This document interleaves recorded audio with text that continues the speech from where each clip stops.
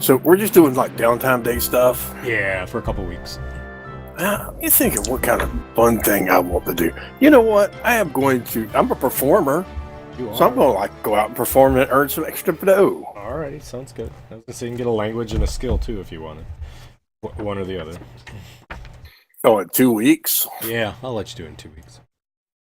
Ooh, a language or a skill?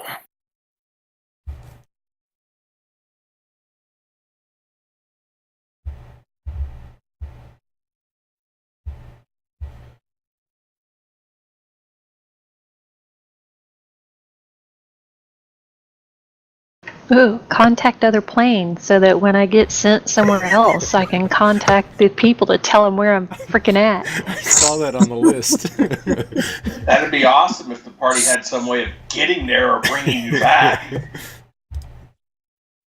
I'm not sure which list you were looking at, but this was the one.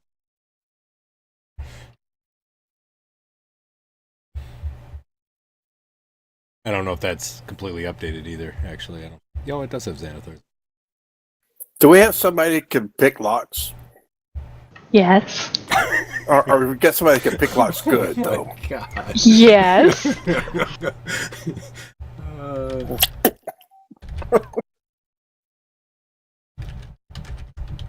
Well, let me see. Can we learn a tool? Learn a tool? Sure. What tool do you want to learn? I don't know. I was just going to look and see. Yeah, sure. The cobbler kit is nice in case your shoes. I mean, cobblers are a dying breed, really. So. Yeah, everybody's walking all over him, though. Oh God! And it starts already. I'm sorry, but you really can't take him any more than tongue in cheek.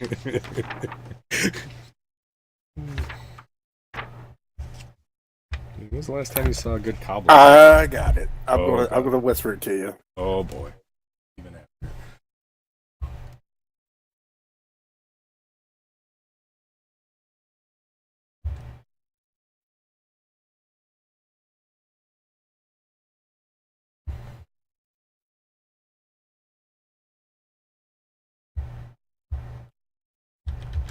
Oh, okay, cool. And I'll buy some.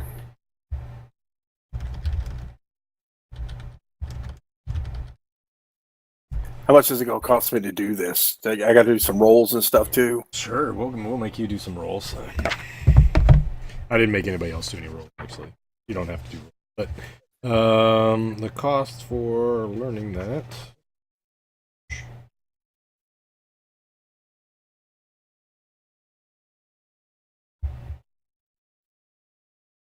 You have to make an intelligence check with a +1.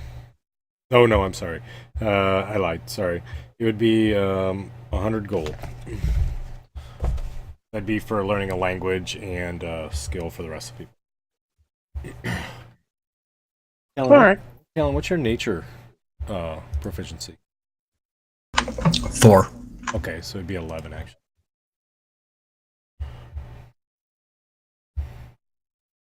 I wonder if I got enough gold to do this.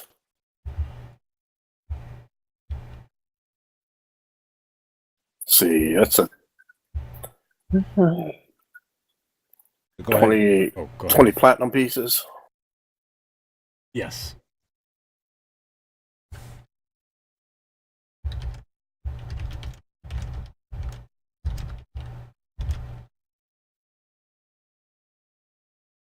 Or is it 10 gold for every platinum?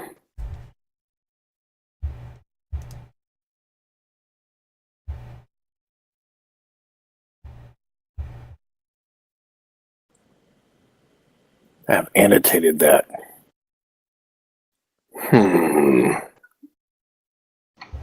Well, for all of the spells that I wanted, it's 190 platinum. Wow. Is it really?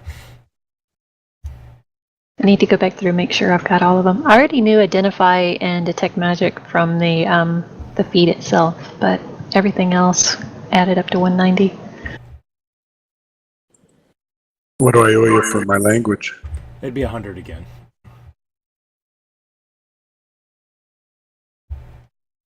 Gold or Yeah, 190 gold or 100 gold. And, Sorry. and do I have to spend an inordinate amount of time with Talon? No, Talon's. Yes, you would actually. Yes, you'd have to go out. So I'm following him around while Yeah. he's foraging. Yeah, Okay, exactly. Haleth knows Elvish also. He's Well, I mad do- at me, so No, I do have to apologize to Elith because I can understand now, having slept on it, that you might have thought I was possessed, and I apologize for the way I went about approaching that situation. no, that's okay. Haleth is just having a rough time right now. If you think about everything that's been going on lately, I mean, we had the doppelganger thing that everybody just kind of brushes aside. We've got the Talon, the Talon thing, and then the Snowflake basically goes from a Goliath into this old man. Now I've got demons chasing me. I've been sent to a couple of different planes. And then you're running around saying, "Give me the rod," after the demons have been chasing me around. Yeah, so that's why I have to apologize because I thought I was making a joke, but it didn't turn out that way. No, I thought it was funny.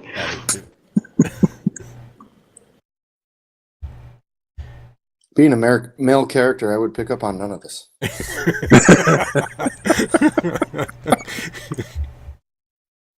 Oh, true.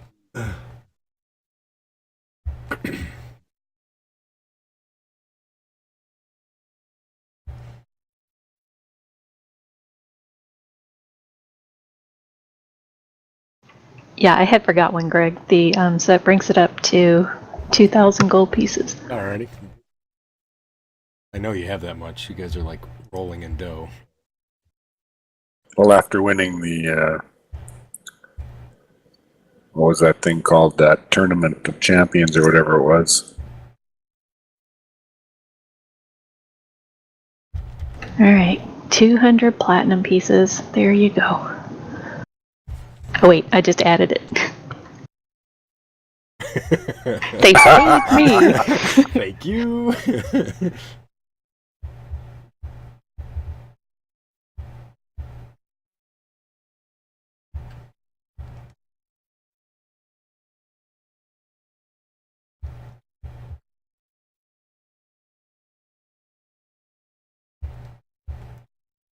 Does this inn where we're staying have like a backyard area type thing? You mean like a area that's enclosed in a fence type of thing? Yeah, I just didn't want to do my practicing out in the middle of the street, but I can. I don't have a problem with that. Oh yeah, no, they would have a back area. It's not fenced in, but there's definitely some back area has like a table with grass and flowers and things like that. Sort of a zen-like garden. Just easier for me to practice if I'm not dodging a bunch of people walking up and down the street. Sure.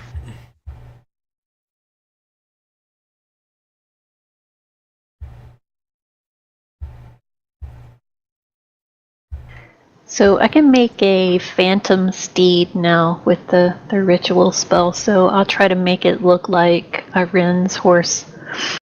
Oh, okay. So Ren gets confused. So that's what I'll practice doing. I'll make it look like Ren's horse, and then make my armor look like Ren's, so that I can ride around like I'm like Ren.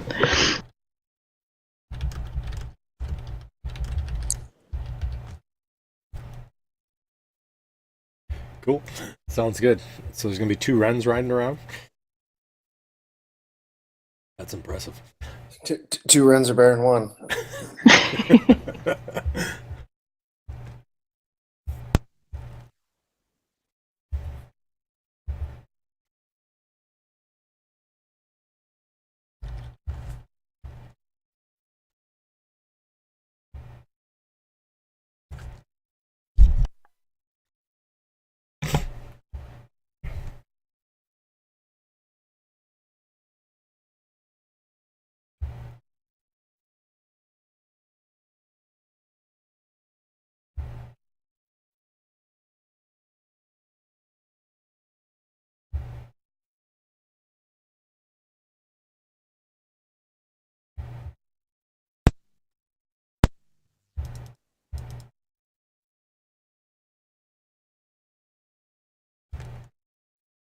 Oh, okay, Sven.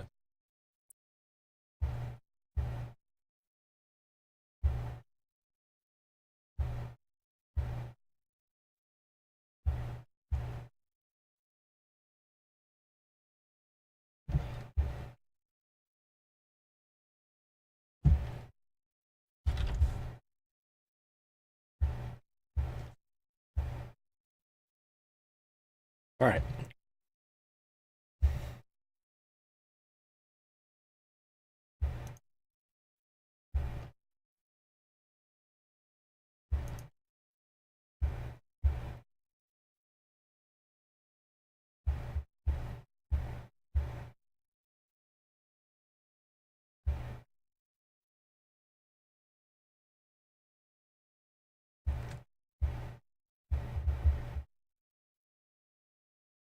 Wow, Elif, that steed goes pretty quick.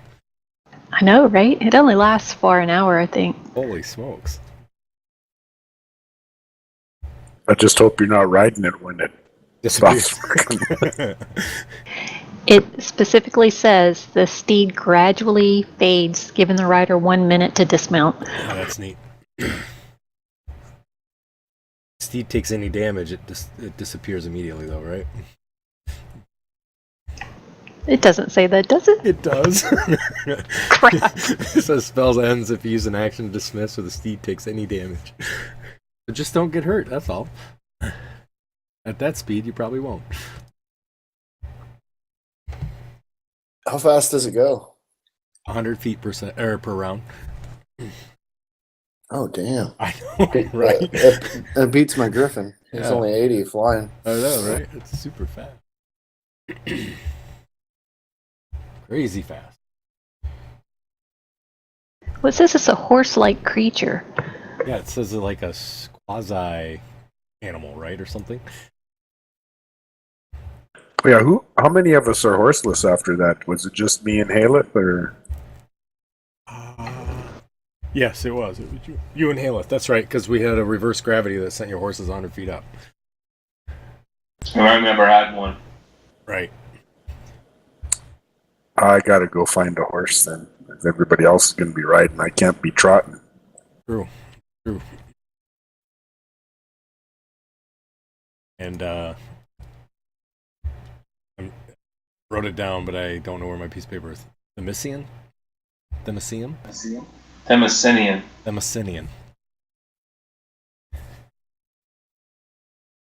You want a horse as well? Sure. I already had a horse. Hey, might want to get extra ones. You know what happened the last time? Are you planning on like using my horse like that again? Like as you I know? didn't plan on anything. Well, that's true. You never do.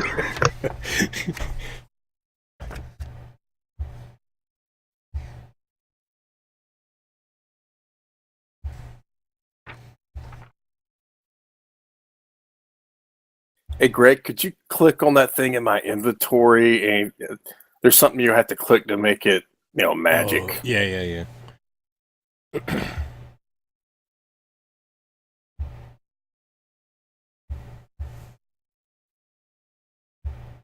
I don't know what it is, so I'll just put a couple stars in the name.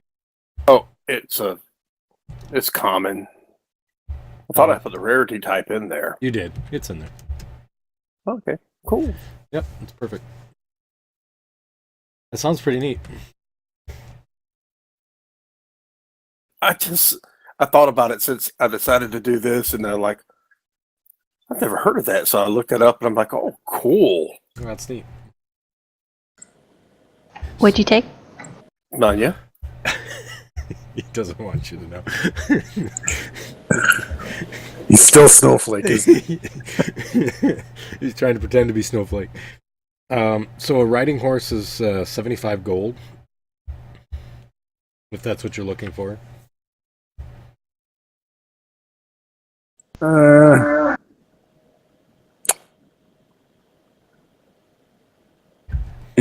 If two people are going to be riding around on Chargers, I want a Charger too. Oh, okay. I can afford it now. So you're looking for a warhorse? Yeah. All right, that's 400. Oh God, y'all get more horses?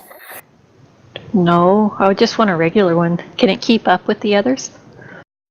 Well, Uh, yours is looking like Ren's, right? it'll only last Yeah, an hour. this is the Phantom Steed, so if we're traveling over land, I don't know that.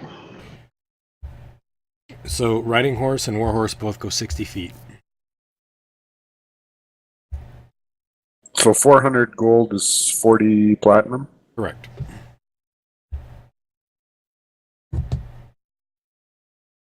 I will pass on this mount. Does that include the tack and everything? No, that's extra. I guess I'll need that as well. So that's 2 gold pieces. And it's 5 copper per day for feed. And if you want a saddle, Yeah, I definitely want a saddle. So you want an exotic one, or you want a military one, a pack saddle? Let's go riding? military. Military is 20. Gold? Yeah. So you 22 gold pieces? Correct. So, Merrick, how long do you think that horse is going to last next time we're out in the middle and Spaz does his gravity thing? Do you think it's just going to be a bigger splash, or? Yeah, bigger splat, yeah. I'm going to try to keep him out of anti-grav fields, but you never know, right? It's Spaz. It is Spaz. He'll probably target my horse. Probably would. That's why I'm just going with the cheaper option. So, I want to look like Ren.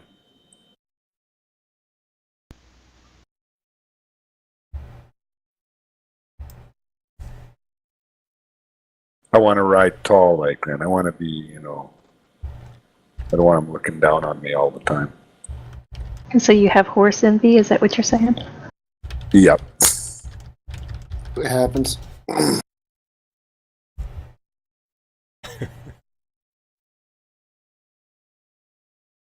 All right. Any other downtime stuff?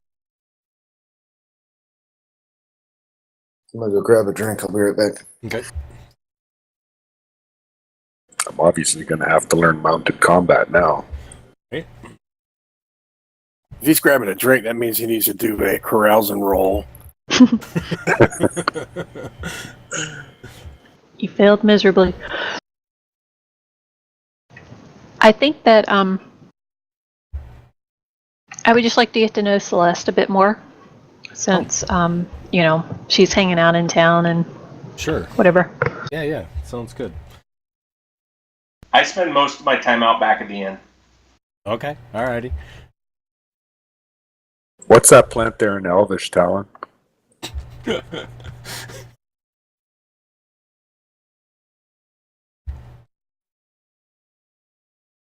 Crickets.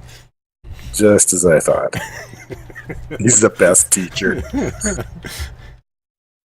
What are you learning from him? I can't think of a witty retort right now. Elvish. I'm going to go and learn from you now, Haleth. I think you might be more talkative.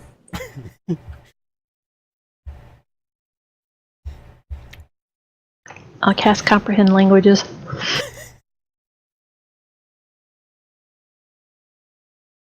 Now talk to me in that weird language you were talking to Celeste in. Okay, just a sec.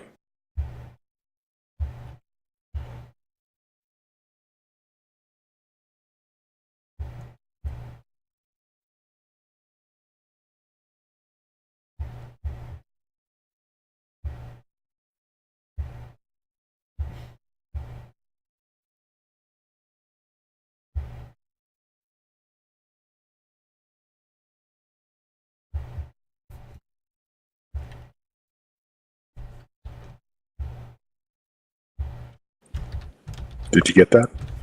No, she doesn't have the comprehend. Oh, she doesn't. Yeah, but Oh. Yeah, I really don't get it. I dragged it into her chat.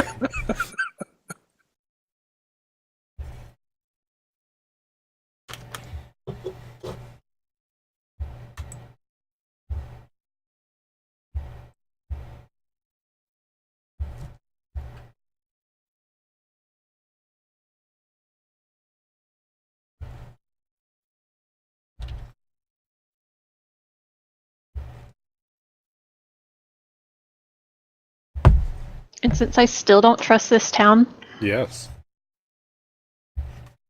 because they're all just too happy and friendly, Uh-huh. I'll skulk around at night just to see if I can find, like, just follow random people to see if they're, like, in some kind of crazy cult or anything. Alright, sounds good. And then, Irish, are you pretty much up to speed on kind of what happened and everything, or do you need a quick synopsis from the group? Nah, I read the message of the day. Alrighty, I think that's pretty accurate. So. Excuse me. Alright, so Haleth, as you kind of talk with Celeste and whatnot, you find out she's from the city of Cauldron, which is way down in the southwest of the area down by the Amendio jungle. And it's a city that was called Cauldron. She was there and kind of worked there for a while, and then sort of became kind of intertangled with Tensor in the effect that he was out there helping with some issues, and she was working with him, and he kind of took her underneath his wing. She does have sort of more of ranger type qualities to her, and has been kind of traveling and been doing things that he's kind of requested, almost like a sellsword, if you want to think of it like that. And she does also inform you that she was sent by Tensor to go help Ecom, and to kind of help him come into the city of Greyhawk due to fact some things that Tensor had seen through scrying and whatnot, and augury and things that he was told to kind of put them together to bring them there for some unknown reason. And that's how she kind of met up with Elagos and got to know Elagos through Tensor and things of the sort. So it sounds like she really kind of goes wherever Tensor sort of needs, or wherever he's willing to put the coin toward. So, he sent you to help Ecom. Did he mention anything about us? Because Ecom was, like, directly in line to meet with us, it seems. Seems like everything has been set up. And she says, no, he just said that that there was something evil ongoing and in the city, and that Ecom was sort of an integral part, and he needed to get to the city of Greyhawk, but he didn't say anything about you or anything about a party or anything with the things that happened at the games. I just was told to bring him in and keep him safe.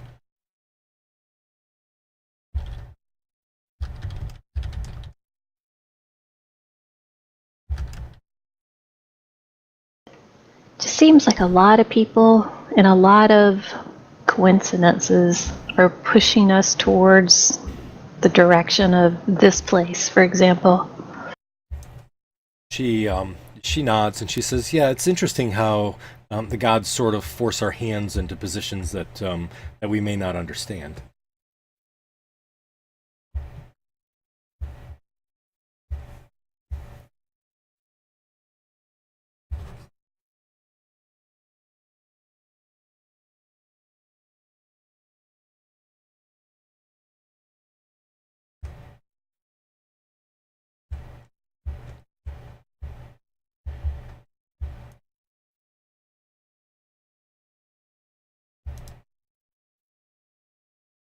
Kind of, she says to you, she says, how did all of you get together? Well, Merrick and I worked together back in Greyhawk. We did a couple of. I worked we worked in a group together, and then we kind of got pointed to the Diamond Lake area and met up with some of the rest of the group.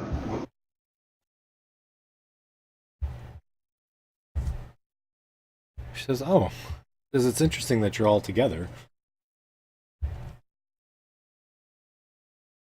Why is that?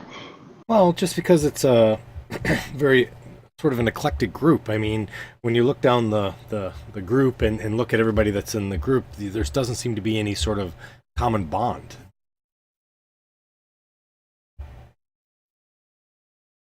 Don't you think?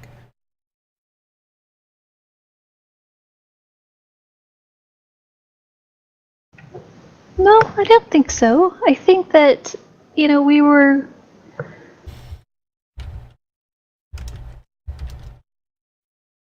You say that out loud? No, I just was. Oh, yeah, well, I said what I said there. I said that out loud, yeah, in that language, yeah. I understand that one, by the way. Cool. I do think that, we are all friends, and we kind of were sent on this, we picked up this mission, more or less, to figure out what's going on.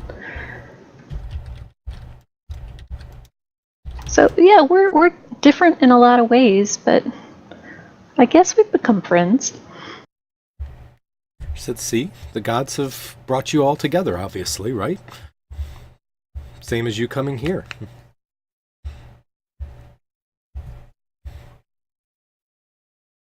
Well, Alustin sent us here. Ah, but who told Alustin to send you here? See what I mean? Tensor bandage guy, Tensor. Ah, and then again, who told Tensor to have Alustin send you here? It's just interesting, isn't it, how it's all sort of just pawns of whatever is decided from above. I don't know if it's from above. Could be from below, you're right. It just kind of depends on where we're steered to be, right?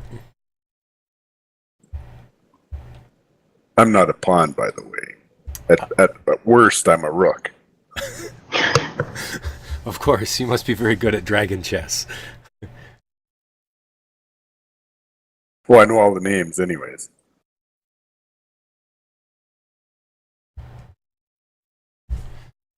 Well, yeah. Anyways, I maybe it'll all be clear once Tensor finally comes into town. And boy, I mean, you guys really should look at maybe retiring at this town. Isn't this a phenomenal town?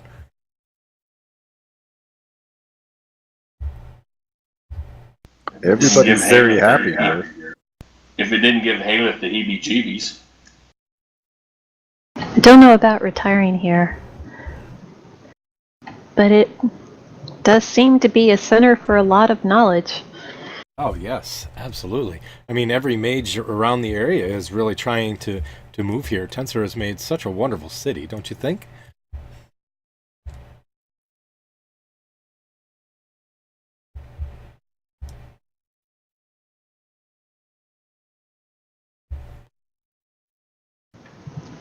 The jury's still out on that. I'm just not used to being places where people are so happy. Well, there's nothing really to fear here, right? And most of the people here are mages or sorcerers of some sort, and they get all the benefits of Tensor with really no cost.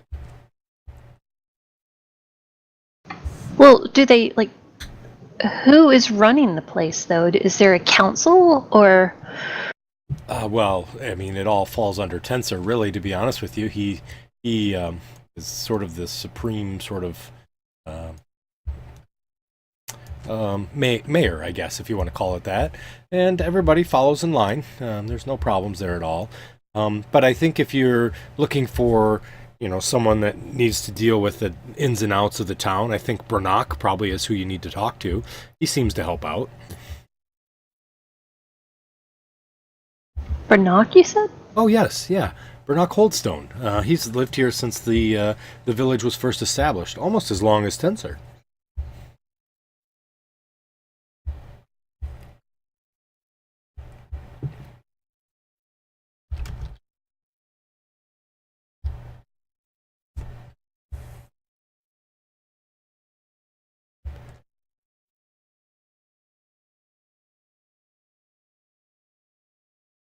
So, well, I assure you, there's nothing to worry about in this town, and obviously, I hope that you enjoy all the amenities and the pleasures of the town itself, and I mean, just relax. I know you guys have been through a lot. This is a great place.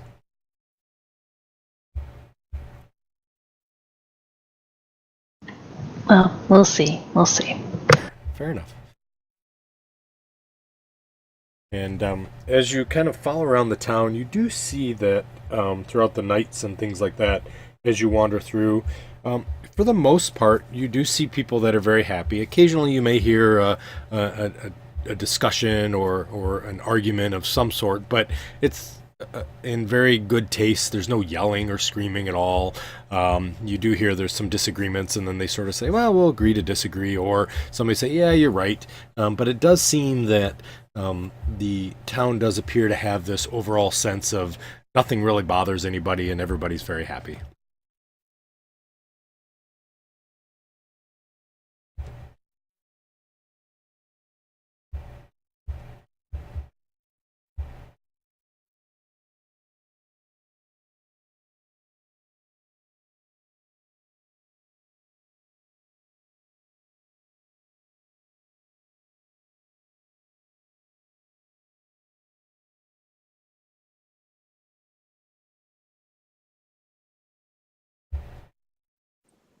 Wow, it's you need a little controversy to stir up the energy in this bar or in this inn here in the common room.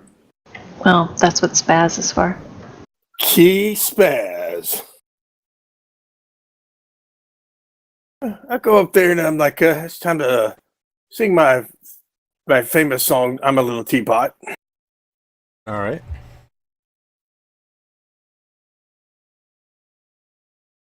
So, Missy, and you walk in, obviously, and you get food and drink and whatever you want. Wow, nice roll.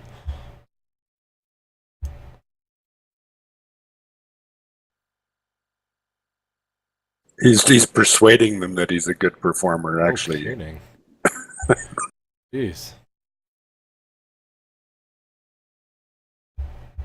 He's persuading them that that one performance that it's coming isn't a one.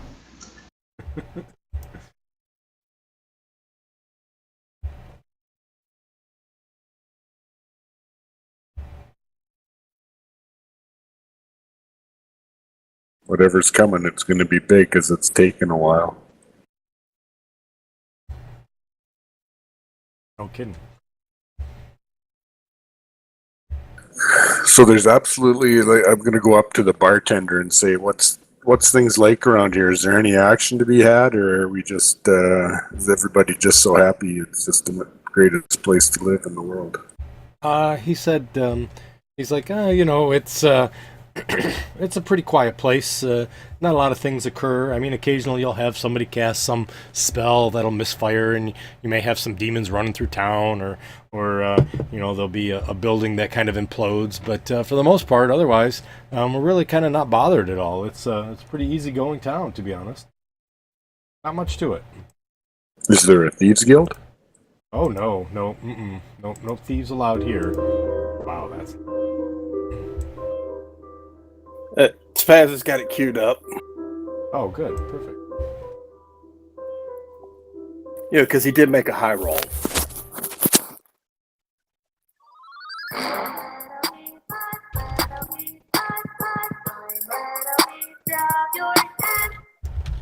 Wow, that's creepy.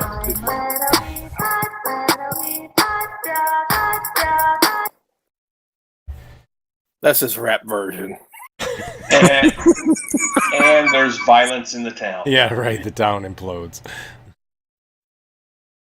So, as Spaz finishes up his song, you do see Chimera, if you remember, that was the female elf who was at the table. When you guys first came in, kind of walks in, and she sees Spaz singing and looks over and sees Merrick sitting over there and says, where's the rest of your party? Talon's picking weeds. Okay. Haleth and I are in here. I think Ren's in here somewhere having a meal. Uh-huh. And Spaz is up on the stage. And I'm not sure where Themi is. Gotcha. Could you please send them a message, a scry, to tell, or a send message to them to tell them that Tensor is back in town and is available? Send message. Yeah, there's the trick. I could show him the light, but I can't send a message. I'm sorry. I am actually in the inn as well, eating. Okay. After a few minutes, you see Celeste kind of walks in as well and says, I got the message, Chimera. Thanks. And is the rest of the party assembled? I think everybody's here but Talon. Oh. Is there any way to get a hold of him? Message him? Do you have sending stone or anything? No. Well, what time of the day is it? It's probably...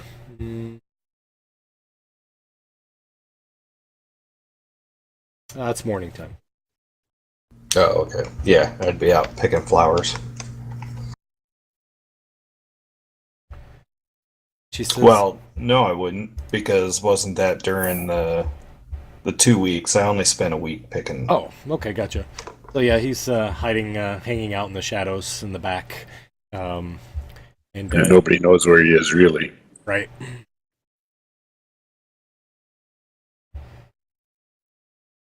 And you see Elagos also walks in behind, and he says, boy, it was a long trip for him. I'm glad he's back. Are we all here? Are we ready to go?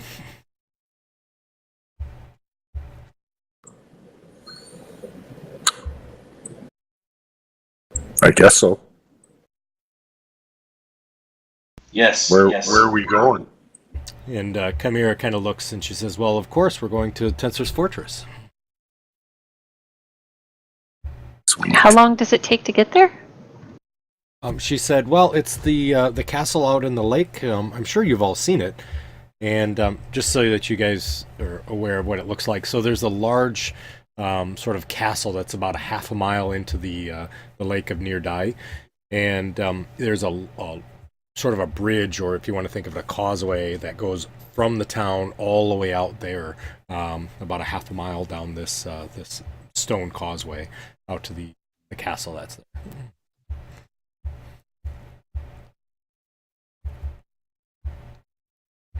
Said we'll have to travel by foot. If you remember, I told you you can't fly, and no teleportation obviously is very dangerous.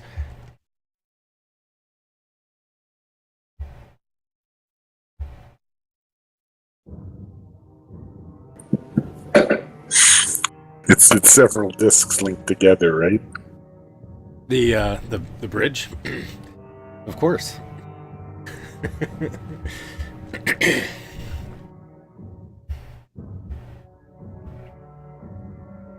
Just please come with me. Follow me. Talon, if you're here, let's go. I'll stand up and start following. Alrighty.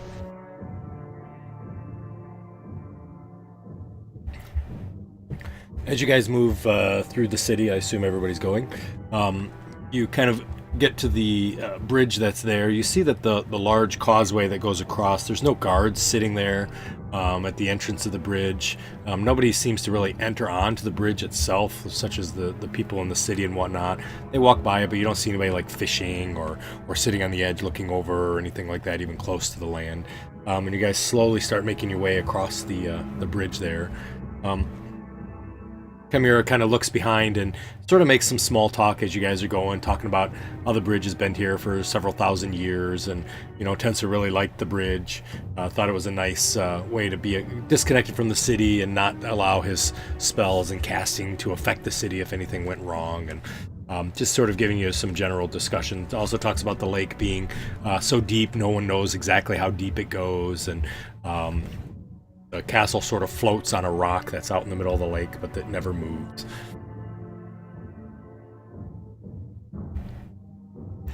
After about approximately half an hour of walking across the bridge that's there, you sort of come up to this large fortress that's there with multiple towers and spires.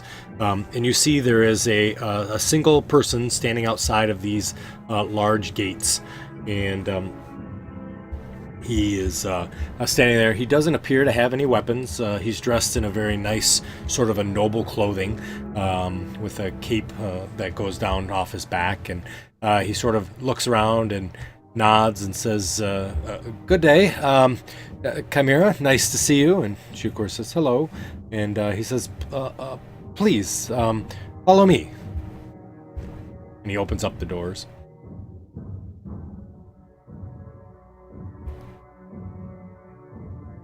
as he opens up the doors, you see there's a large courtyard that's there, and there's a beautiful central tower that's sort of in the center. It appears to be made of various stones, which appears to be sort of an alabaster type color, as well as has some pearls to it as well, and some nice diamond appearance to it. It's very large and whatnot, and you can feel this sort of, especially the arcane casters can feel this sort of arcane power sort of ripple through the air that kind of comes off this tower that's here. As he walks up to the opening of the tower, the doors open automatically, and the guard himself kind of looks, and he just kind of pushes his arm forward and he says, please enter. Tenser's waiting for you. Just go ahead and head up to the study. So here's another guard that's super happy. Mm-hmm. And so once you guys walk inside, you do see that there is what appears to be a small, about 6-inch high, sort of humanoid type figure that appears almost ethereal in nature, that's sort of floating. He floats kind of at eye height or head height. And it slowly gestures with its hand. It doesn't really have a descript face at all. It sort of gestures and kind of follows through the hallways as you guys continue to move through the area. Chimera, again, is kind of talking a little bit quietly and hushed at this point, and says, this is the great Tower of Tenser, and she says it's been here for many, many years, and she kind of sort of gives sort of like a walking tour of all the things, the chairs and everything that you see in there. I look around. I'm like, well, I thought Tenser was the guy for floating. Why ain't the tower floating? She kind of looks to you and she says, oh, well, he is, as you are aware, was killed, and kind of this is, well, he's trying to be low profile. Can't you tell? So he was killed and he's low profile. Yeah, he doesn't want anybody to know he's here. Please follow me. He doesn't want anybody to know he's here, but he has this huge big castle. Yeah, exactly. Now, please. Well, they don't think he's Tenser. Now, come on. Follow me. And did you say he's dead? No, he was dead. He's back now, though. It's okay. You haven't heard the stories? No. Oh. Well, we don't have time for that now. Please, follow me. And as you guys walk, you see that it sort of ends up being this long, airy chamber, which is unusual because it looked like you were entering a round tower, but now you see that this is long expanse that continues straight for quite some time, almost as far as you can see. And you don't feel like you're going upstairs, but as you look out the windows as you walk by, it seems like you keep getting higher and higher above the actual island that's floating there, because you can now see the spires of the other towers and whatnot as you continue to walk. In each window, it seems like you're higher and higher. And eventually you enter into the far end of the room, which sort of turns at a 90 degrees, and there's a door there, and that door is open. And inside you see a room with a high ceiling, and it has generous adornments kind of all over the walls. You see a deep blue carpet covers much of the floor. And the walls are thoroughly covered with a wide range of paintings, each kind of depicting a sort of a different exotic locale or region. Also shows, several of them show what appears to be different sort of planes. And Ayla, since you've become the planescape plane walker, you recognize some of these as the plane of fire and other planes that are there as well. I've been there. Is that what you say? She looks at you and she says, oh, wow. She says, it's a little warm this time of year. It was pretty warm when I went. Yeah. And she says, yeah. And as you look at these paintings, they're rendered with such extraordinary sort of skill and depth of details that it almost feels like they're windows looking out on these remote locations of the world. I mean, they're so pristinely done. You almost take a second guess as you kind of look at them and kind of walk by. You also see that there's several sort of overstuffed chairs that sit throughout the room, and they're all sort of a deep blue sort of color to them. And on the far end of the room kind of looms this massive antique wooden desk, and the surface is just covered in kind of scrolls and books. There's some statuettes, stone tablets, quills, vials of inks, and you see in the corner there's a very expensive dragon chess set that's sort of set to the side, and you see the pieces are sort of in a mid-game sort of position here. As you kind of are sort of looking around, she says, Tensor, and you see at the desk there, the chair sort of turns around, and you see a tall man, a human man, who's about 60 years old. He looks to be in very good health, but he's not very muscular, he's very thin. His hair is streaked with sort of a gray, and he has sort of this big prominent nose that's there. He does wear some blue robes, and they do bear the kind of symbols of the thin scimitar, and this appears maybe to be his coat of arms that he has. And he kind of looks, and he kind of stands up, and he says, "Hello, Tensor, please come in, have a seat." I'm going to use my favored enemy to discern whether this guy's undead or not. Okay, all right, sounds good. And as he kind of gestures to the chairs, he says, please, I'm so sorry I was in Acadia. I apologize, it took longer than I expected, and you guys made it with great haste from Diamond Lake, so I had to finish my business there. But please, have a seat. I'll sit, if possible, where I can have a good view of what's going on his desk. Okay, all right, sounds good. So you kind of sit down kind of to the chair that's closest to his desk, I guess, is what you would be looking at.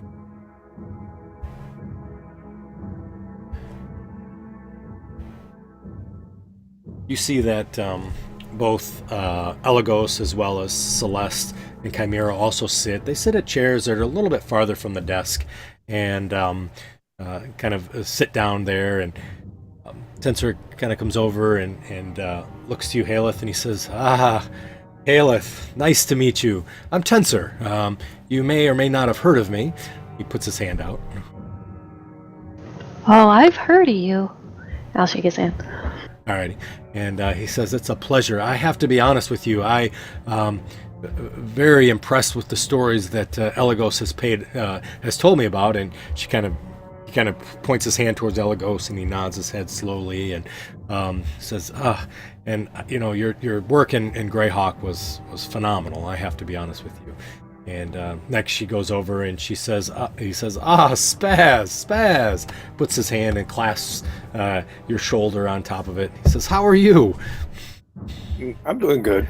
Yes, I have to tell you, your spellcasting is really, really good. I am very impressed. And I have to be honest, your use of the wand is phenomenal. Well, I am the greatest spellcaster and leader of this group in the world. I agree. I mean, you are the best spellcaster in this group. There is no doubt about that. Please, keep up the good work. I do. I will. And next he walks over and he looks at, I'm not going to say it right, Themisian. And he sort of nods and he says, hello. That was to me. Sorry, I missed that. Yeah, it is. Sorry. That's okay. My wife was just saying something to me from the other room. Greetings, sir. I don't think I know of you. And you are? I am Themisian, daughter of Themis. Oh, really? You come from far away? Yes. Although it feels like it was no distance at all. Yes, well, if she feels you need to be here, I'm glad you've joined this group. You are in good hands, I promise you. And for the life of me, I still can't remember the name of that other guy, so I'm not going to say anything about it. All right, sounds good. So she nods, and or he nods to you, and then he moves on, and he says, "Merrick." And you are, sir? Denser is the name, correct? Yes, Tensor. Just a simple man trying to make a simple living. Excellent. Yes. I chuckle at that. All right, sounds good. He smiles, and he says, Merrick, how are you, my friend?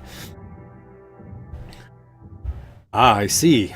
You. I'm well, but I'm not sure we've known each other long enough to be friends. We've met time and again. You may not remember, of course. Probably under different circumstances, and I may have been under a different name at that point. But we did battle on the fields together. You were at a distance. I did see your work. I thought you did well. I'm sorry that things did not go well on that battle, but next time we'll do well together, don't you think? Yes, I certainly hope so. Were you on the other side? Oh no, I was on your side. I was on the other with the other regiment, but we'll be okay. Well, we'll get them next time, right? Right. Yes. And then he kind of continues down the line, and he says, Sir Nighttomb, it's a pleasure. Oh, how are you doing? I'm gonna do divine sense. Is he undead? He is not undead. Oh, how you doing? I'm good. Your family would be proud of you, that's for sure. Thank you. Yes, and boy, I have to be honest, that sword is a powerful, powerful sword. You've been taking care of it, I hope? Oh yes, yeah. I guard it with my life. It's good. An excellent relic. Good. And then finally he looks and he sees Talon. Talon, are you sitting?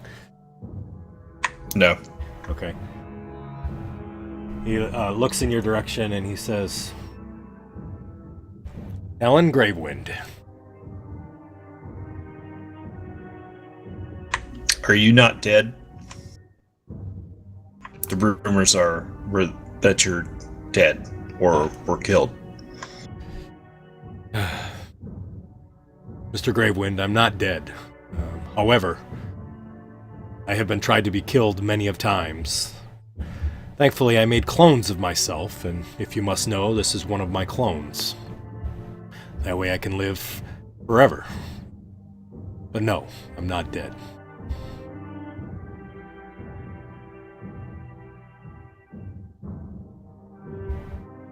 Talon, I'm glad you're here. However, that being said, I'm not sure you'll ever be able to seek vengeance. You understand?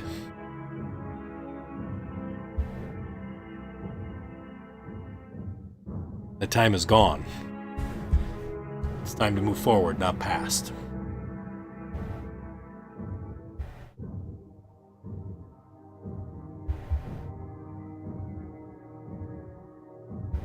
There's always time for vengeance. My weekends are free. He chuckles. There is a little humor in that guy. Alrighty. And he kind of looks around and he says, now that we've made acquaintances, I send my deepest condolences. I am very sorry about your loss. I think that Snowflake was a great man. And he lives on, though. I promise you that. What do you know of what happened? Because Snowflake came to us as a Goliath and ended up as a man, a human man, when he died. Snowflakes is complex. He is constantly trying to get back to the great wizard that he is. He takes many forms. He tries through many, many different pathways. But unfortunately, he never seems to quite get to that point where he's back to what he truly is.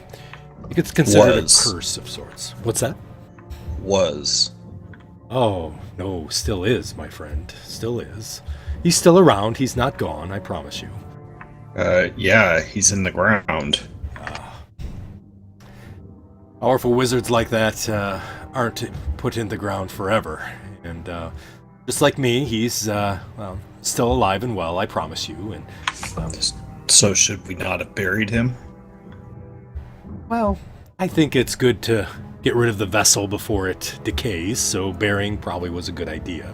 But he'll find another vessel, I promise, and he'll be back, and someday he will make it to his greatness again, but unfortunately he is sort of cursed to live the same life over and over until he's able to reach that point when he is as powerful as he was before he was cursed. Sounds like he made it the farthest he's ever has with your group, and maybe in the future he'll make it all the way to the end, but who knows if he's here or on another plane or another world in this plane, but someday he'll come back, I promise. But I'm sorry he's gone. I think that's sad. This vessel of his sort of grew on me a little bit, as may have with you as well.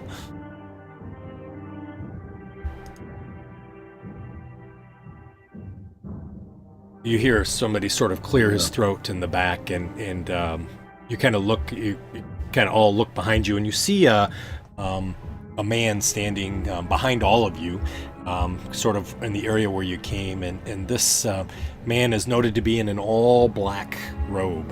Has the hood that's up, and it's slightly covering his hair and the back of his head, and you see that the black robe is completely covered in stars. He nods. You see Tensor nods to this man, and he says, "Of course, Agath. Of course. I forget. I apologize. I'm a busy man, and a lot of people vie for my time, and I tend to like to talk. So I hope you understand. I guess I need to get to business. At least from my good ally is telling me.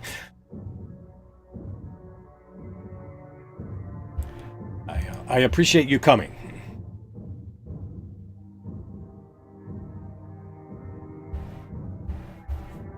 Are you going to introduce us to your friend here?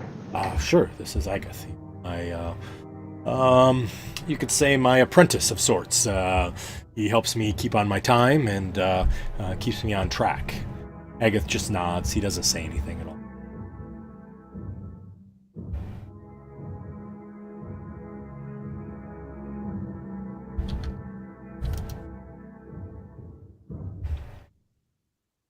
He says, please, tell me about, what you have found about this, these ill comings and whatnot. I've learned some, obviously, from Elagos, and Elagos again nods, and of course Celeste has given me some information as well, but please, tell me. What have you found? What dire things are we in for here? The forces of chaos are collecting, obviously, because one part of the staff has been activated. He looks here and he says, "The staff?" The staff of law, of course.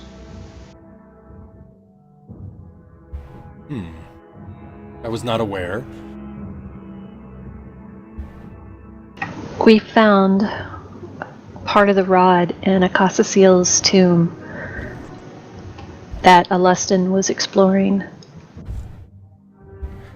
So you see him kind of look towards you, and he says, "Please continue."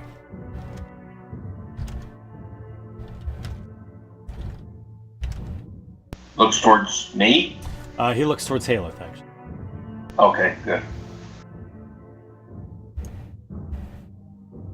That's where I'm looking to. Well, somebody's already told him about the rod, so I I'll just look filled at him in it. I'll look on at the it correctness also. of it.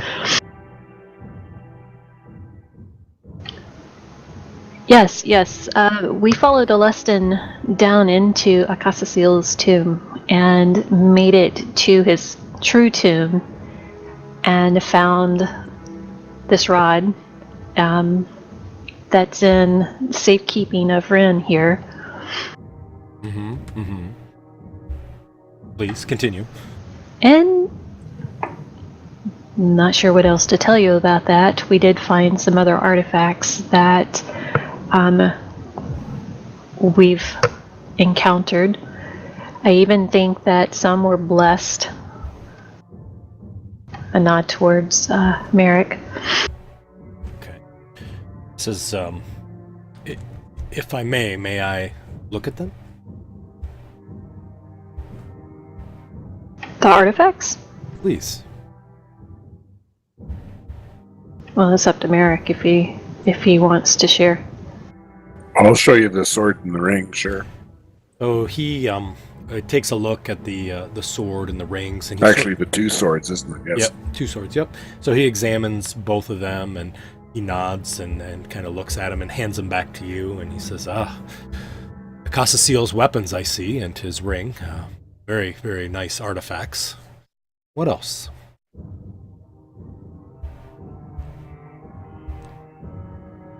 Anything else that you have secured? Do you have the rod? May I at least see it?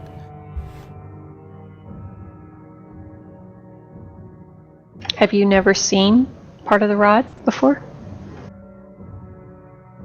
He looks to you and he says, no one has ever seen part of the rod before. At least not on this world.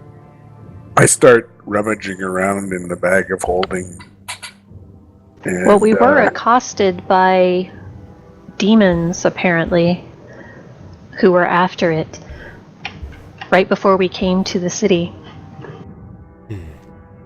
Sorry, didn't mean to overtalk you, Merritt. That's okay. I'm just rummaging around in the bag of holding, looking at everybody, waiting for somebody to give me a nod of approval.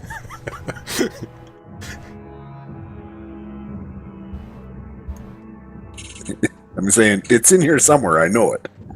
He says that is a bag of holding, right? Yeah. Well, just think of the item and it will appear to your hand, of course. Oh, look, here it is. See? Exactly. That would be him in the blue, just so you're aware. These would be you guys, supposedly. And he says, That must be Spaz in the gold outfit. of course it is. Of course. He's worn that pot too long and it removed all his hair. Right. He looks at the rod and he says, wow, fascinating. He hands it back to you, Merrick. He says, I never thought in my wildest dreams I would see that. Like, I put it back in the bag of holding, but say, like, what should we do with it? Well, as you can see, it's been activated. And he points over, obviously, to your new colleague and says, and you see that great powers of law have also been activated by this rod. Unfortunately, to be honest with you, once one part of the rod is activated, the rest of the rods are scattered amongst and now are known to several creatures of law and chaos. Ultimately, the rod needs to be put together, all 7 parts. Unfortunately for you all, though, if you have one of the smaller parts, you automatically know where the larger part is at. And you can be tracked over and over, and you can continue to have incursions, to try to get that rod. And this is the largest part. Yes, this one is 15 inches long, which is the longest part of the rod.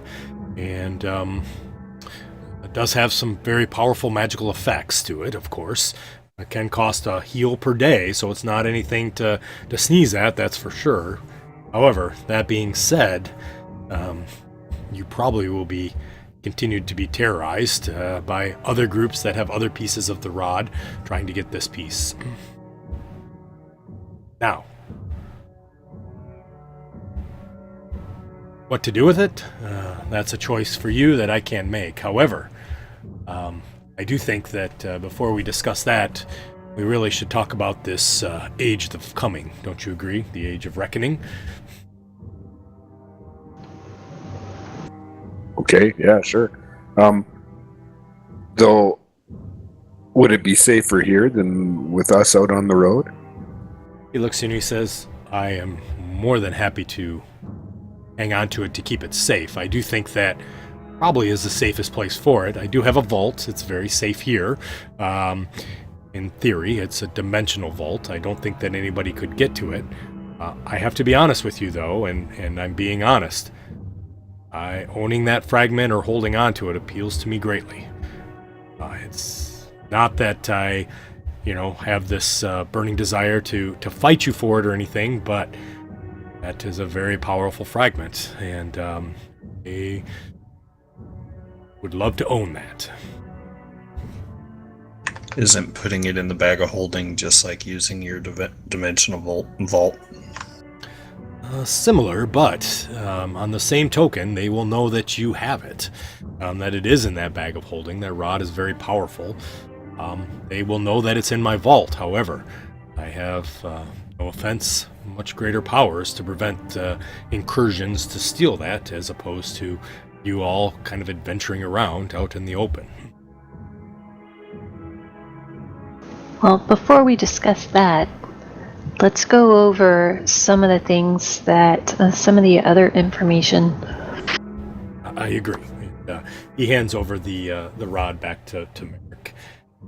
And you see him kind of put his hand behind his back, and he slowly walks around the table and kind of moves some scrolls and things out of the way, as well as some of the stone tablets. And he looks and he said, I appreciate your information, and of course the information from Elagos and Celeste. I have been known to do some research, and that's why I was gone, was to look up some of the old things. And so do you know much about the god or demigod of Caius, or the Age of Worms? We've encountered the spawn of Caius, the worms and things like that. That's what I was told that the time was coming, and obviously that's a sign. I thought we killed Caius. No, my friend Merrick. That's what it called itself. You have not killed Caius, I hate to tell you.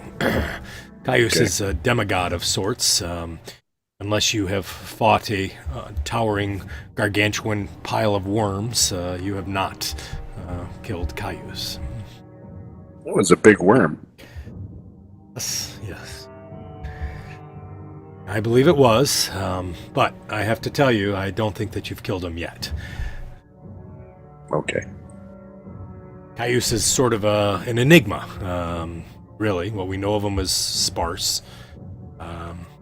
You know that he is a priest who ascended to godhood, or tried to.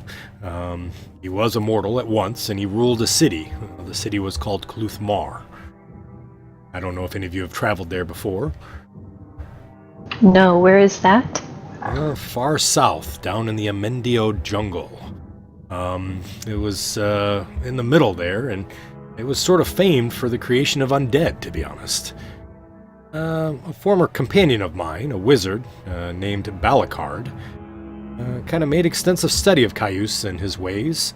You might even say he was, what do you want to say, obsessed with Caius.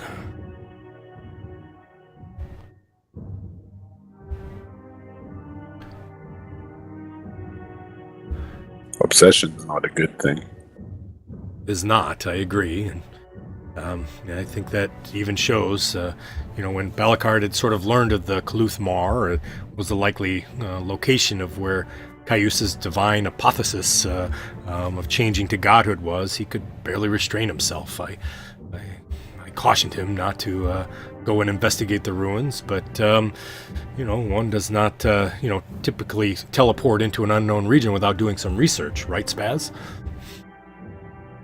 Well, I never teleported to unknown regions without researching it. Yeah, exactly. I mean, any good wizard knows that, but, Balakard, he wouldn't listen, and he left immediately.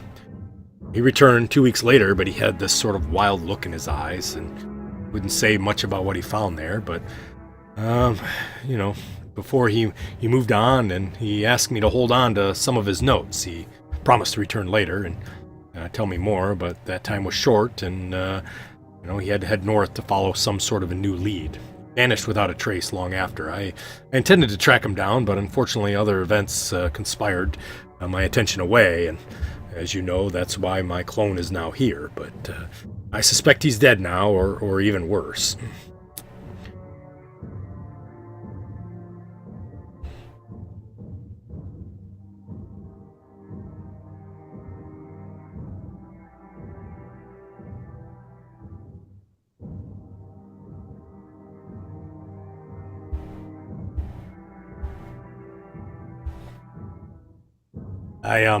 I have done some research on this age coming, this thing called Age of Worms. I'm not sure how much you have of knowledge of it, but I'm happy to share some of what I have if you're interested. Well, certainly. The more information we have, the better chance we have of preventing this. Well, I've traveled to other worlds and to kind of research this over the last couple weeks, and I found out that the Age of Worms is sort of a prophecy, speaks of the, coming apocalypse, death, and writhing doom, and, these rumors should be dismissed, right? Doomsday prophecies, are nothing more than a sinister, no more sinister than madness, but this one appears to be a bit different, doesn't it? It can be traced back through lots of books and tablets and carvings. So for over 2,000 years, and it, appears that it usually doesn't evolve due to, clumsy attempts of fanatics desperate to try to do the predictions to their agenda. But, it's one of those things, but it does seem to be kind of falling to truth, and I have found some prophecies that I thought I would share.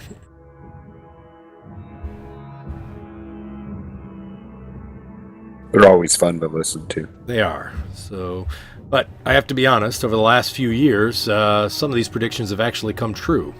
One of the prophecy predicts a ruin by fire to a city built in a bowl of the Spire's shadow. Just last year, far to the south, the city of Cauldron, kind of points to Celeste. Celeste sort of nods, built in the cauldron of a dormant volcano a few miles from Caius's once-time home. The Spire of Long Shadows was nearly destroyed by volcanic eruption. Prophecies also speak of the recrudescence and worm-eaten dead, recovery of potent artifacts from ancient tombs. He sort of nods towards Merrick, as well as the destructive manifestation of an immense demonic tree in a distant city across the sea. The arrival of the Fane of Scales amid the storm of wind and fire. It's like these events have all come to pass, and quite recently, in fact, there are two prophecies that remain to be fulfilled. The first of these mentions the reunification of a tripartite spirit. I assume this nod to the goals of the Ebon Triad. The second of the remaining prophecy reads, "And on the eve of the Age of Worms, a hero of the pit shall use his fame to gift the city of the dead." I certainly believe that this has been speaking to Loris Rakian, certainly the hero from the Gladiator's Pit, in his recent attempt to sacrifice thousands at the end of the Champions Games. Yes, I've heard of this, and I know you played a role in its prevention, and it remains to be seen that your actions actually made a difference or not, but it would be foolhardy to assume that those who are trying to fill the prophecies will abate their efforts. Well, if this Caius has followers all over, then would it be safe to say that if Rakian failed, that there might be somebody else trying to do the same? That's a possibility, and that's a concern, isn't it? And so, I think that, the Ebon Triad may try to, at least on some level, try to associate themselves with the previous prophecies as well as the ones to come. I do think their involvement does merit further investigation. Although I think there may be fact that themselves that there's a larger power, perhaps Caius himself, who's running this. Certainly the goal of unifying Hextor and Earthenol and Vecna all into an overgod seems pretty ridiculous, but as far as the Age of Worm prophecies about this tripart spirits are concerned, it seems that the manifestation of an overgod is not what was being predicted. Maybe it was just predicting the heretical beliefs of the cultists themselves. But I do agree that I think that there may be others trying.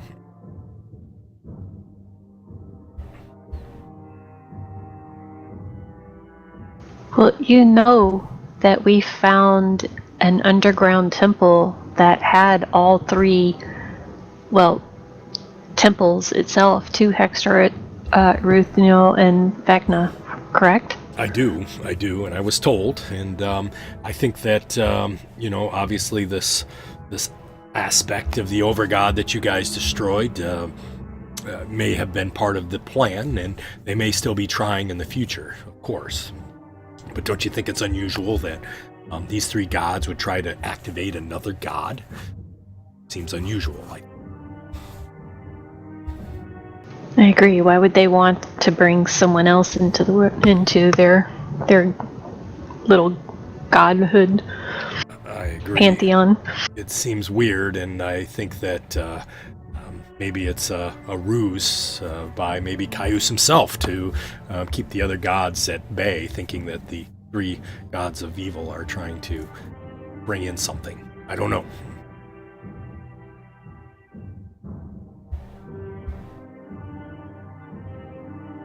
Now, as you know, the Age of Worms prophecy predicts several major magical artifacts will surface months before the end.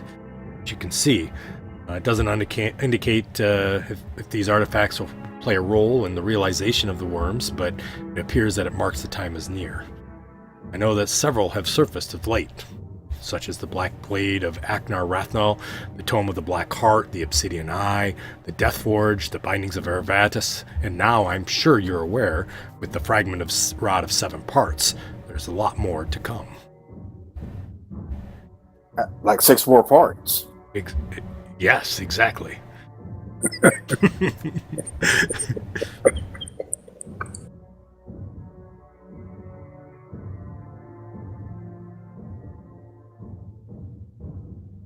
think it's interesting that we've all been brought together in one way or another to sort of work on this prophecy and to prevent its coming. So, what do we do next, I guess? Not sure. That's why I brought you together, so we could work together to figure out where we go next.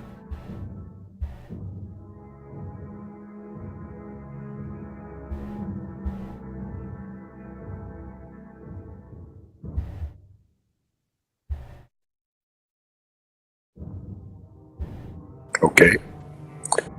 Like, you've told us lots of stuff here, but like, there's no hints of what to do next. It's just lots of stuff.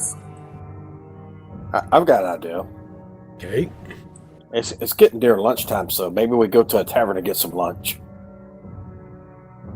You hear Agath behind you kind of clears his throat, and Tensor looks up to him and he nods and he says, "Unfortunately, I have no time for lunch, but maybe these notes will help." And he kind of moves through the table and hands these notes to Haleth, since you're sitting the closest, and he says, "These are some of the notes that Belikard left me. Unfortunately, they're rather sparse. They do confirm that Kluthmar is located in the jungle far to the south, and estimate that Caius ruled that city more than 2,000 years ago from a fortress he called the Spire of Long Shadows. He looks like he believed the spire was the site of Caius's ascension to godhood. Caius sort of built a ziggurat of sort to serve as a foundation. This may have some clues to help out. I'm not sure. It's obviously the beginnings of where Caius reportedly had started." Well, do you think that going there and investigating a bit to see if we can find, if there's anything, that might be helpful there? I think that may be a lead. I don't know where else to look. And Belikard did seem to write about how the ziggurat sort of had this powerful magic focus, or this ritual that kind of propelled him into divinity. And as the spellcaster would know, as he looks to Spaz, rituals are very powerful. But didn't you also say that he came back kind of shell-shocked, like something had really messed with his mind? He did, and he was here for a week or two, and then said he had urgent business to the north. I'm not sure what that was, but he did. You're absolutely right. And I spent some time sort of paging through these pages, and you'll see the same. But he sort of talks about how it, much of his of Caius's might seemed to have leave these ruins, this city of Kaluth-Mar, but there was powerful undead servants and even touches of Caius's own essence that made the ziggurat feel dangerous. Maybe that's why he didn't go. I looked through his notes. He said he went to the city several times, but he never actually went into the spire itself. Or at least I never found any journal pages that described it in any of his earlier visits. I think maybe that may be a connection, something for you if you're interested. I don't know where else to go, to be honest. Like, I haven't been to many of these kind of meetings before, but doesn't the host usually bring in a spread for the guests? He kind of looks, and you see him kind of nod, and he looks back, and as you guys turn around, you see Agatha's gone. And he says, I apologize. I thought the meeting would be a little faster than it was, and that's all on me. He said, please, while we're getting the food, why don't I show you around a little bit? He kind of stands up and kind of gestures out the door that's there. Sure. He says, so, and he kind of walks, and as you guys walk down the path, you walk exactly the same direction that you came from.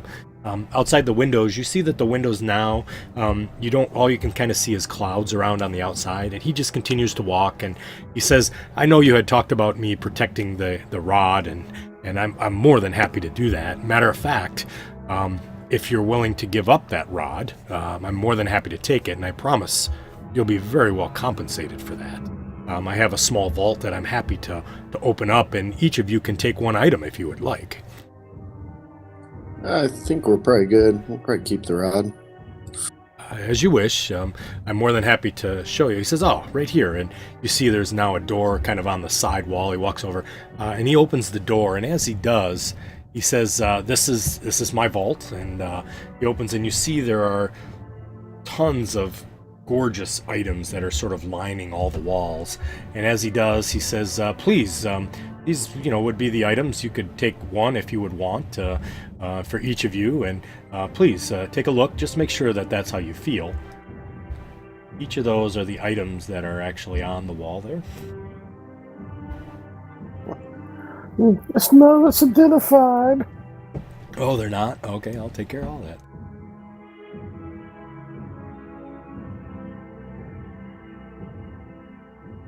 They're unidentified because it's a create your own item. Pretty much.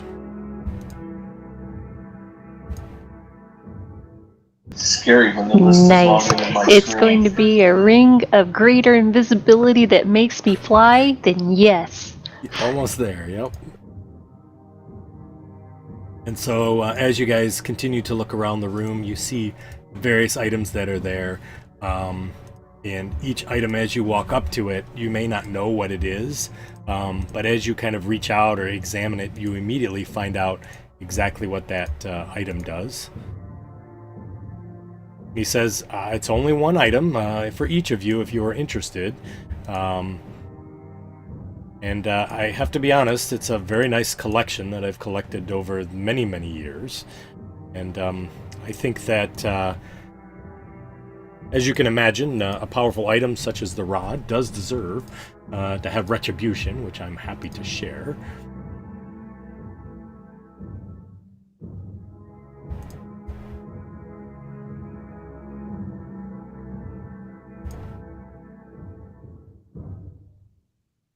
You guys also notice that both Celeste as well as Elagos did not come with you.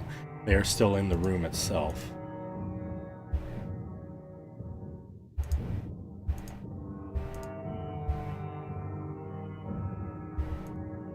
Well, I really think this rod here, it's worth 2 items each of us. He smiles at you, Spaz, and he says, no rod is worth 2 of these items each. That would be 12 items out of my thing for 1 rod. Well, maybe for for a caster or something like that. You never know. And where's your staff of the Magi at? I don't see it. You think at the very least you might have a staff of power. And he says, I don't have that, at least not to share with you.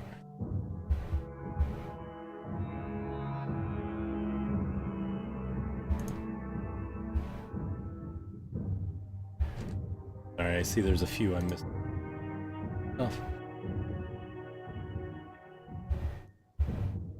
He said, of course, though, you are able to keep that staff if you want. You can continue to try to collect the rest. And that is your call. He says, oh, excuse me for a minute. And he says, I'll be right back. Please, we are under the honor system. Please don't take anything. And you see him kind of step out the door, and you hear him kind of talking with Agath outside. Did I get them all? I think I got them all.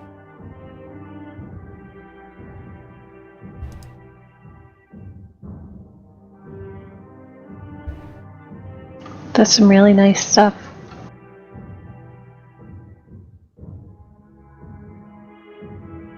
Oh, you got one quarterstaff that isn't identified. One quarter. It's between plate armor of vulnerability and ring of feather falling. That's a cursed item. That's for Merrick, obviously. Nope, not taking it. I'm done with curses. Oops, I shouldn't have said that. Uh-oh.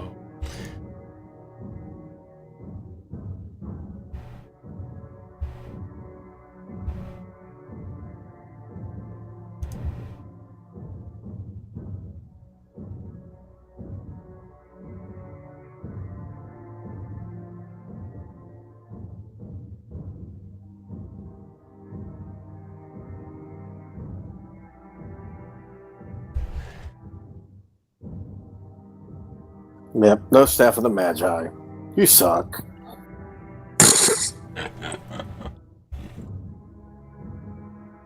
But there are robes, the white robes of the Orange Magi.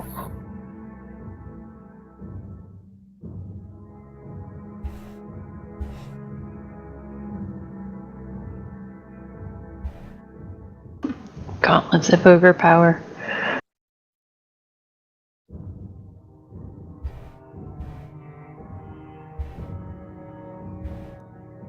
Are we even considering this? Should I not even be looking at this stuff? I will say that to the group. That's what I figured.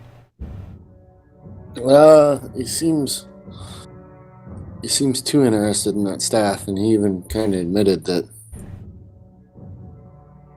it wasn't best for him to get it originally. I'll see if I think he's telling the truth. Telling the truth about... His interest in the staff is, purely clinical, and he's not being nefarious. He's not going to use it for nefarious type things.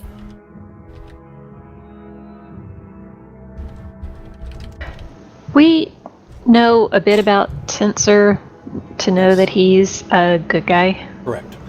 Part of the Circle of Eight, the Champions of Eight. He's fought in generally for the goodness of for the Greyhawk. You do know a brief history about his death. What happened was 3 of the 8 that were with him actually conspired against him, as well as Mordenkainen and Bigby, and tried to actually kill the 3 of them to take power, and ended up killing him only. But thankfully, he had a clone, and he was able to clone over, and this is the clone you see.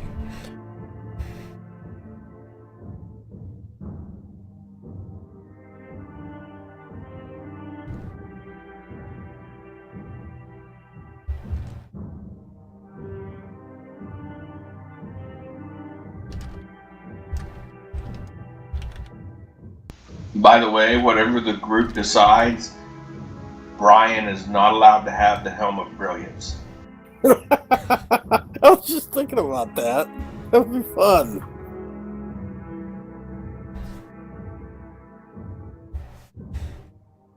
I'm voting we keep the staff, but if majority says we give it, then we give it.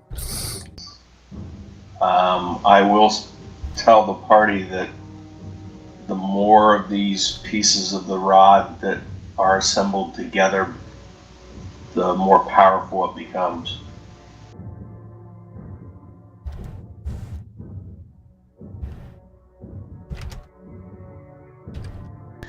Do I have any idea of what the ultimate would be if the rod was fully assembled?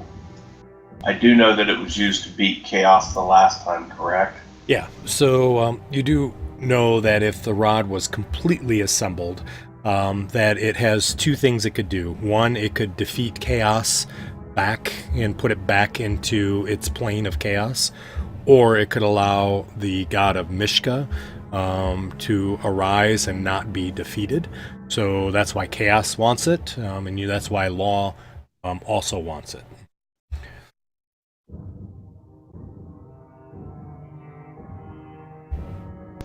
I will relay that information to the party. Okay. Okay.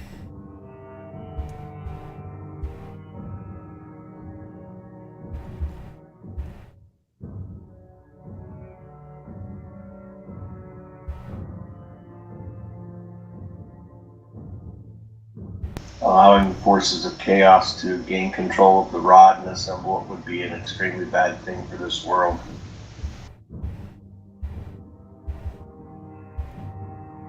But I think the question is it safer with us or with Tensor?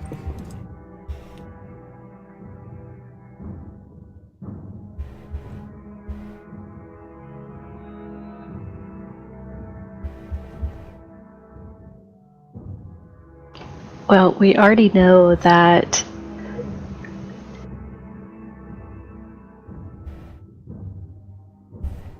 you've already seen one group that is eager to get it.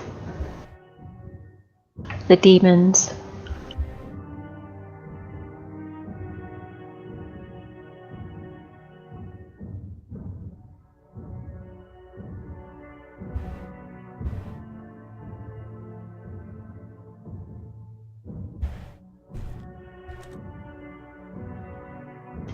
Well, I guess we're keeping it. Looks like a moot point anyway. Alrighty, sounds good. So after a short Very nice job at enticing us, though. no worries. So a few minutes later, you see Tensor comes back and he says, "Have you made a decision?" We have. Before we say anything, might I point out that Spaz was wearing that white robe before we came in here?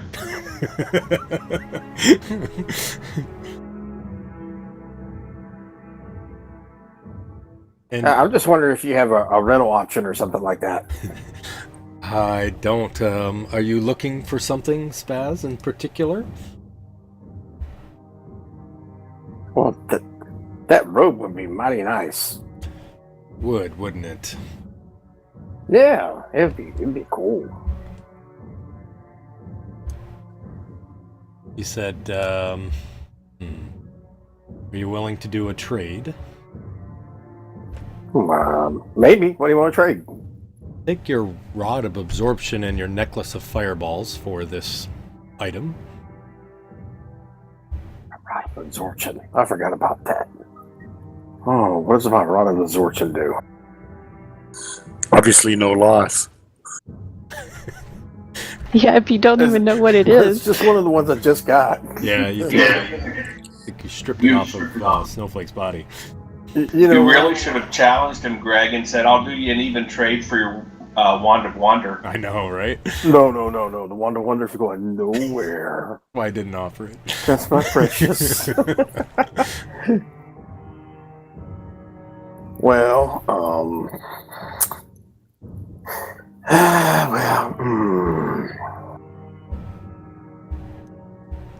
well, let me think. What if I give you the Pearl of Power? Nope, no, I don't want to do that. I got this nice helmet that'll teleport you. What? got this ointment that you can rub on you, and it'll help you. All right. You know what? Because that rod of absorption, it only works on one person. So, yeah. What did you want? I forgot. What did you want again? The rod of absorption and Rod of absorption and the necklace of fireballs. a necklace of fireballs. Ah. Okay. Deal. All right. He hands it to you, and he takes the rod. Oh, I said, have you ever seen this thing? I show him the figurine of wondrous power. He smiles. He says, I have seen that. Well, this one's kind of, it's a different kind of one. So it's tarnished and it's mean. Yeah, that one is cursed. Do you know how to make it uncursed or make it happy? I do not. And you call yourself a mage. A great wizard. Come on, you know it. He smiled. I bet you don't have one of these. I do not. Think about what you would get if you had one. True. He says, well, I respect you wanting to keep the rod. I think that I may be a little disappointed. I was hopeful, but I understand completely. I just ask that you be careful and understand that you have a great power there and a great danger.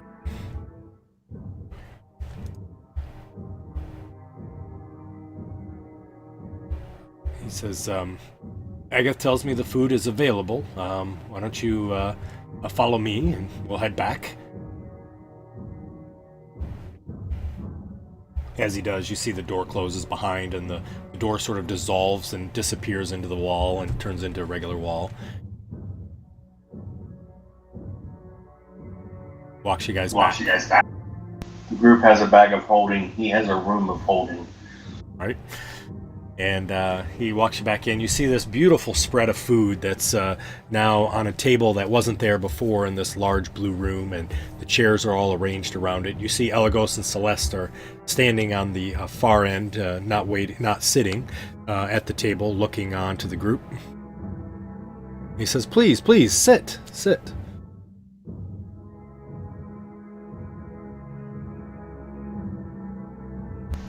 Sit down. All right. He also sits down and starts to eat food. He says, "Please, please help yourself." Me too. I'm right in there.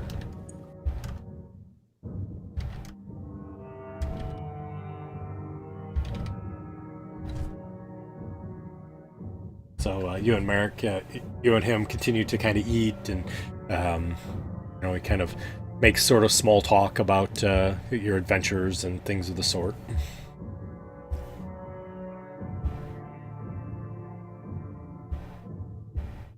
Finally, after dinner is over, he or lunch, I guess it would be, kind of looks around and says, "Plans for next?" We need to find more of these pieces. Do you have any divination spells that can help us? I do not. Unfortunately, the only way would be maybe to try to accost somebody who's trying to take stuff from you, since they'll all be coming for the longest part of the rod.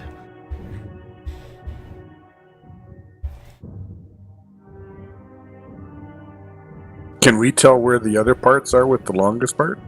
Unfortunately, you can't. The smallest part can only find the next smallest part, which finds the next smallest part, on and on and on. But you can't go backwards, so you will have to either accost or find some way to get information from the next assailants that try to take the rod from you.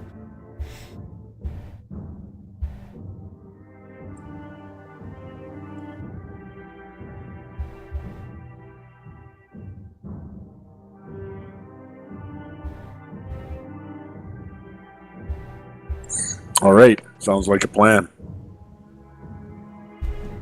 But I'm not sure which way we're going yet. South or north?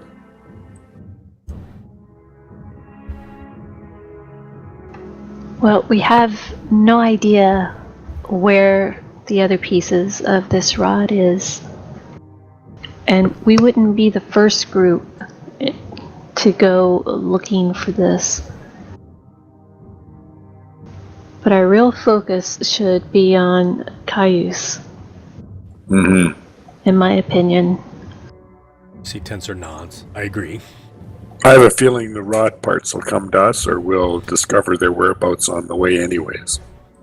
Tensor looks to you, Merrick, and says, I agree as well. They will definitely come to you.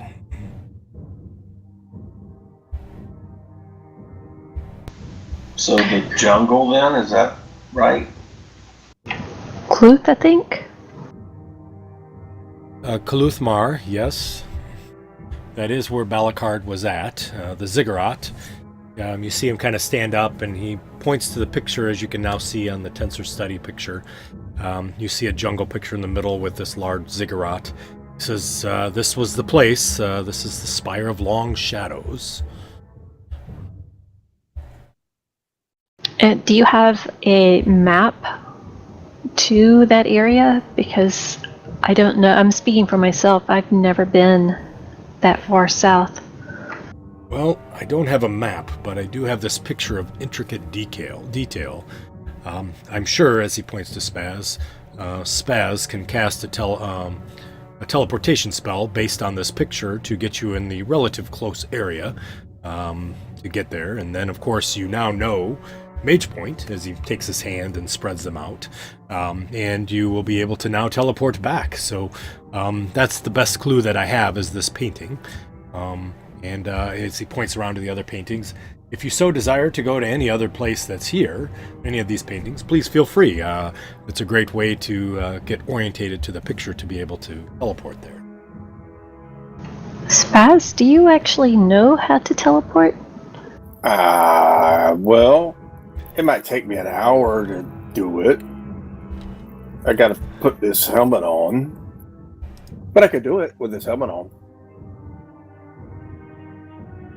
Wait, is Ren? he putting a pot on his head again? Ren, do we want Spaz to teleport us anywhere?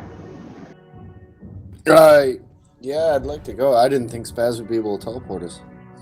It's the helm. Oh, I thought the almighty Spaz would not be able to do that. Yeah, I'm good for going to the jungle. Yeah, me too. You misunderstood my question. Do we want Spaz to teleport us to this place in the somebody else jungle could wear the where we've helmet. never been before?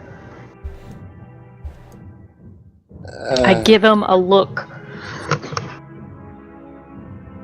I trust Spaz. Insight check. Yeah, that sounds good. Is that really required? Is this really Ren? Tensor, would you mind teleporting us so we could save our strength? Kind of sighs. He says, yes, I can teleport you, but you're going to have to find a way back. You'll have to, use the helm that you have to teleport back. Is that a problem? But I can Spaz, is teleport that a problem? you there. It should be a problem. Did he say should? Shouldn't. Oh, It should be a problem. oh, I never have problems. Okay, all right. And he kind of says, I can do that. And then all of a sudden you see he kind of nods his head and his nose kind of goes up a little bit as sort of like an understanding or somebody saying something to him. And as you look, he's looking down the doorway and you see Agath again standing there. He's in his black robe, sort of looking towards you, doesn't say anything. And Tensor says, of course, how could I forget? I am sorry. That was my fault. Is everybody done eating by chance? Yes, I think so. Good. Before we do the teleportation, there was one thing that I did want to offer to you, is I feel that you need all the help you can get. So please follow me. And he sort of steps up and walks out. You see Celeste and Elagos kind of look back at each other, and then they kind of follow you this time. And you guys turn around and continue down this long hallway again. This time you see in the windows that the spires now, every time you go past one, they seem to be a little higher, almost as if you're going back down towards the kind of where you entered at. And as you continue, all of a sudden, there are no windows, and he continues to walk. And after a period of time, you feel like you're down sort of in the bottom of this tower. And as you come around, you do see it opens up into this sort of hallway, and you see there's a fountain of sorts sitting in the middle of the hallway, nothing else around it. And this fountain is sort of framed with sort of this stained, cracked marble, and there's a round pool of clear, clean water that has a twisting marble column in its center. And although it probably was noble and pure at one point, you feel the fountain appears sort of strangely ominous. There's small symbols that are sort of scratched into the surface, and you do see some stains that look almost mysteriously like blood. And sitting at the base of the fountain, you see there are 7 different cups that are arranged in 7 different points along the side of the fountain itself. And you see that each of these cups are a different sort of cup. One of them is an elegantly carved cup of ivory. There's a gold chalice with emeralds in it. Another one's a wooden cup devoid of any decorations. There's a crudely forged iron cup with spots of rust on it. There's a crystal clear crystal flute of glass with etchings of flowers. And you see a human skull inverted as a cup, as well as a half-broken clay cup, a goblet, and a dented tin cup. And he says to you, this is a fountain of great power. This is the fountain of fortune's folly. Now, you don't have to drink from it at all, but on the same token, it could give you power, and it could give you folly. If you're interested, of course. You do seem to be a group that sort of follows the whim from time to time. I stiffen my back up and look at him, and then look around at them. I'm gonna go grab the wooden mug and take a drink. Alrighty. So you grab the wooden mug and dip it into the water. The water is cool and cold, and as you tip it back and drink, you feel kind of this sort of tingle that goes down your throat. I sniff a little bubbles. Spencer says, you chose... He doesn't say anything. Says the rest of the group, anybody else interested? Yeah, I'll walk up. Okay. Let me see which cup I want to do here. 1 second.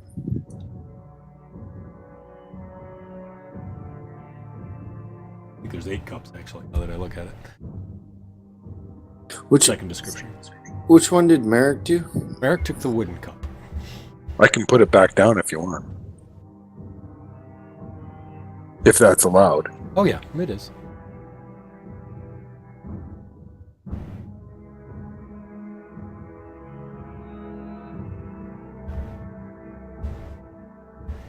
Have you drank from this before, Tensor? No, I have not. I prefer not to put things to chance, as you can imagine. However, very powerful. There's good and there's bad. Both will come. I'm gonna roll a die on this. How many are there?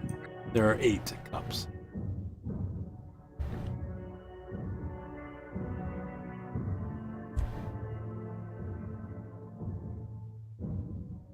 I'll do the dented tin cup. Alrighty, sounds good.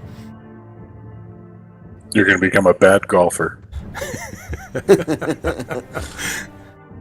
You kind of do the same, and you feel sort of that same description that I gave. Anybody else want to drink? I will Yes. not drink. All right. Well, I will, because, I don't know which one I want. I really want to take the human skull. I thought that would be Talon for sure.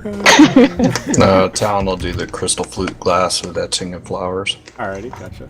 Oh yeah. Oh, Elvish.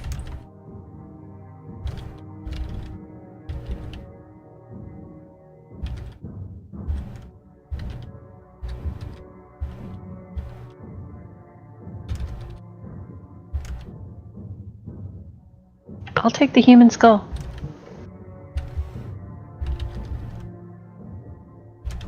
Okay. And Spaz, are you interested? Well, I was going to do the dented tin cup, but somebody already got that. You can drink from that too if you want. Oh, well. Oh, well. You can rotate it, dude. I only hit one side. I don't know where Ren's mouth has been. Actually, I'm You going may to want follow my buddy Talon, and I'm going to drink out of the fluted cup with flowers. Alright. Sounds good. Okay, so I think I had it was actually Merrick, Ren, and then Talon, but here's the list of what everybody drank out of. Just let me know if I am wrong.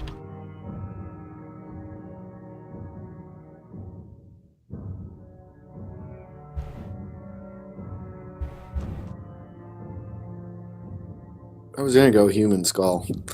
Be interested to see what that is. Well, it represents knowledge, coming from the human head. Or death, one or the other. It could be the future skull of Spaz. So there you go, Halen. Have fun. So each of you get a fortune and a folly. Depending on the cup you pick, depends on whether you get to pick from the fortune table and roll from the folly, or if you get to pick from the folly table and roll for the fortune. Here are the tables. I remember this from the last time, but I didn't remember what it was. It's alright, I changed the cups, so there was only 2 cups before. I put 8 cups in this time, so. There's no way I would have remembered. Nope, I know, but I did it anyways. Alright. Good luck, guys. So, let's see. Merrick, you drank the Carpenter Cup. So the Carpenter Cup, you are able to roll 4 times on the folly table and keep one of those follies, and you can pick one of the fortune results. So any result that's there on the fortune, you can get, except for the number 100.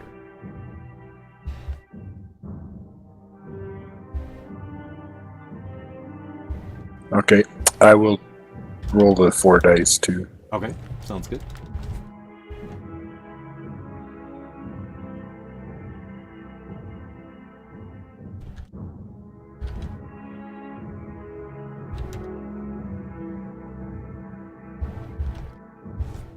Should have changed that to percentile. Let me do it again.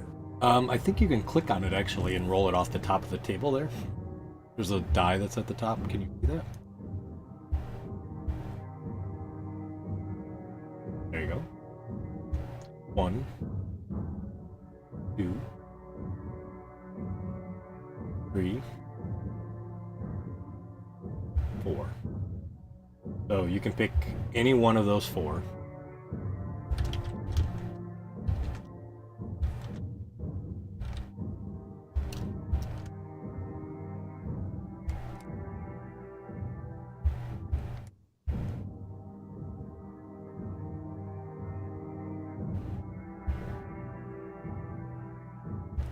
Some of those are brutal.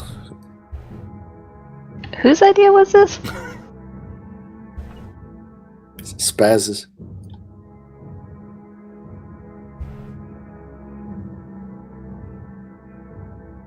Well, I'm gonna go with the Grave Touch. Yeah, that's one I take too. I agree. Alrighty, got that. And then I'll let you look through the fortune table, and if you want, you can pick which fortune you want.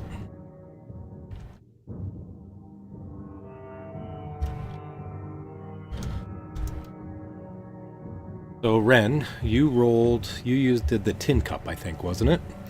So you get to pick one from the fortune table, and you roll 3 times on the folly table, and you keep one. Okay. I think we're screwed there, Talon. all the beat up cups are getting good things. However, it may be better to pick your folly and actually get a random fortune.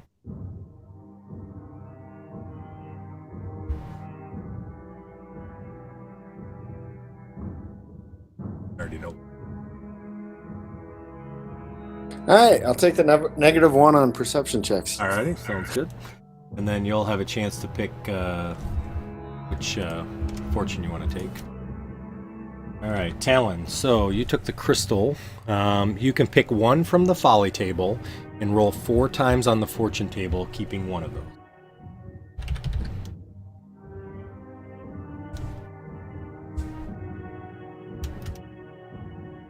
So you pick one folly and you get the roll on the fortune table. Yep, and then you pick one from the fortune.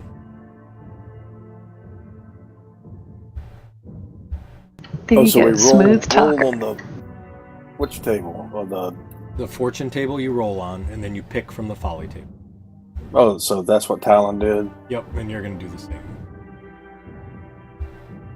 Roll on the fortune table. Yep, 4 times.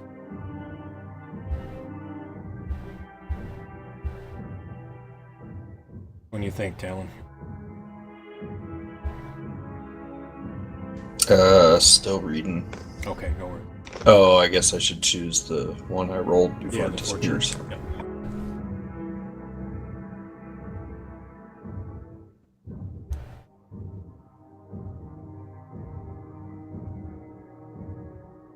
I rolled. Oh, I got the. Yeah, if you roll double, it's just then you only have 3 pieces.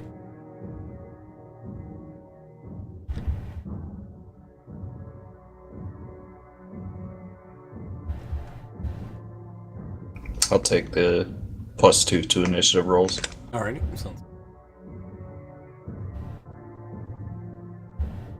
Does an inherent Do I record bonus that, mean- or are you No, giving go us ahead. something? Nope, you can record it, and it's a permanent, so you just put it in. We just mark it as a boon. Yep. Or something. Yep, exactly. What was that? Go under abilities? Yeah. I would probably just adjust your character sheet so that way you can adjust it. And what does an inherent bonus mean? Is that on the fortune table? Yeah, 76, 78. Oh, so you get a +2 to a random ability score and it's rolled.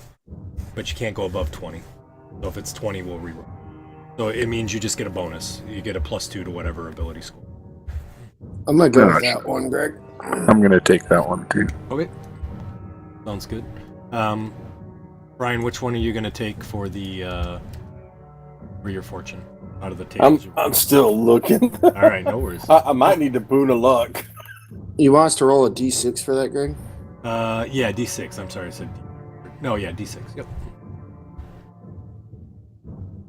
And it'll go right down your character sheet.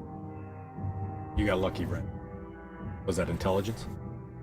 Or Dex, right? Oh, Dex. Or- Is Dex or- second one? Yep, second one's Dex. Yep. Merrick got charisma. Yay. Was hoping for charisma. Want to switch? No. Sure. I was open for Dex.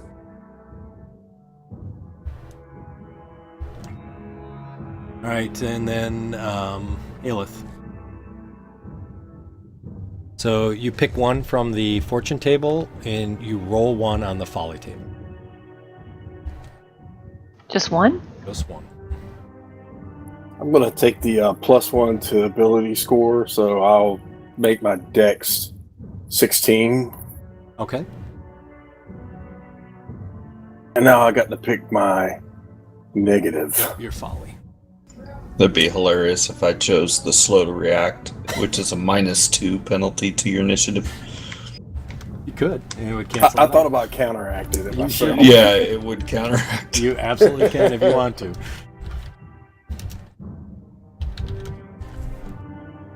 So Aelith, -1 on penalty on your saves, okay? And you can On con saves? Yep, con saves, and then you can pick what your fortune is. So I could do the same thing, You take absolutely gain +1 on my con saves? You absolutely could.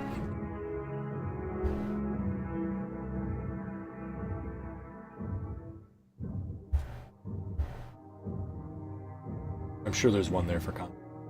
Yeah, they do. There is.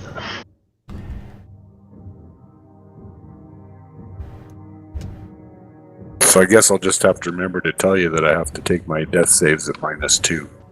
I think there's a way to code it. I just have to remember how to do it. I think the code is death :-2, isn't it? I think so. I know there's a way to do it. That sounds right.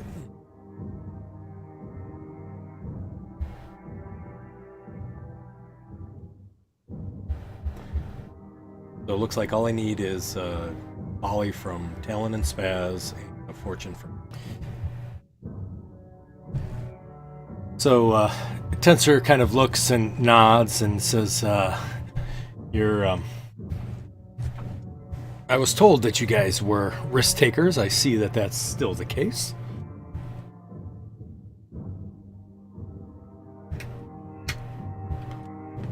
Hope it works Well, out. you have to be bold, otherwise you won't get anywhere. I agree. I need Please, to become a warlock now. you need to become a warlock? Warlock? Please, is there any other business that you have? Otherwise, I'm happy to head back up and I can teleport you there.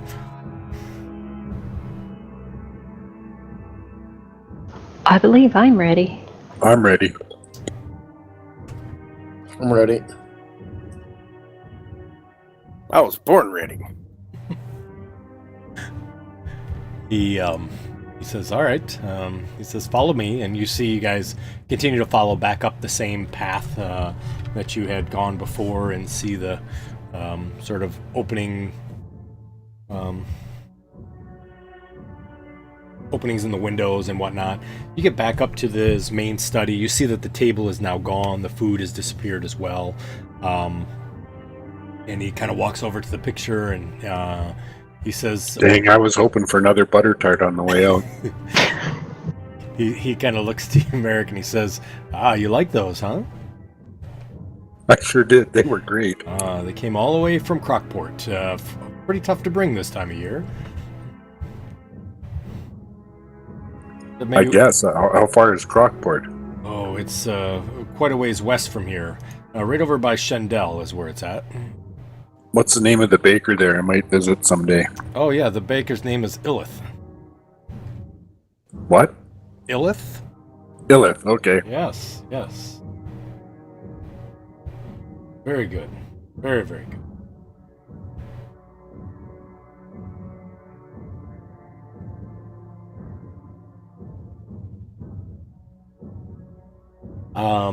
So he says, "Please gather round, gather round."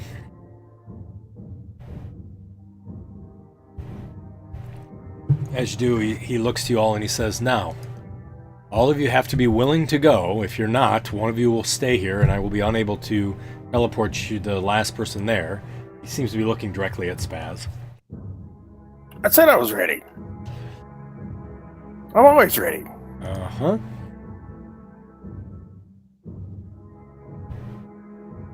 He kind of puts the hands together and starts to cast a spell. You guys are all within a fair amount of a close circle, and he tells you to hold hands. And If we sing Kumbaya, I'm out of here. all right, no singing Kumbaya. As that happens, you all start to see sort of the room sort of waver, and you see almost the walls start to sort of have that wavy type of look to them.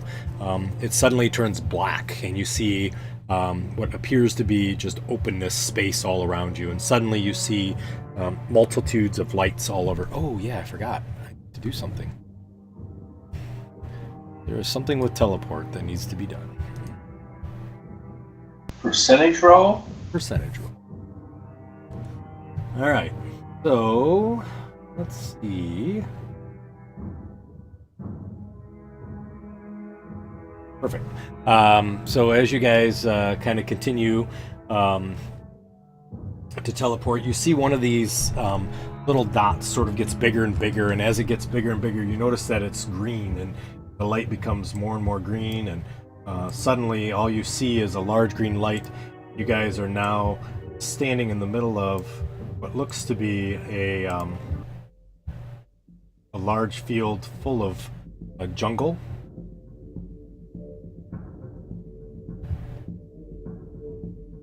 And you're surrounded by jungle all around you. That's an interesting description. A large field full of jungle. Yeah, I wasn't sure how to exactly say it. So we don't actually see that big monolith thing that he was teleporting us to? You don't. And we have no idea which direction it is from where we are. Correct. Well then.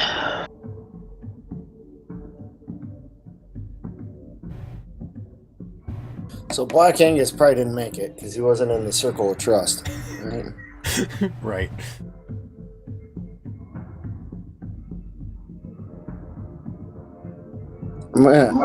Does anybody mind if I take 10 minutes to get Black Angus over here? I think Black Angus will probably take you an hour and 10 minutes. Go for it. No, No, you're just going straight up casting. he's 10 minutes. Can I try and climb a tree to see if I can get up high enough to see a distance? Sure. Absolutely, you can. Not very good at it, but So the unfortunately, I don't think any of your steeds came with you, right? No, but I can do Phantom Steed.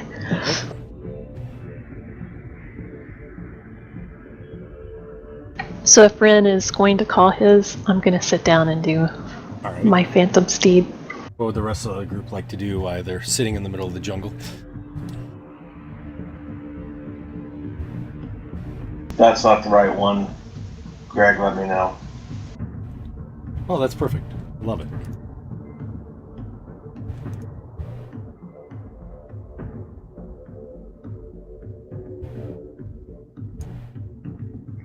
It is daytime. I'm just going to keep watch while they're doing their thing so that they don't get disturbed in case something happens. Okay, sounds good. So it's midday, right? It is midday, yep. Map doesn't mean combat, right? Never means combat, does it?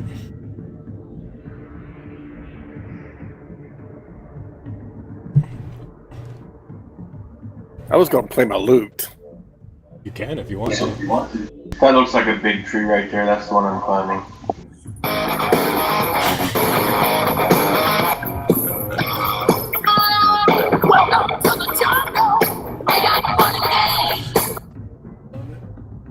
Thank you, I appreciate that. So, Talon, I see you're heading over to the river. What are you looking at, Talon? Yeah. Okay. So as you're kind of looking at the river, you see the water slowly kind of pouring by. Sorry, it's going to take me forever to pronounce your name. Yeah, go ahead, Talon. Which way is it going? It's going from right to left. Call me whatever you want, Greg. It doesn't matter. I'm sorry. I'll try to get it. Just don't eventually. call him late for dinner. The Messian. I don't know. Anyways, I'll get it. Just call them them. Them? All right, I can do that. Them. So you climb up the tree with minimal difficulty. As you do, you see that there's various heights of trees and things around you. You don't see any sort of civilization anywhere around at all. Yeah. So nothing off in the far distance that looks like a tall ziggurat building. I come back over and I start talking to the group. I said, Ren, I need to talk to you for a few minutes. I see nothing in the distance. I'm in the middle of cast. Can I help you, Spaz? Just listen. All you gotta do is I'll tell you about how great I am. Am I close enough? Oh, you're close enough.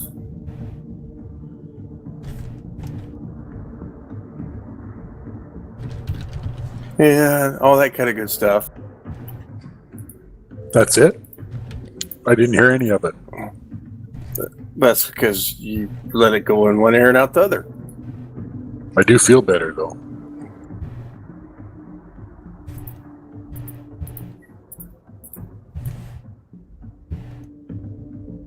What are you looking for, Talon? Anything in particular, or?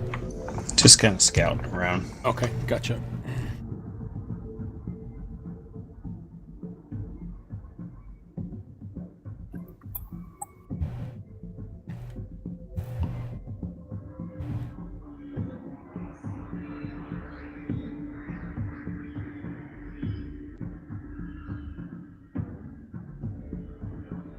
Well, that'll work. So as you're kind of scouting around, you guys see that this fog sort of rolls in and kind of covers the entire area as you guys are casting in your spells, making your visibility even less likely to be able to be seen. All right, just out of curiosity, Greg, are we supposed to see that roll when you do it? Nope, I know it showed. It's all good though. Thank you for letting me know. I appreciate it. So 10 minutes goes by. You guys are able to cast your things. Talon, as you look around, you do see that the general area has small creatures and insects that you would expect to see within the area. Knowing that you've read various books and things about the different lands and stuff as being a ranger, you don't see anything that appears to be out of the ordinary or misplaced in the area that's here. All right, I'm just taking a lot of time to study the area. I've never been in the swamplands before. Gotcha. So. Yep, so you're kind of checking everything out. Or jungle lands, I guess. Yeah, it'd be jungle. I don't have a swamp encounter table. Or a jungle encounter table. So you kind of look around and kind of checking things out and whatnot. Talon, you're able, or Ren, you're able to cast Black Angus, who appears. Haleth, you're also able to cast something that looks similar to Black Angus, and that appears as well. I'm gonna hop on Black Angus and actually I'll stay down here and I'm gonna send Black Angus up above the fog. I'll explain to him what the ziggurat looks like and see if he can find it. Gotcha. So he goes ahead and takes off. You see him kind of fly up and through the fog, and you guys are kind of sitting there, all the fog around you. Can't really see Talon necessarily, but the group of you can see about 5 or 10 feet in front of you.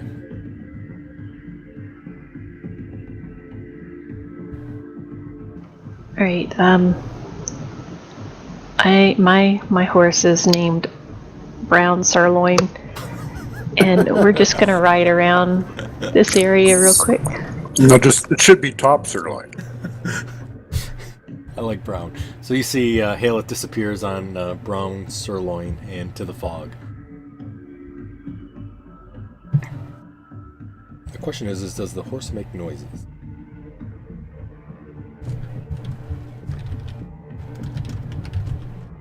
And you see Themisian takes off her swords, and they kind of have this bright white light that comes off of them, lighting up the fog, almost like you turn your brights on when you're driving in the fog.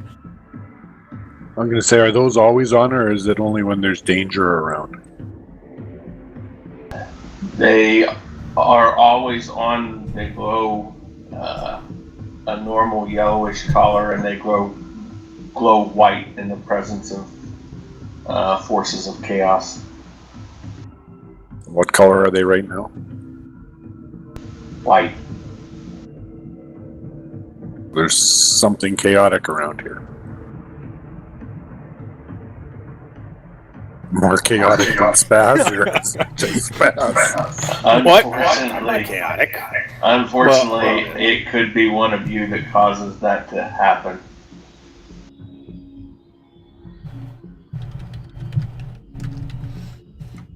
So Haleth, as you kind of ride around through the fog and into the swamp area, fascinating area. I don't think you've ever been in swamp.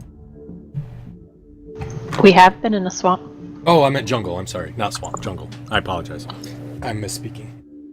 So through the jungle, You do see various sort of strange-looking birds and things that you sort of stutter or scare as you kind of ride through the area there.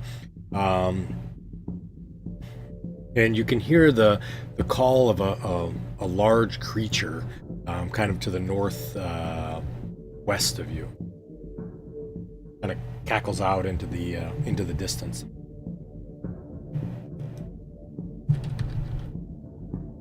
Does it sound like it's stationary or moving?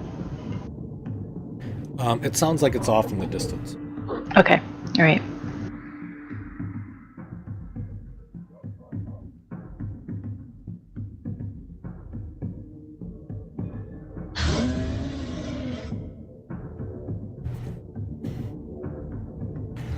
I don't think those things are agreeing with you, Merrick. I didn't have enough for lunch. You guys kind of continue to sit in the fog. Now Haleth and Talon are both gone. Once I hit the river, Uh-huh. I'll make my way back around, follow Okay. it back around to the group. Gotcha. You kind of see Haleth kind of coming back and up into the group there. You also hear... do you have... Ren, can you talk to your steed from a distance? Yeah, up to a mile. That's why I just sent him on his own. Oh, away wow. and I didn't direct know him it was a back. mile. Okay, gotcha. So he communicates back to you that he does see a building of sorts approximately 5 miles in the distance to the east. Oh, okay. I'll have him come back, and then I'll relay that to the group. It looks like there's a building 5 miles to the east. Can you point that out for me? Since I can't see the sun or anything. Haleth would probably be the best one. Maybe when Black Angus gets back. Or Talon, he's a tracker. Yeah, Talon. Or maybe you just have the horse lead us out there. Since he saw it. Oh yeah, maybe. He's coming back now, hopefully.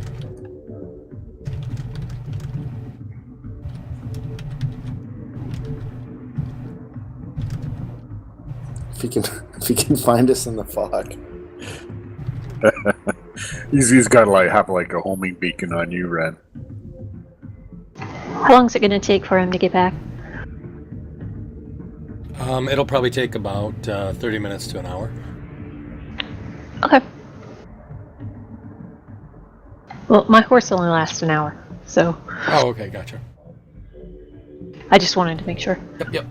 Well, we could start heading to the east if you want, Haleth. If you know which direction that is. I don't think I'd trust myself to know. I think I can figure that out. Whoa, hey, where's Talon? Should we let him know what our plans are? Well, yeah, when he comes back.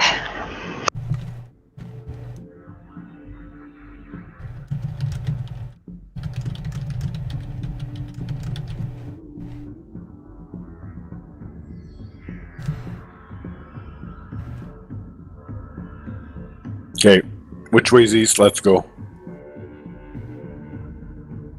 So it would be a survival roll in the tower. Disadvantage because of fog, but if somebody helps you, it would cancel it out and you just roll it straight up. All right. Would you say it was nature? Survival. Survival? Yeah. I'm sorry. That's okay. And it has to be somebody with proficiency to help. Yes. Is anybody proficient? Oh, I think... Oh, Irish just... You still there, Irish? Yeah. Oh, it said you disconnected from the... Weird. Oh, yeah, there it goes. It I do not reconnected have. though. It did, yeah. I don't have survival. All right, I'll just roll a disadvantage then. You got that no lower than a 10, right, or something? Yep. Well, you rolled the same die twice. And, Aelith, you have a fairly good feeling that you're going the right direction. And she points that way.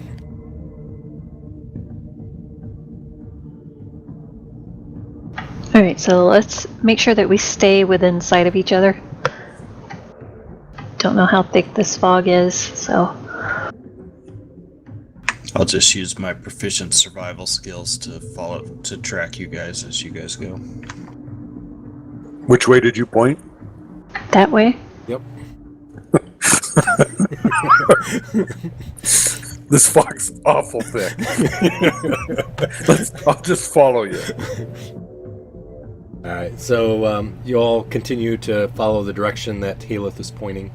You continue to travel, kind of climbing over large fallen trees, roots, vines, and things of the sort.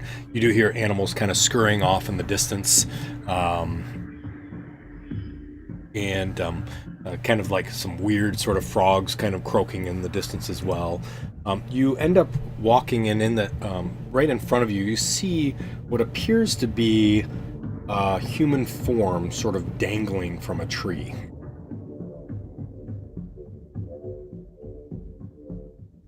You can see it kind of silhouetted in the fog right in front of you, about 8 to 10 feet in front of you. It's about probably, the feet are probably about 5 feet off the ground. Okay, I'll point it out to Merrick, since Merrick is usually walking with me. Whoa. I'm gonna scoot around to the left side.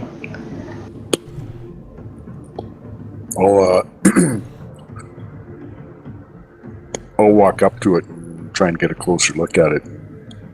See if it's human or what.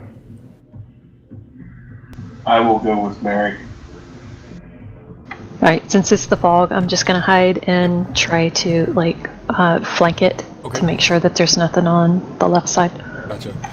So, as the two approach, sort of walking up to it, you see that as you get closer, it actually is a human creature, but you notice that it is dressed in almost like, if you can think of conquistadors, their sort of armor with a large helmet with a big sort of fan in the top of it, kind of coming up to a peak. They're hanging with their heads sort of turned to the side and are being hung. And as you get closer to the tree, you see there's 8 of them that are hanging there, their arms dangling. You see no real weapons on the ground. They're just in their armor sort of hanging there.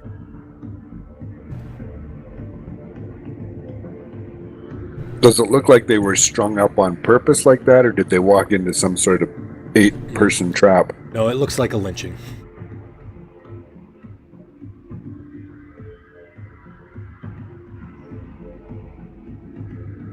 How old do the bodies look? Medicine check if you want to know the exact age. They're definitely not fresh. I am not proficient in that skill. I'll roll it just for fun. Just try to see. Sure.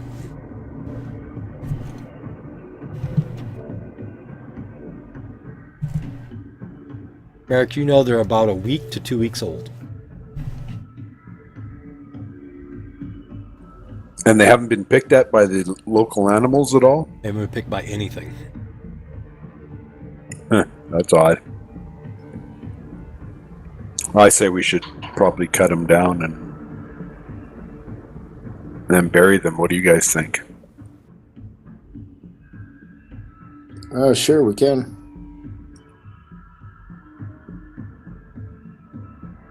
It's not possible that this was a burial ritual for these people, was it?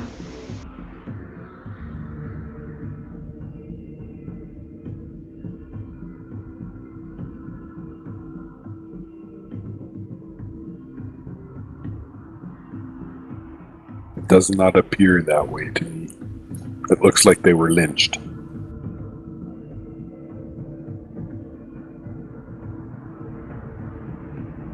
So I'll cut the first one down. Okay, so you cut down the first one, and as you do, its body kind of falls down to the ground. You see that the helmet sort of rolls off, and you notice that, in fact, these aren't humans. These are actually elves.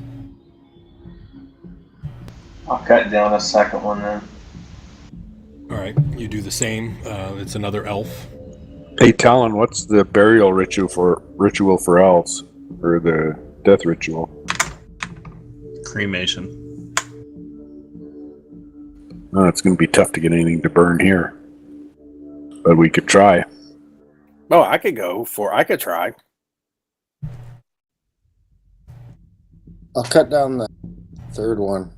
That one's an elf as well. Then I'll check it out, see if there's any like clues on it or anything like Yeah. that. So as you kind of look through and see, the armor is definitely unusual to you. However, they do all have the same armor. The armor does have a symbol on it, which appears to be the seal of wherever they're from, which shows two carriage wheels that are sort of overlapped or elliptical, and a horizontal line, so it's like two circles together, almost like a ring's locked. And you've never seen that symbol before. If anybody wants to do a history check, you can, and maybe that'll give you some insight if anybody is proficient in history.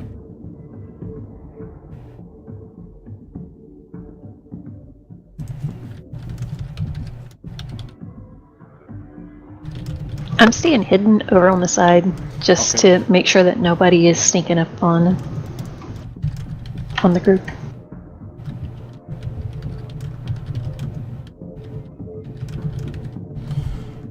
All right, so one of you rolled a 20 and Run rolled a 1. So 21, that's good. Yeah. Yeah.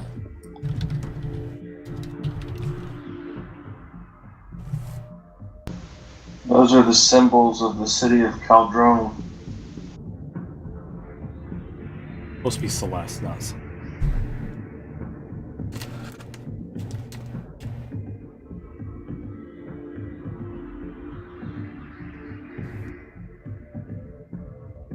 But didn't that Tensor fellow say that Caldrone was destroyed? Or am I confused? Did say it was.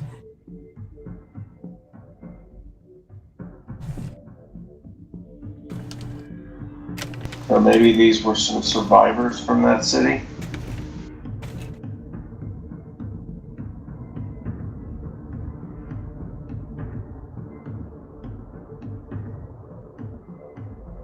Possible. Guess start stacking them up. I'll try to find some whatever the driest wood around is. Okay, alrighty. So you guys cut them down. I assume all 8 of them? Yeah, we'll Yep. search them just see if there's any clues. Sure. So as you search, you find out that they're pretty much devoid of anything. You also see that there's no recognizable injury to them other than them being hung. You don't see like battle scars or cuts or anything like that. You get all 8 of them. You also find out that all 8 of them are female.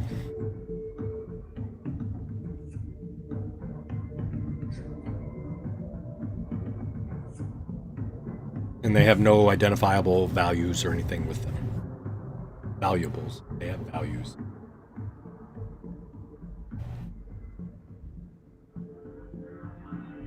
Merrick, as you kind of look around finding some wood, you do find some wood, however it's difficult because it's so foggy. Everything's pretty moist and wet. Yeah. I'll bring what I find back. Okay.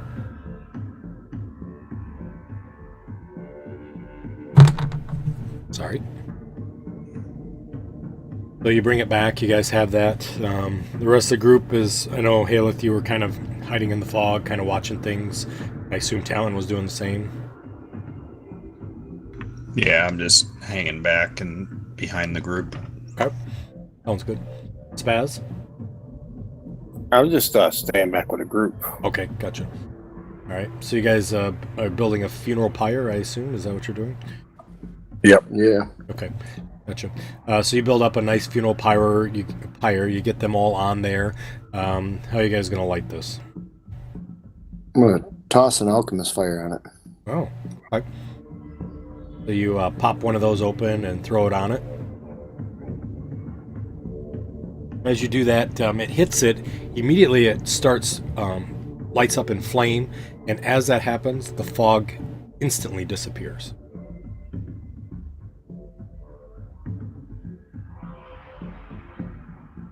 Off in the distance, about maybe a quarter mile, you can see the spire sticking up overhead. Haleth just stops in the middle of like a funky dance Like, oh,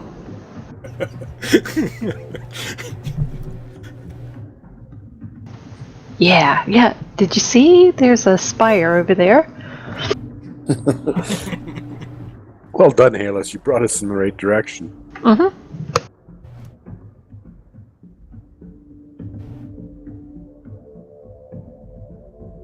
Does it look like there's any, like, I know that we've already kind of walked around a bit, but does it look like there's any footprints or trail or anything like that from this area? Not from discernible from your footsteps. No, there doesn't appear to be any sort of people that have walked here or anything like that.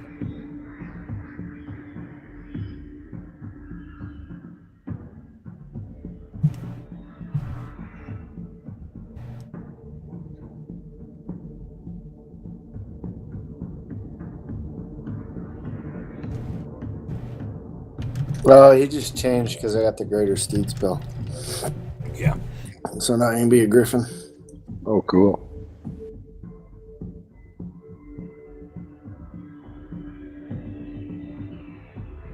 Okay, so let's move forward.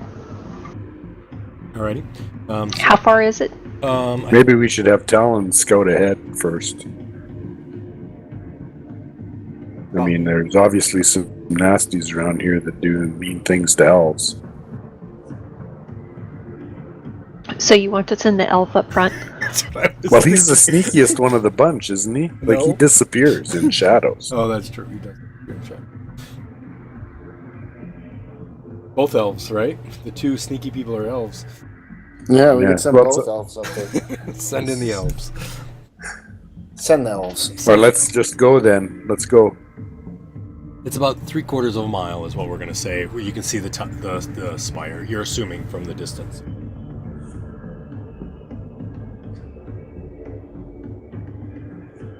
Talon, is that to find the safest way to get there, or? Yeah. Yeah. So Talon, you see him kind of sort of walks off as Talon typically does, not saying a word, off into the distance.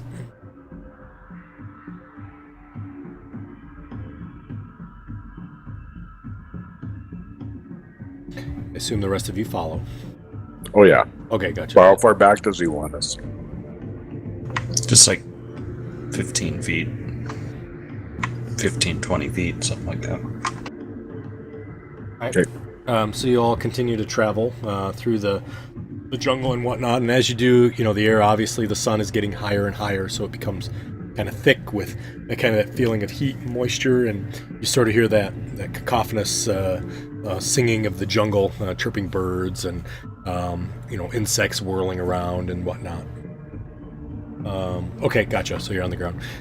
So as you guys walk, all of a sudden, Talon, you see that you sort of reach the edge of the jungle, and it appears to open up into a large space. Like an open field full of jungle? Like an open field empty of jungle. So as you do, you see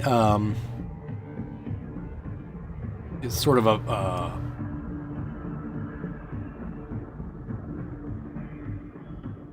you see sort of an area that's about 20 more feet, and then it opens up into an immense bowl-shaped valley. And in the valley sits what appears to be a ruined city. You see that the buildings, for the most case, are a little more than kind of crumbling foundations. You also see that they're kind of overgrown with vines, and you see there's a lot of trees that are starting to reclaim the ruins here. And then other places, you see some of the buildings still stand. There's city streets that are visible only kind of as faint lines, as the undergrowth hasn't quite covered that up yet. And then you do see this spectre of what looks like a forgotten city is dwarfed by this incredible ziggurat that dominates sort of the center of the area that's there. You do see, though, however, there's an unusual structure in that there is a giant ring of black rock that circles the heart of the city. You see there's runes that are sort of engraved all along the surface, but it's hard to see what those are from this distance. You do see that within the ring there's the large ancient stone ziggurat, and you can see from here that there's two openings kind of on each opposite side as you're looking straight on towards the steps that go up to the top. And then atop the ziggurat is sort of this towering spire of stone, and it's shaped almost like a tree or a cactus. Arms project out from the sides, mocking kind of the defiance of gravity, either by engineering or powerful magic. And at the apex of the spire is missing. Looks like something rested on top of it, but it's long gone or forgotten.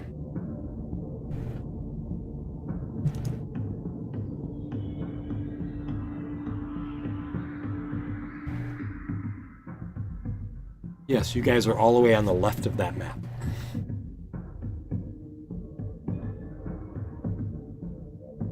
Oh, wow. There we are. Yep.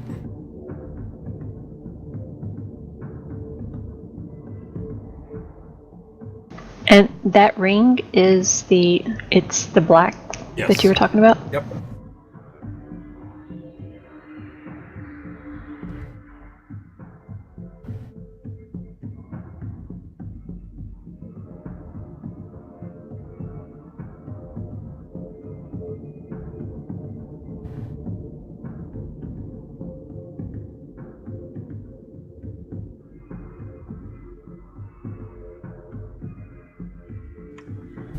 Puff out front by about 30 feet, and then up in the air about 50 feet. Okay, sounds good.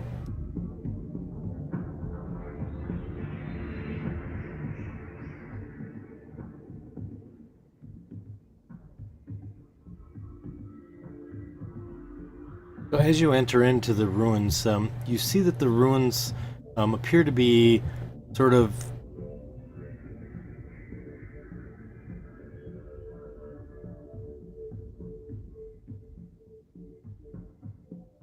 they appear to be have this sort of strange taint that kind of hovers just beyond the reality.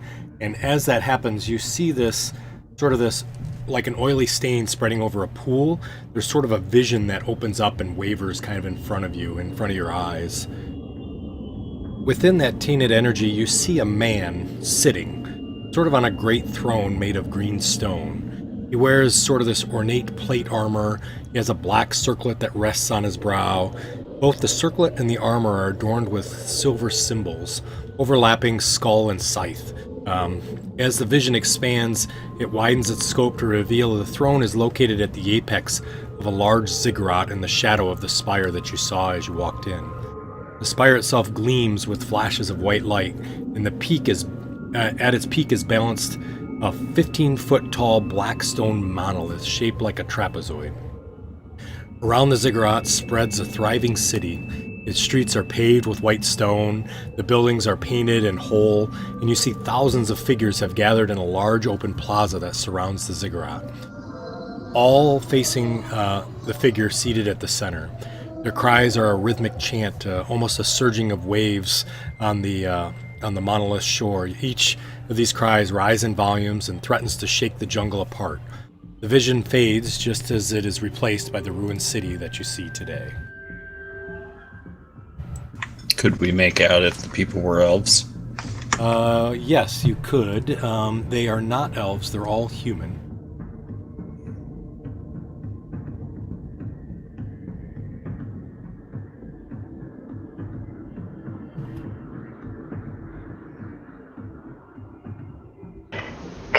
You said that his robe had like symbols on it. Did we recognize them from anything that we've seen? Go ahead and give me a history check. A history? I'm not Yeah. proficient in it. Anybody who has history, if you're interested, because I assume Haleth, you would have said something about that.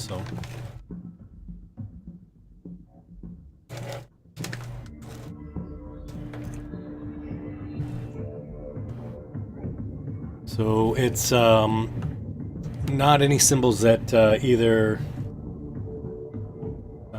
Ren or Themisian would have recognized.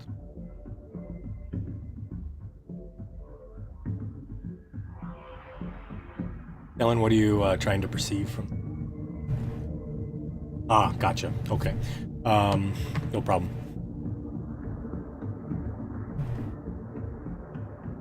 Aelith, you have pretty good perception.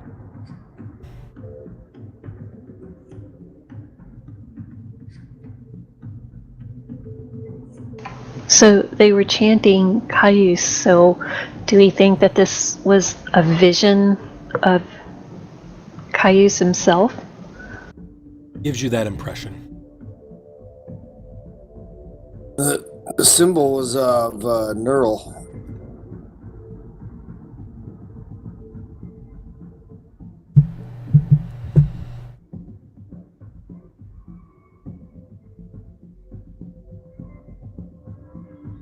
I don't know, but I really like that outfit. I do too. That's pretty awesome. The I like weapon's that. not bad looking either. Yeah, I like that Morning Star. So if we join the cult, do we get outfits like that? You do actually, and they're actually hand engraved too. So you'll have your name put on the back.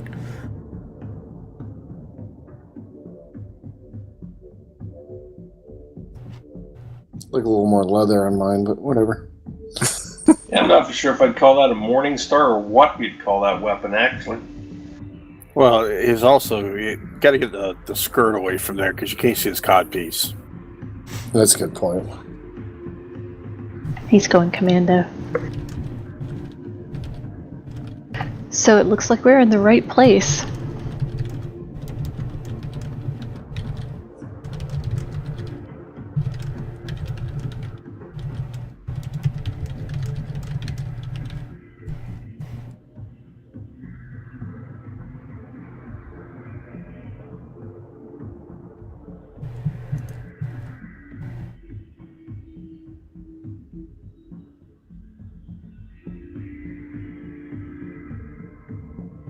So as you guys continue to move kind of through the ruins and whatnot, you do see that it does appear to be definitely being overtaken by the jungle. As you get close to this obsidian that rings kind of the heart of the city itself, you see that this ring was made from a single giant block of obsidian. And does it look like it was placed there afterwards? Because it looks like it's cutting through some of the buildings. It does. So as you look, you do see that the obsidian is actually cut through what looks like sides of buildings. It's 30 feet high. As you approached, it appears, as you look off in the distance, between 5 to 10 feet wide or thick. And you see that it is ringed with all kinds of runes written in Draconic. And they all have the same thing. And they Dang, I was going to take that language. Can I read what they say? I've got it also. Yep. So I will type it up here, and they glow almost as if there's like molten lava underneath them, kind of behind them. Do we have somebody who speaks that? If not, I've got comprehend languages. I can speak Draconic. Very good. I think Talon said he could as well.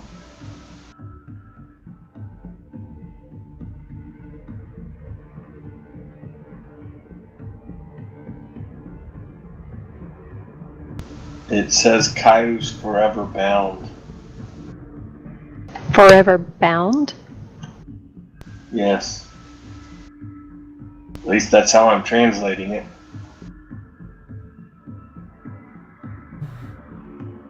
So perhaps we don't want to go inside this circle. Hey, Spaz, do you know, is this magical? Well, those what magical?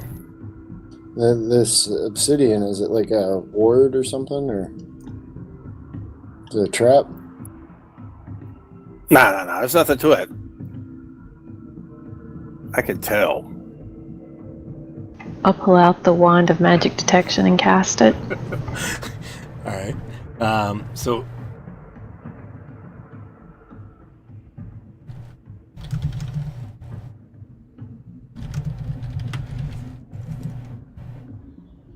you pull out the wand and cast magic magic, and you notice it does have a strong aura of magical power.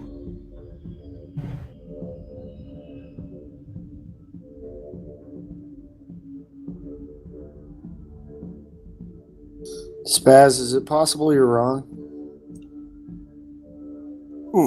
Never wrong. Maybe if you got a closer look. Well, I was standing way back here. Can we tell what type of magic it is? Yes. I'm just going to warn Aelith not to touch it, because she's likely to get transported somewhere. It's evocation. It's very powerful, I can tell you that. Yeah, I agree with Spaz on this.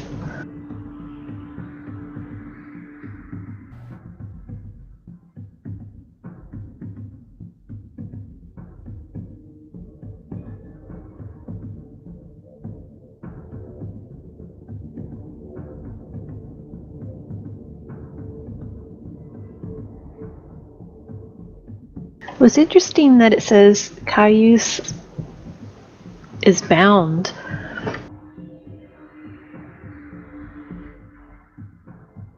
Wonder if this is some kind of spell that has locked him in there.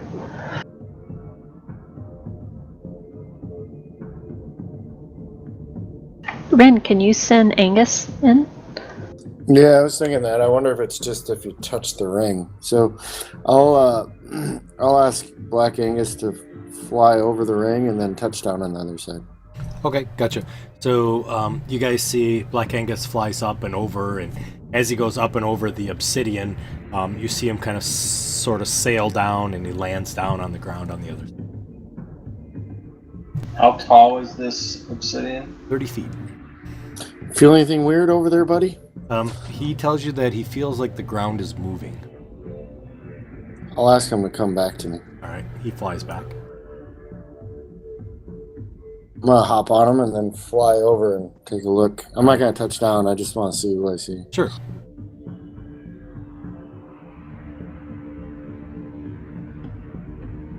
So as you fly over and take a look, you see that on the opposite side of there, you see the ruins continue as well as the ground. You do see the ziggurats kind of there in the center. And you see the ground appears to be normal. I'll swoop around. I could have Black Angus fly us all over one at a time if you want.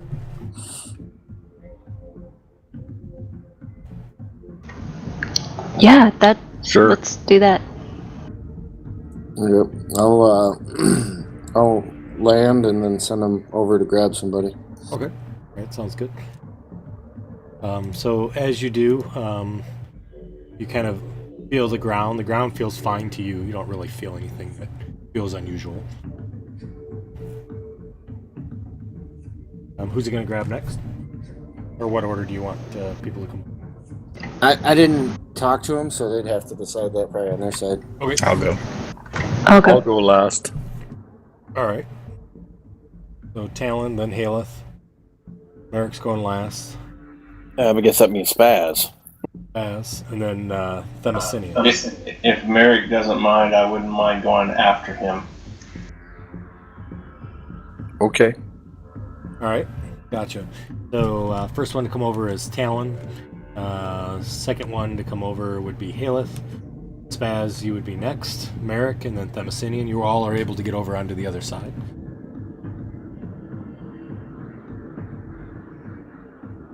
As you all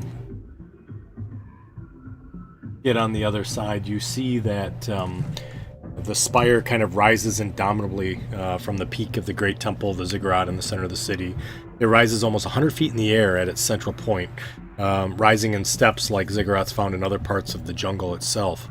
The spire, the ziggurat does, the spire also goes another 120 feet above the ziggurat's temple, so it's about 220 feet up.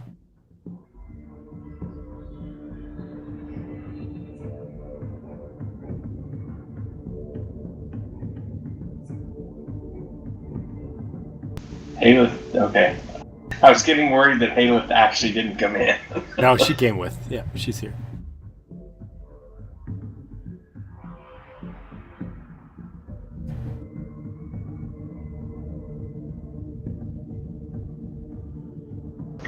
Here, how high can Angus fly? Pretty high. I think as long as there's air and enough, as long as he can breathe and there's enough for him to get lift, he can go pretty high. Well, I thought I saw something at the top of the spire, but I really didn't get a good look at it. It was just something that just caught my attention real quick. Before you send him off, though, ask him like exactly what he feels when he's on the ground, other than just it moving.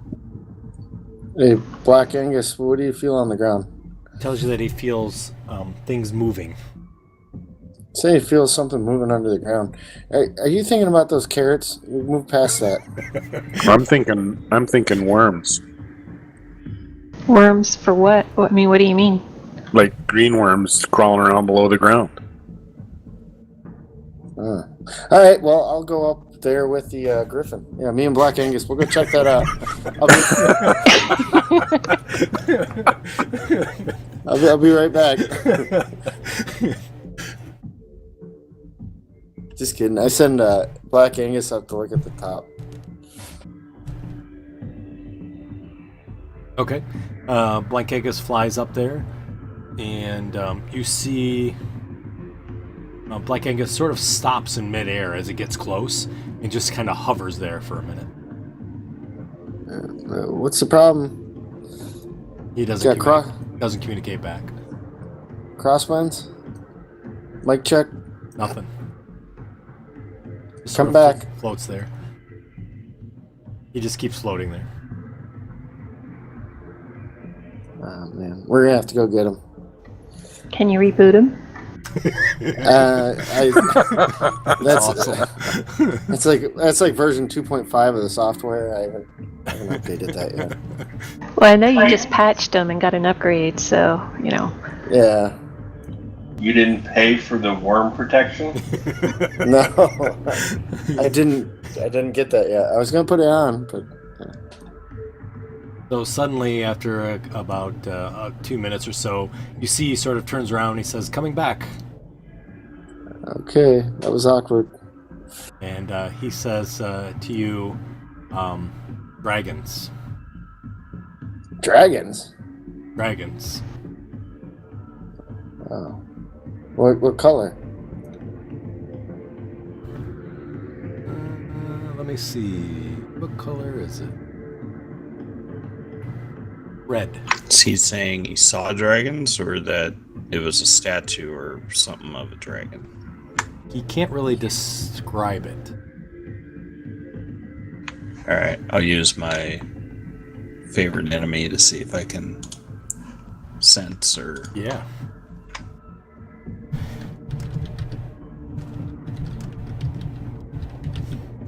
He comes down and lands next to you. You see him moving his feet every once in a while. It's just as if he's standing on something hot. Okay, you can hover over us. Just keep a lookout. Don't go too high.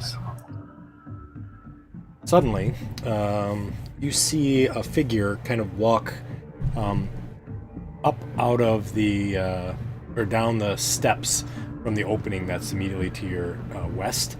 He's dressed in all armor from head to toe. It's a full plate armor. And you see him walking, and he just seems to be walking slowly, albeit purposefully, in your direction. Does it look from this distance like the armor that we saw out on the elves? No. Does it look anything like the picture or the image that we saw that you showed us? Nope. Just full plate armor is what it.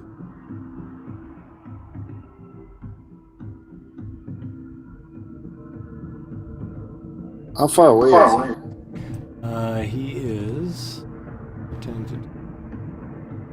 50, 70, 90 feet away. When he gets within 60, I'm going to do that divine sense, see if he's celestial, fiend, undead. Okay. So he's coming from this area? He is. You kind of see him continuing to walk in your direction. As he does, you see two large beetles come crawling down the path behind, down the opening there, and they also are walking, sort of 20 feet behind him. So as we spread out like this, is he changing direction? He's walking straight forward.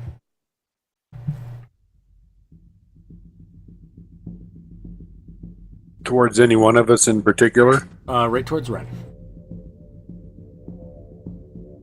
Hey, Merrick. Good news and bad news. Okay, go for it. Good news. My divine sense worked. He's right there. Bad news. He's undead. Ah. Well, let's solve that problem for him.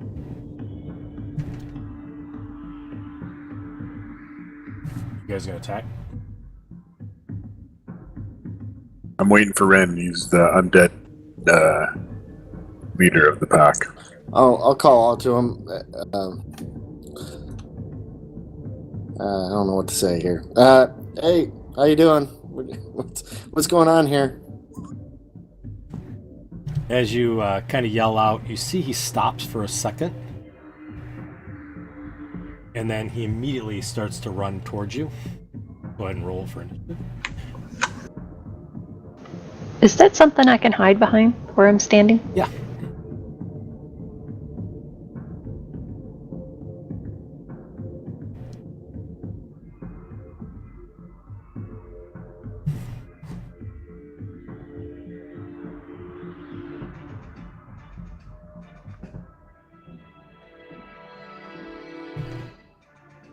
Okay, those beetles are slightly bigger than I was picturing from what you said. All right.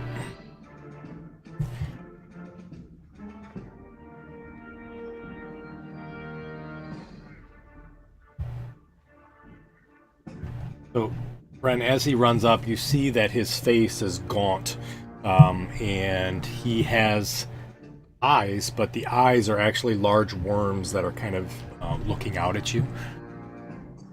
Awesome. I think I have a picture of him. There you go. He looks like Spaz's brother. Spaz. He looks like he's a happy kind of fella. Spaz, did you know you had a brother? No. Well, he's not looking very healthy anyway. Those are the beetles.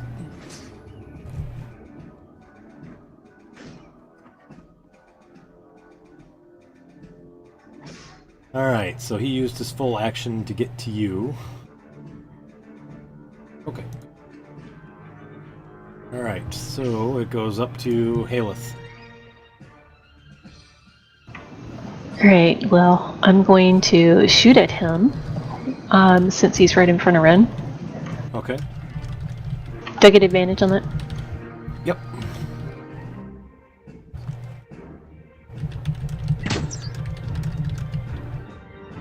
Nice.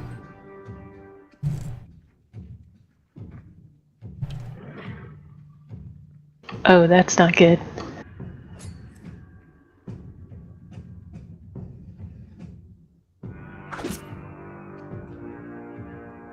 What's not good? I'll tell you in a minute.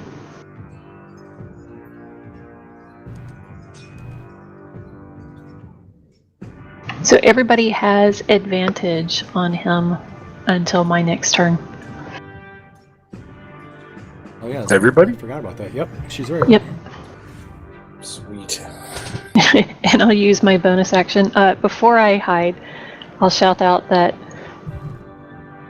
there's worms in the dirt, and then I'll hide. Alrighty, sounds good. Yeah, I figured. Ellen? Do we get advantage on all our attacks or just our first attack? All of them. All of them for the first round, right? Yep, until my next turn. Yep. What's that? Ambush All right. Master. I'll go ahead and do Nice. sharpshooter. Alrighty, sounds good.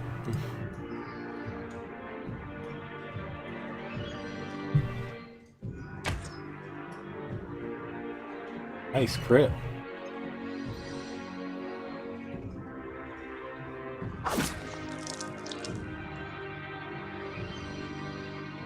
And I'll cast Hunter's Mark. Alrighty. I like doing it after the first attack, just so they know who's boss.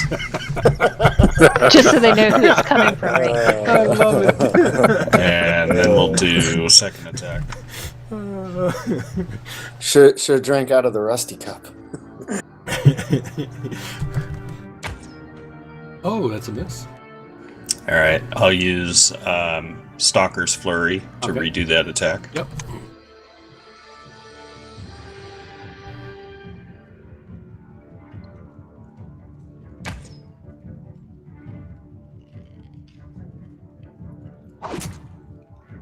And then I'll do my Dread Ambusher attack. All right.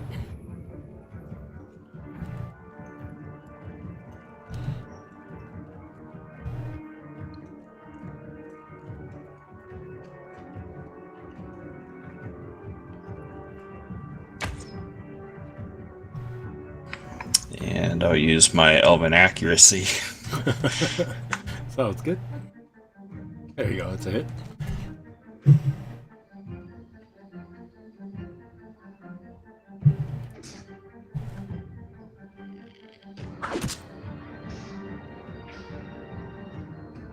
All right, so he kind of collapses, and as he does, you see all the worms from him dive into the dirt, and there's just a corpse.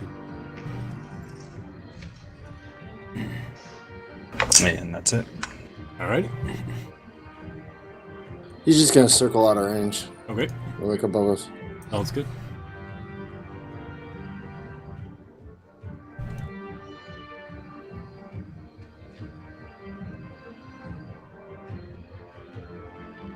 Alrighty.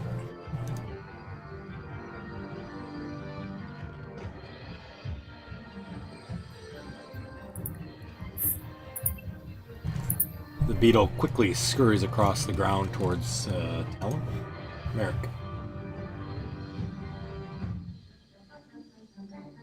Moves Is he within 5 feet of Talon? He is. And you see he moves much faster than you guys can move. I'll go to there and attack him. Alrighty.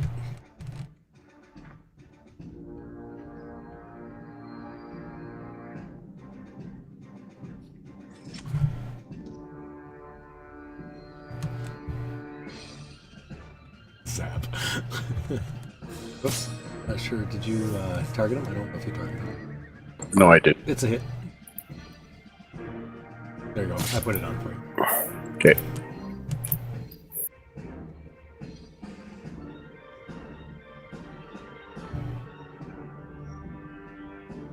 Nice. It's another hit.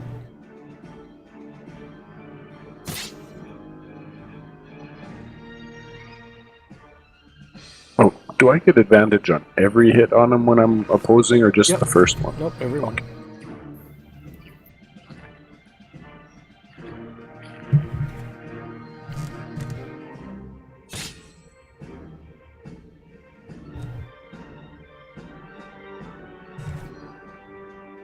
Alright, Themisian, before you go,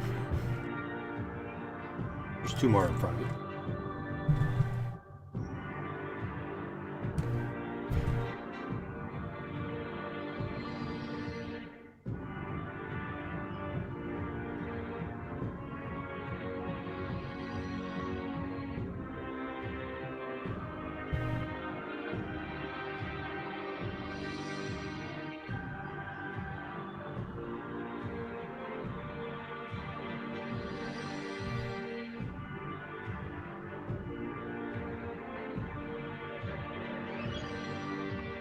Alright, now you can go.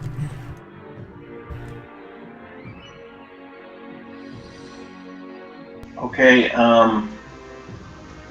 do I get advantage on the one that's in between Merrick and I from Yep. where we're at?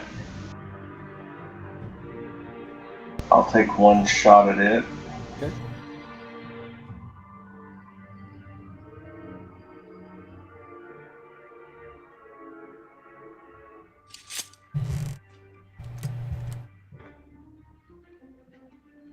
I forgot to hit advantage on that. Did you get disadvantage by accident? No, I get disadvantage because of what it is. Ah, gotcha. And I'm going to take an attack on the one to the south of it. Okay.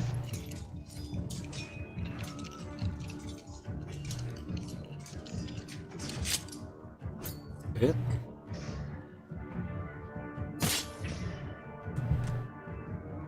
And then I'm going to move. Those two don't get attacks of opportunity on me. Okay.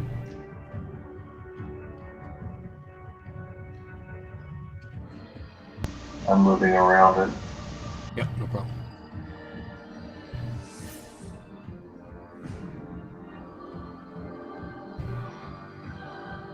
I think that was 40. Yeah, it is. And then I'll take a third attack on it. Okay. Now I don't get advantage on that for where Ren's at, correct? Correct. You'd have to be at the diagonal position across this. Yeah.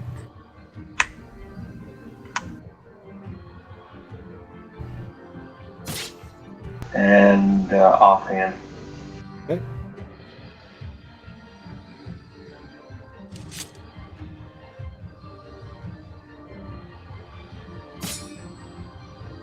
I am done. Alrighty, Spaz.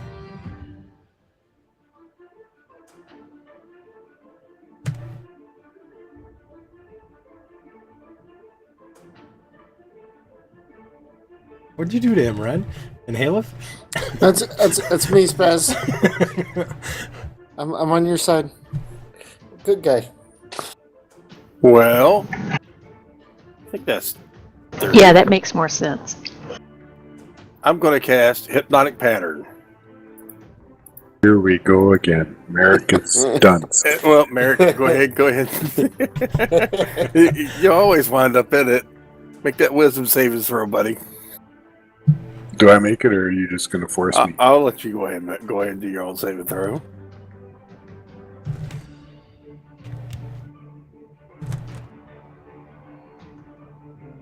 You're probably not going to make it anyways. Go ahead and roll it.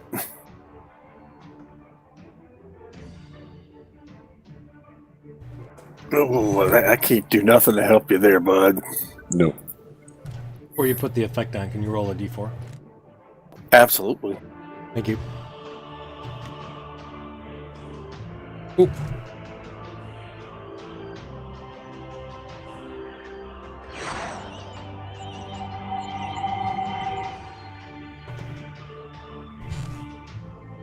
And I'm just going to move back a little bit. If anybody gets a close look at me, my eyes look exactly like Spaz's.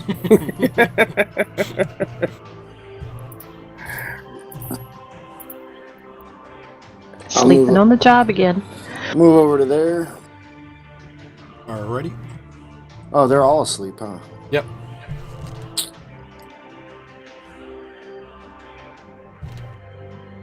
Can't get to that one. I'm just gonna take this one out. Alright.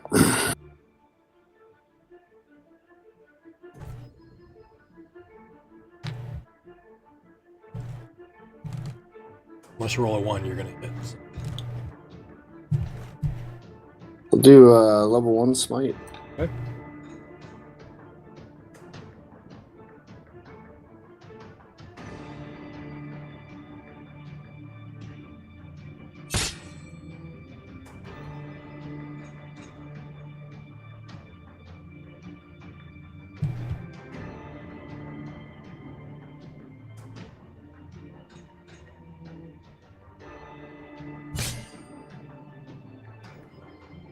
And I get one more attack because I killed that one. Yep.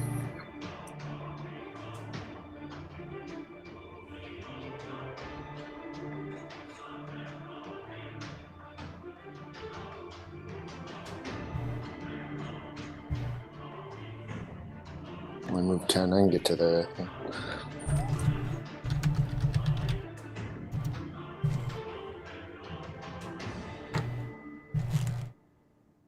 I'll use the last of my movement.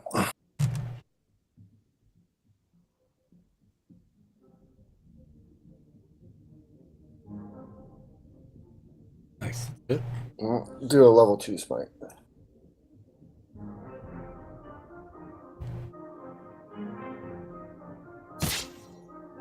right. So as you killed the one, the carcass opened up and you saw millions of worms sort of pour out of it, and then they just sort of went into the dirt. Awesome.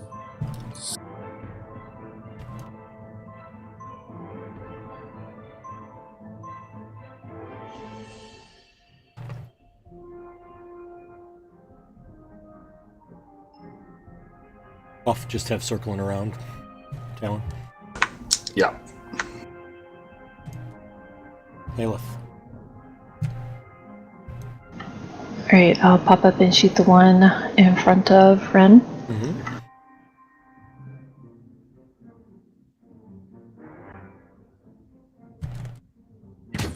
Yep, that's it. I remembered my elven accuracy. Nice.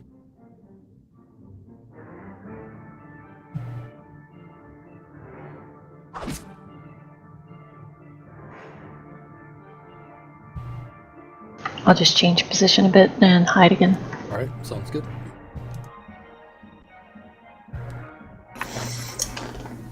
Alright, I'll go ahead and back away. Okay. Sorry, I'm not sure if you were going all the way. Yeah, that's where I'm going. Okay.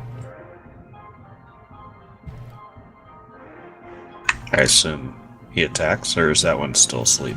He's still asleep. Oh, okay.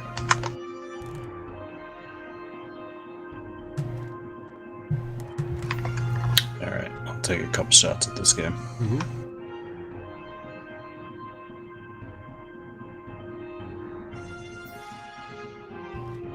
Nice. That's good.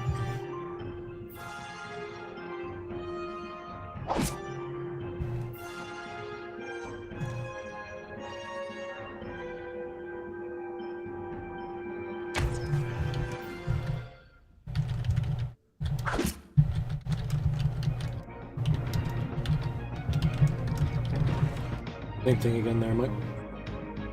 Or Ren. Yeah, he's just hovering around out Okay. at combat, high enough up. Alrighty. 14 is still incapacitated. Merrick is still incapacitated. I do nothing. Tough spell. Alright.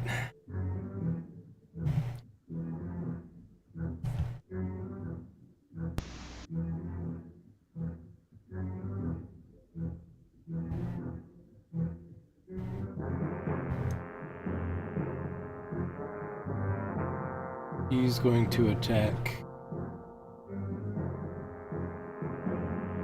He attacks Ren.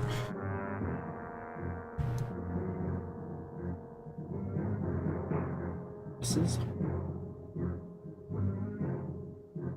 The Messinian. I'll take a swing at the one in front of me. Alright.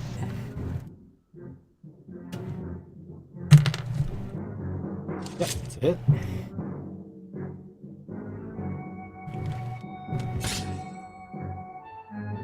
Take a second attack at it. Okay.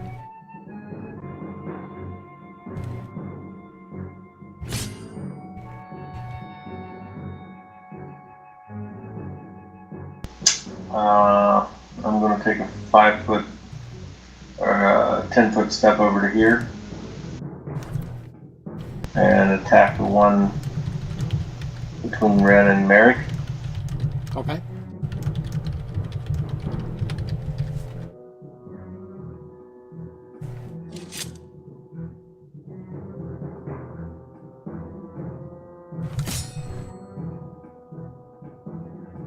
$16 will try to hit you. Can't mobility. Oh, that's right. Thanks very much.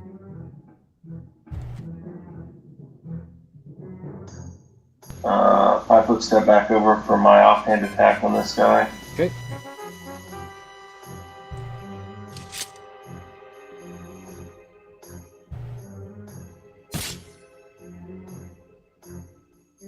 And yeah, that'll be it. Ready? Nice pass.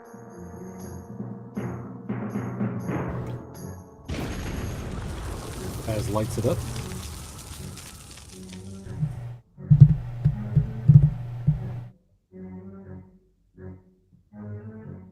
Move up to there. Yep. You don't get advantage though because he's incapacitated. Oh, all right. That sucks too. Sorry, buddy. Go ahead. You I'll get it. re-roll it. Okay, sure. Sounds good. Oh, actually, you do get it. That counts. Oh, Because he's incapacitated, so you have advantage against him. That was my fault. oh, okay. Yeah, so that's a critical hit. So just hit the critical button when you do your damage. Or just hold shift key. That'll work too. Plus you get +5 to your armor.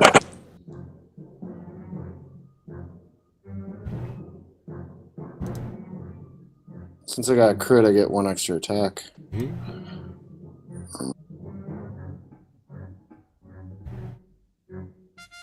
Nice. I'll do a level 1 smite, just to make sure.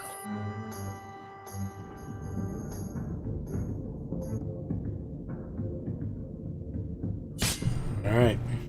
So all of them sort of break apart, and you see all the worms kind of go into the dirt and kind of dig into the dirt and disappear. Oops, I'll unlock it. Sorry. I run over to Merrick and shake him awake. I'm like, what are you doing napping? I don't know. I don't even remember it. What happened? It just went into a daze. Well, I see the beetles are all dead. I guess that's it.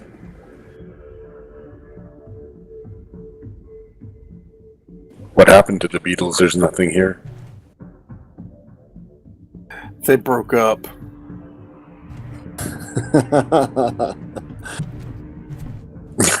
Wow.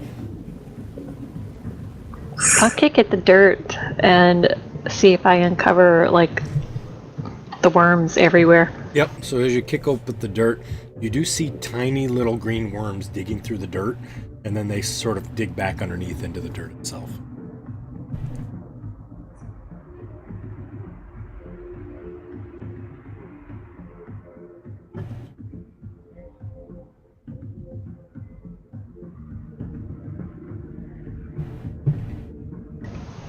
So did it look like they were like trying to get away from the light or anything, or are they just Nope. going back down into They the just dirt? kind of went back into the dirt. They're tiny though. They're you're used to seeing the other ones that have kind of been thrown at you. These are probably a tenth to 20% the size of the other worms that you kind of see crawling over the.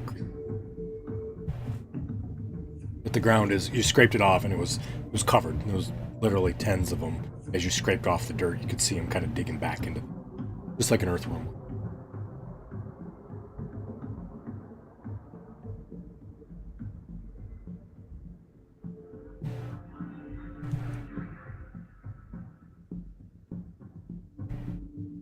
What do you guys want to do? Head in? Yeah, I guess we have to.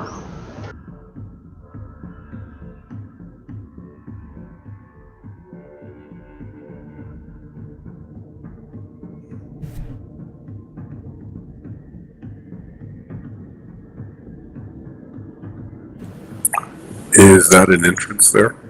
That is an entrance there. That's where the knight and the beetles kind of climbed out of. Those steps kind of go upwards. Is there anything left in the night? The armor or anything like that? Just the armor. Is there anything significant about it? Just looks very old, dented, but you don't see any sort of markings on it at all.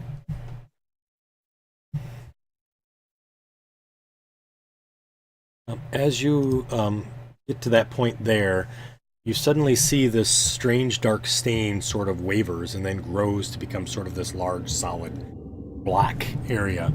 You do see now that the peak of the spire of the Long Shadows is restored. Affixed at the peak is a 15-foot tall and 3-foot thick trapezoid-shaped pinnacle of black rock, 10 feet wide at the base and 5 feet at the peak. The monolith of stone shimmers and vibrates with waves of energy, and something strange and horrible writhes inside its nearly opaque interior. Suddenly, you see sort of this brilliant Red wall of scales fills the view, and there's a terrible sound of kind of crumbling stone, and in an instant, an enormous red dragon winging its way north. Away to the north, the spire's peak is in ruins. Clutched in the dragon's talons is a monolith. The vision fades, and the dragon and the prize are gone.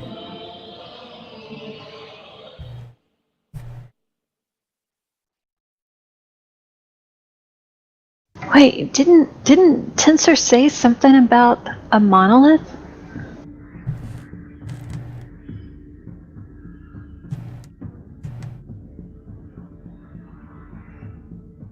When he was telling us that his friend, can't remember his name.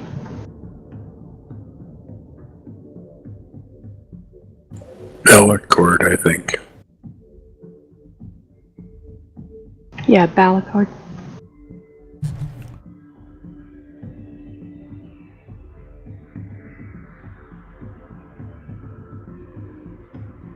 Spaz, can you give me an Arcana check? Actually, Aelith, you could. Spaz is really good at Arcana. Wow, Spaz. Alright, disregard. Is anybody proficient in history? I am. I have Arcana and History. Oh, okay. Go ahead. Lemessinian.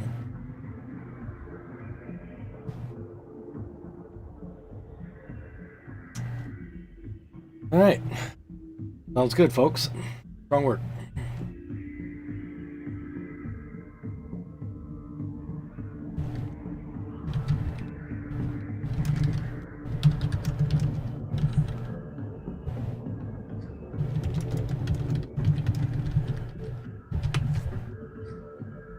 Oh, thanks, Aelith. I forgot about that. What's your bonus? 17? Does.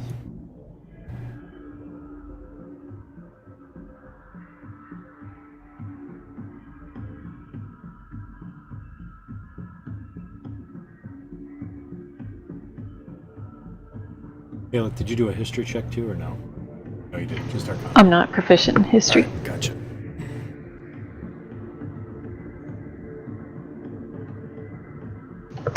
So that looked like an ancient red dragon, though.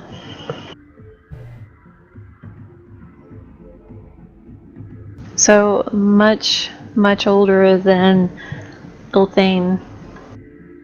Wasn't it the black dragon? Yes, Ilthane was the black dragon. You're correct. Much older.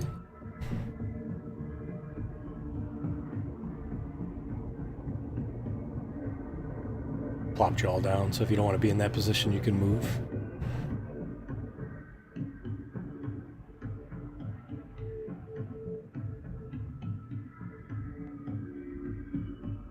I'm gonna leave Black Angus outside. He's just gonna circle, and if he sees anything out of the ordinary, I'll ask him to let me know. Okay, sounds good.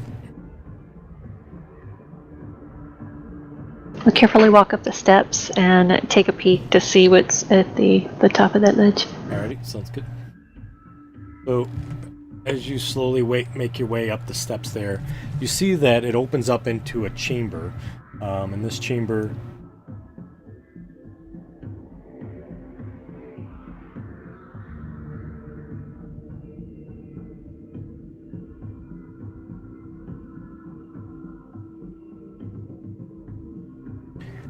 the walls of this chamber are carved to depict an army of armored soldiers engaging in the ruin and the destruction of a city of helpless men, women, and children. The buildings burn and blood washes over through the streets, and dark thunderclouds boil in the skies above. Above them all, directing the army, is an enormous figure dressed in plate mail. His face is cold and cruel, but quite handsome. He wields an exotic polearm that combines the features of a pick, an axe, and a mace. You see at the end there's a large door that stands at the end of this room that's 10 feet tall and 30 feet high. You see that the door is carved is stone and is carved to represent a writhing wall of worms and grinning skulls.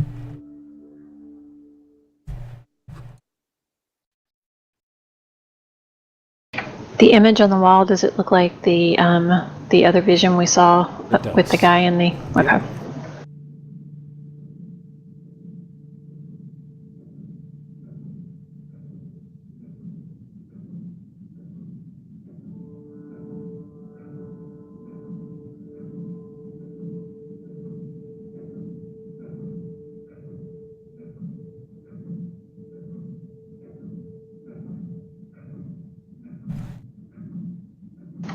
All right, I'll make my way around the edge. Okay. Like I'll go that route if it matters. Yep. So as you come around the edge and take a look, you can feel the walls are carved of what feels like a all stone, and they're large sort of sections of stone that are there.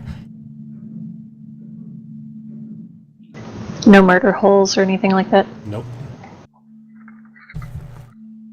All right, I'll go up in and take a look at this door. See if I can tell if there's like anything locked in or trapped. So the door doesn't appear to be locked or trapped. They just appear to be large, giant slabs of stone that can be pushed inward to open up.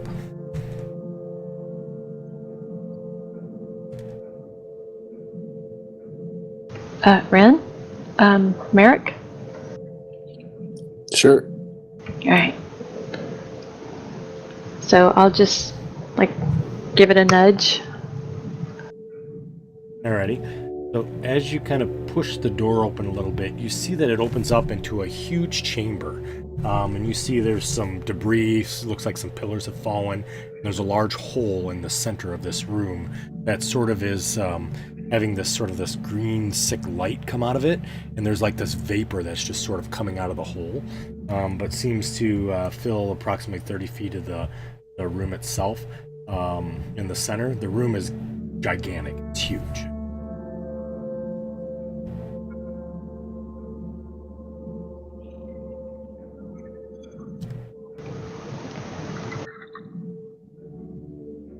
Does it look like this door has been opened anytime soon, or can I tell if it's? As you push it, you see there's lots of dust and dirt that is collected on this side. It doesn't look like it's been opened in.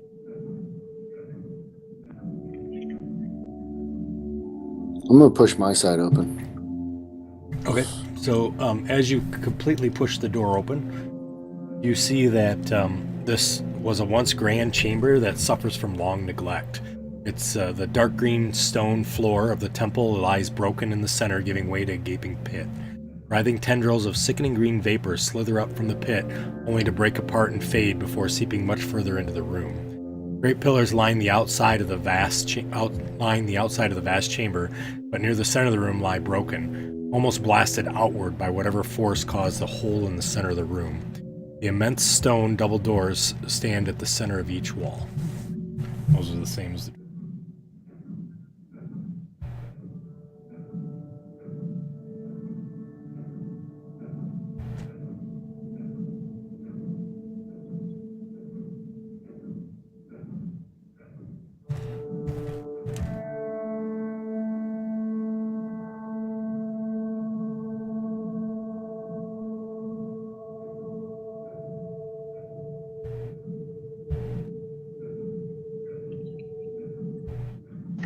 Take a look at that pillar. If I get close to it, does it have like runes and stuff like that all over it? You see that it's carved similar to the door where it has skulls and all these worms sort of dug into the side, or carved into the side of it, like they're writhing all over it.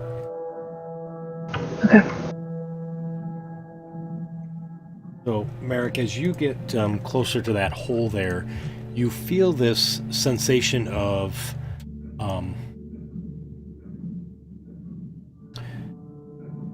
trying to think what I would say. This sort of not sickening as in poison, but just this feeling of pure evil that's kind of coming up and through there. And you feel this, it's just like this pure evil, but it's a very powerful power that you feel. It feels almost like it sets you back or weakens you a little bit as you get close to it. Same with you, Ren. Okay. Demosthenian, you feel the same way. Is that like a pool of goo? No, it's actually I didn't describe it. So this is a hole which is impressively deep. So as you look down, you see there's this vapor that just kind of wafts up out of it, and it goes down as far as you can see, and it just has this sort of this greenish glow to it as it descends. You can see about 120 feet down, and it appears that it just continues to go. And you see, as you go down, you see the walls are sort of pocketed with these 10-foot wide cave openings that are kind of spread all the way down as you go down, almost like the Genosian in the Star Wars movie. Oh, neat.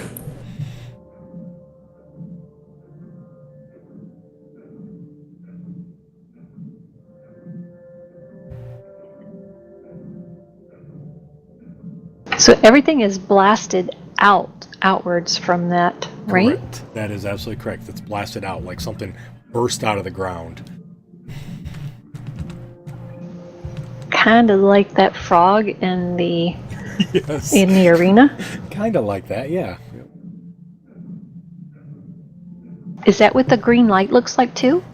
It definitely has that appearance like that Cayuse thing that came through and the circle that you saw and all that. Yes, it looks very similar. Hmm.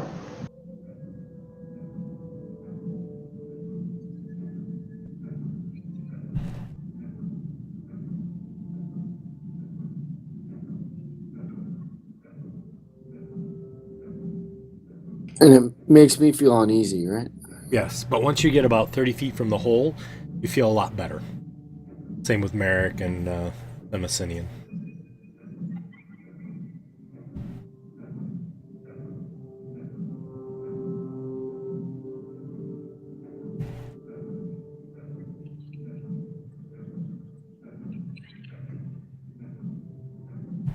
Do we get the same thing on the walls, the skulls and the worms and things? Exactly.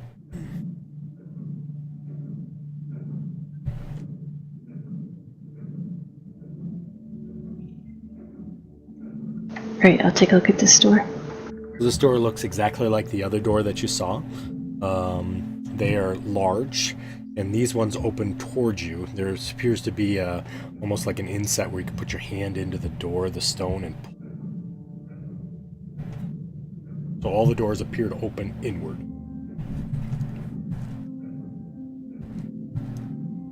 Yeah, but this one doesn't look like it's like locked or Nope. trapped or anything. Nope. All right.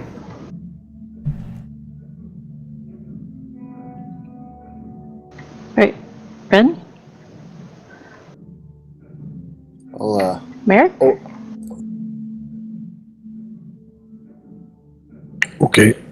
You can This is a pull, not a push.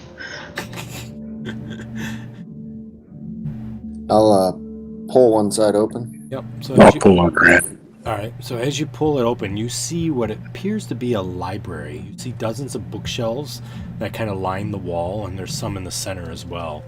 And they appear to be surprisingly well preserved as you look through. This is Spaz's room.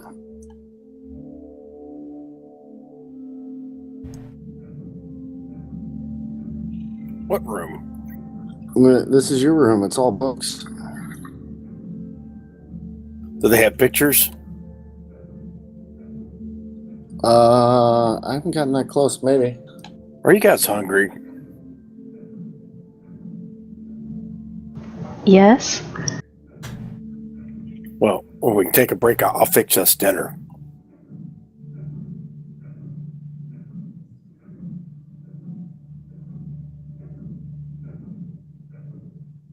I'm going to take a look around.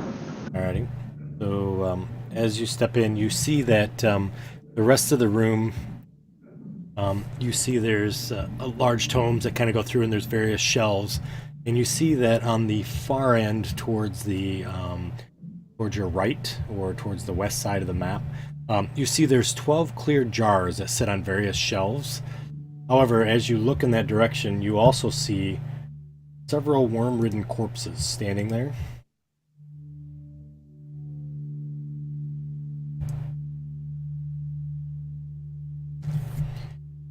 Yeah, you know what time it is. They immediately animate as they see you. I have everybody re-roll for initiative.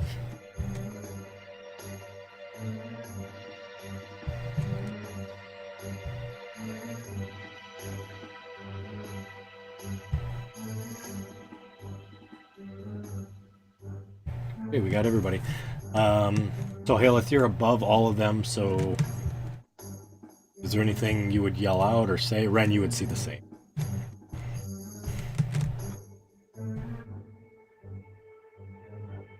Ellen, you're up. Oh, yeah. Animated worms. Bunches of them, help!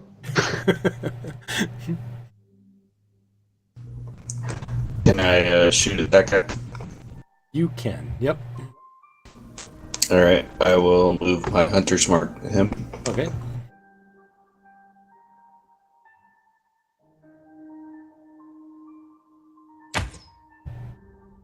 Hit.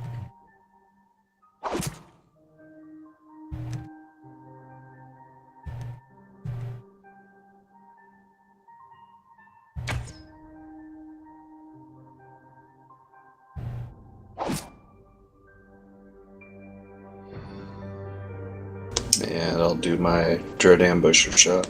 All right.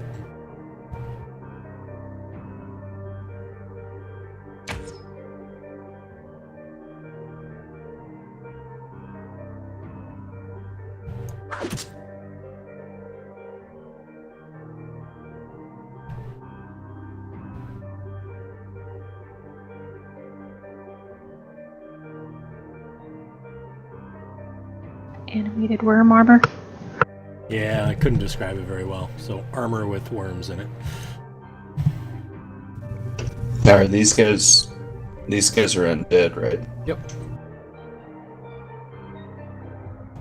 Gonna move to there.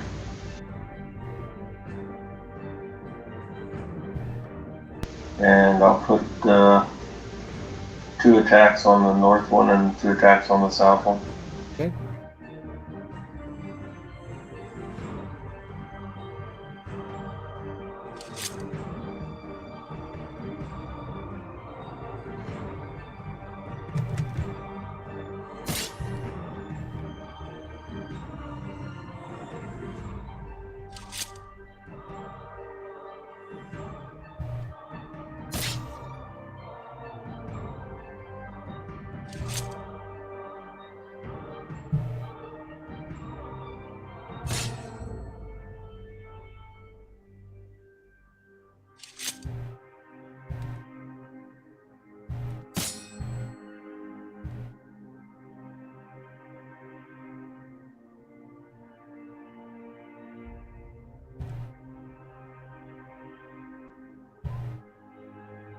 Oh, sorry.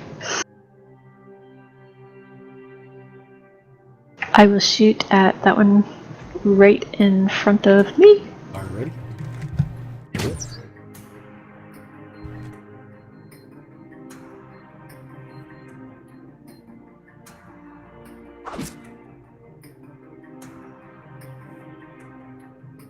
And then move out of the room.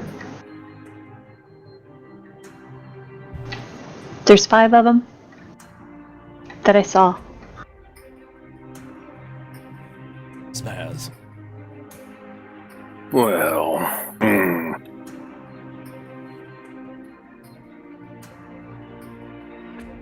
Spaz will poke his head in there. Okay.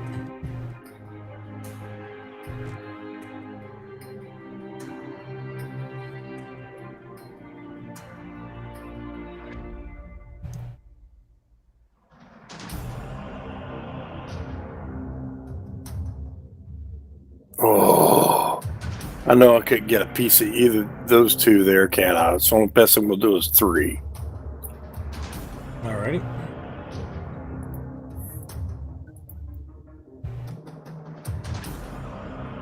Fireball. Alright. They fail. So as you hit them with a fireball, you see the books in there immediately go up in flames. That's funny. And I move back out. Alrighty, sounds good. Alrighty, Merrick. You guys got everybody got a jump on him. That's awesome. I will move to there, Okay. and I'll attack that guy behind Themi. Alright.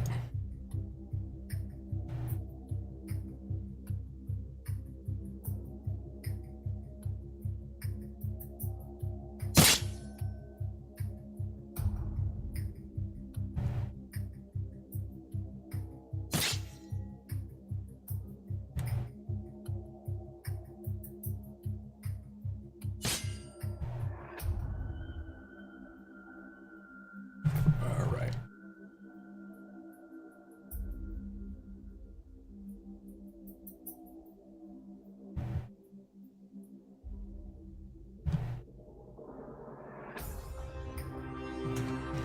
So it moves to here and takes its great sword and swings at Ren.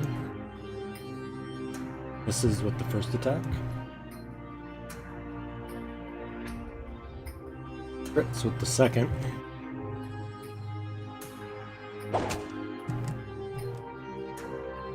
Ren.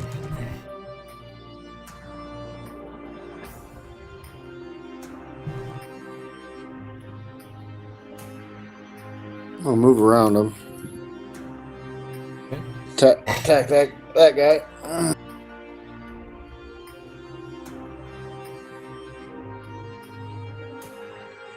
Nice. That's a hit.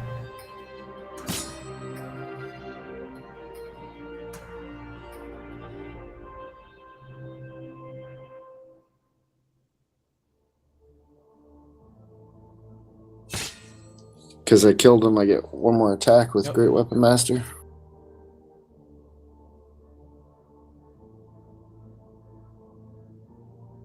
Ooh, miss. All right. So, Merrick, the one in front of you suddenly stares at you, and as it does, you see this glare, and it sort of bores into your soul. I need you to make a wisdom saving throw for me. Eventually, you're going to get good at it with all of the practice. All right. So you rolled a 7. Eventually. If you want to keep it, you can. If you want to use your inspiration, you can do that. You have the daily inspiration you could use. I'll try my inspiration. Does he get a bonus being that close to Ren? It does. It's 10 feet. Oh, I thought it was 30. It goes to 30 at like level 18, I think. Okay. You rolled the same. Yay. You're good? Yeah, I'm good. Whatever happens, happens. I'll try to bend luck for him. Okay. Can I give him mine? You can if you want to. You Oh, we can give him. Yeah, I'd you rather do inspiration for him can then. give inspiration, yeah. I'm like, Merrick, duck.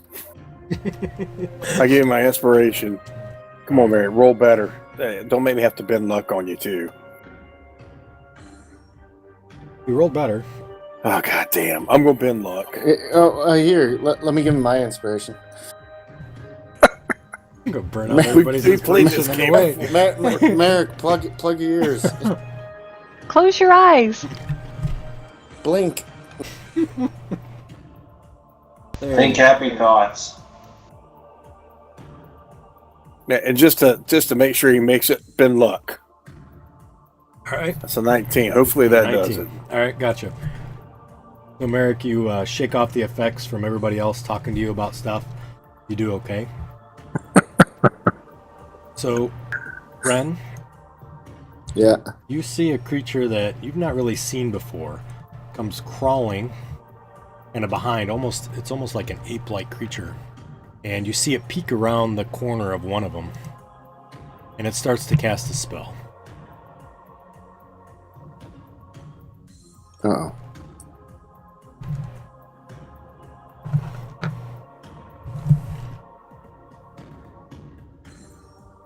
I don't like his name.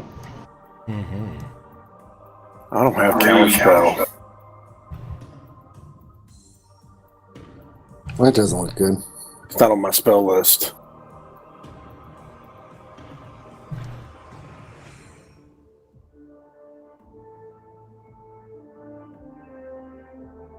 All right. So Haleth and Spaz, I need you guys to roll a Constitution saving throw. And you suddenly see there's this poisonous yellow-green fog that just sort of pours out around. Oh, actually, I misread it. Nope, never mind. Disregard. Not you guys. I lied. So, not us? Nope. It's Themyscinian and Merrick. What am I doing now? Constitution saving throw. Don't blow it this time, Merrick. Oh, Jesus. Unbelievable. I will give my inspiration to Merrick. Say, hold your breath, Rod Keeper. All right.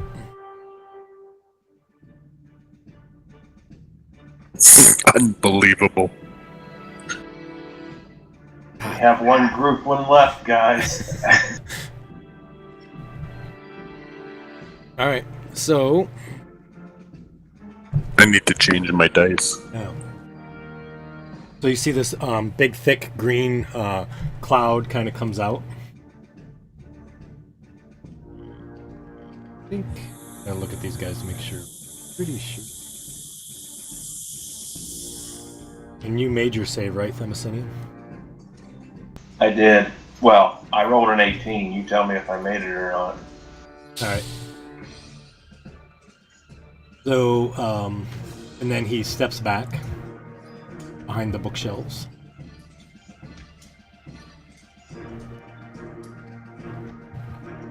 I believe since I took damage from that, does that Yes, turns it off? that's correct. Yep. All right, I'll see if I can find it to turn it off here. If you can, I will. Ron, that one swings at you. Misses with the first attack. Swings with the second and misses.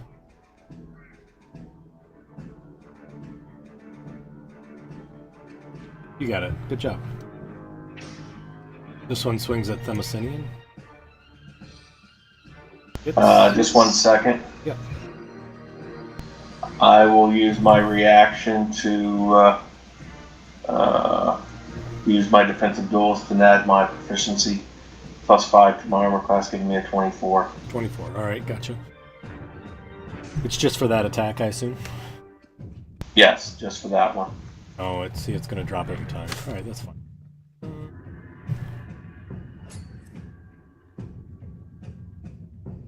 I'm just going to re-roll the attack since it was at disadvantage on accident. Yep, still misses. Buffer's just chilling. Alan. That's turned off, Greg. Yeah, well, it skips only one roll, so. Really? Even though I don't have it on skip, I have it turned off, I think. It's okay. I just turned it off. Alright, I'll move my Hunter's Mark. Okay.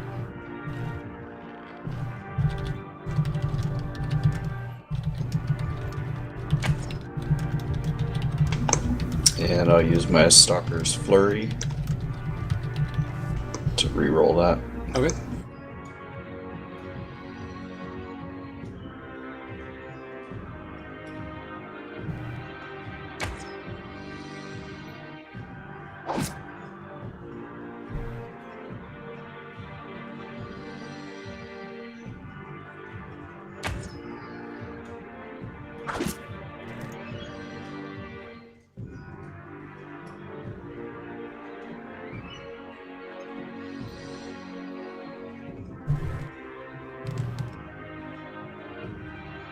Okay, so I will take 3 attacks on the one beside Merrick. Okay.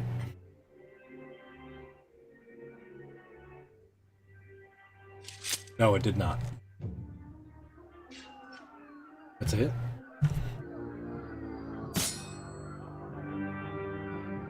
I have incapacitated on me. You're incapacitated? No, he's not. I'll take it off. That was from Spaz. Oh, okay. And my bonus swing, I'll take it as well. Okay.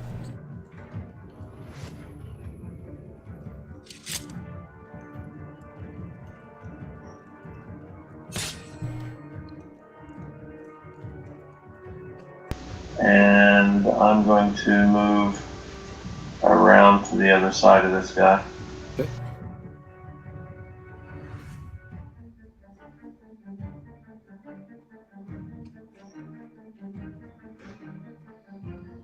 Aelith. All right, I'm going to step around the door and shoot at the one in front of Ren.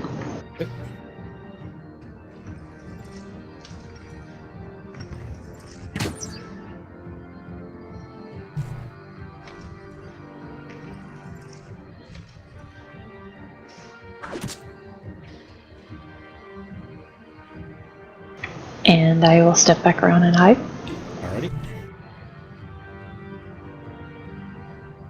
I am going to twin a spell. Okay. It's going to be haste. Alrighty. Gosh, why didn't I move 30 feet away?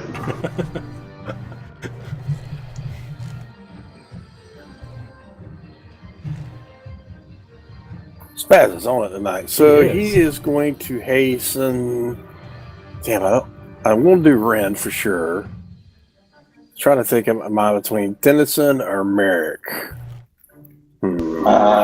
Game wise, I don't know if you would know it or not, but game wise, Brian, I already use a bonus action to do an attack, so I don't think yours would help me. Well, you get an extra. You get one extra regular attack for your action. I'm gonna do Merrick. Okay. Bazing. Oops, not him. And then I am going to do a. I can't remember if I can. Elith, can I do freaking use sorcery points to do a quicken spell on top of that, or you only get Yep. to use them once? We're gonna do a quicken spell on top of that. But it has to be a cantrip. Yep, that's what I'm doing. Well, we'll just go with acid splash. And that guy failed. I forgot to do it on the other one.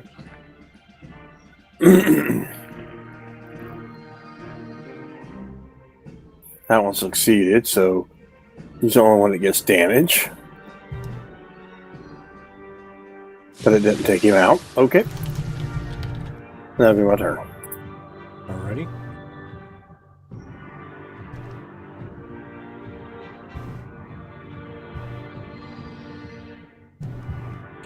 My turn, eh? Yeah, good choice. What is that red circle? That would be poisonous gas.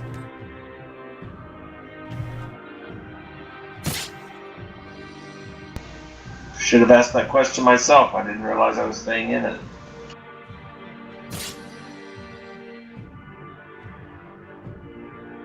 I just thought somebody was planning a fireball or something since he got the other side. Nice job.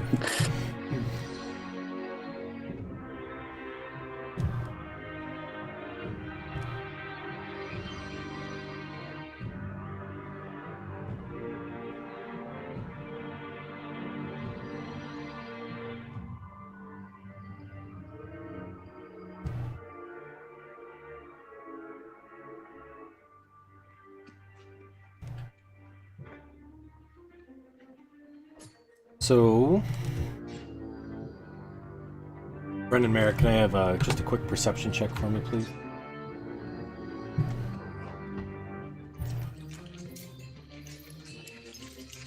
I see nothing.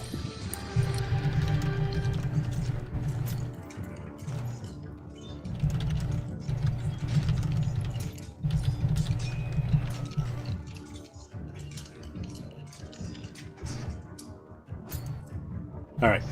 So it attacks. It attacks Ren.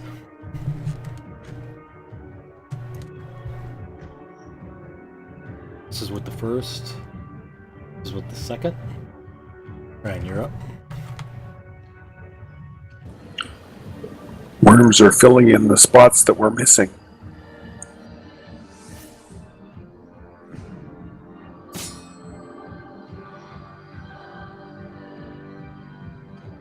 Move to there. Okay. Yep. I can use my bonus action as an attack because I killed that one dude. I get advantage on that. Oh, I didn't need it. Damn. I'll do level 3 smite. Here comes the pain train. Yeah, it's gonna be, and it's got the improved because they're undead. Improved smite or whatever. That's gonna be You gain advantage on attack rolls until you take a short rest. still alive. All right, I'll use my other attack. All right.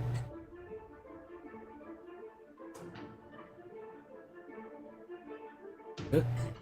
And now it's done. And then I moved 10. Moved to there so Themyscinian gets my aura. Okay.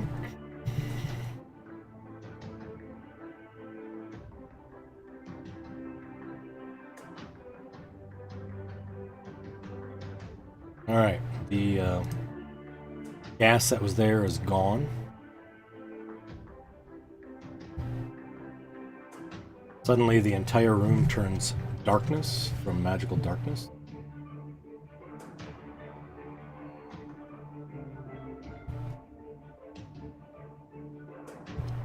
That negates the light from my swords, correct? Yep.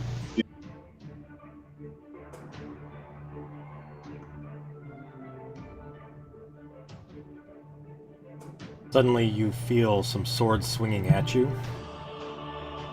and you feel the breeze go by Themyscinian, and you feel it go by again, and this time it hits. I'll use my reaction. Right. Add 5 to my armor class so it misses. Sure. Off. Chilling, I think. Just hang out. Alrighty. Down.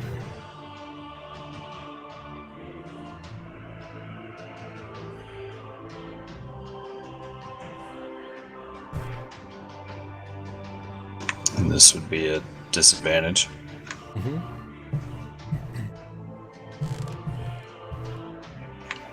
I'll move my Hunter's Mark. Okay.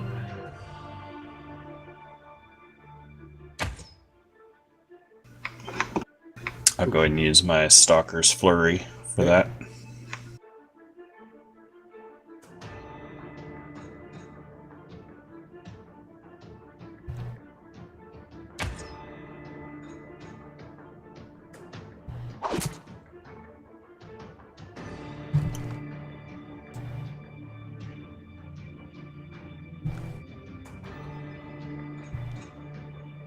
Oh, whoops. That should have been a disadvantage. It's okay. You just want to roll another attack. And take another one.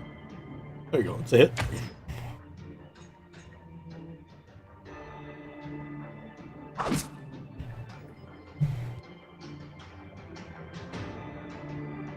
The Messinian. I'm going to take a swing at this somewhere in front of me there. Yep. I need to tag that as disadvantage, don't I? Yes, please.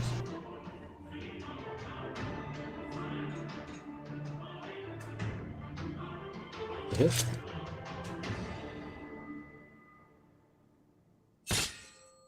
And I want to move out of this darkness or try and move along the wall if I can. I can see this thing here now. Mm-hmm. I'm going to move around to the back side of it. Okay. Good. Finish up my attacks.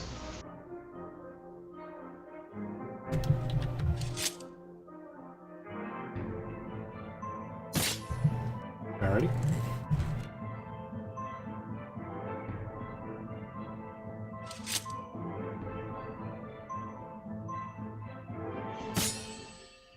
The darkness disappears. And offhand, Mm-hmm.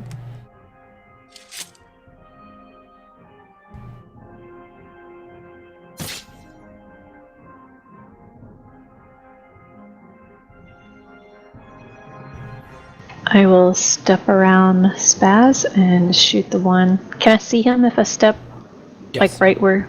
Yep, you can. All right.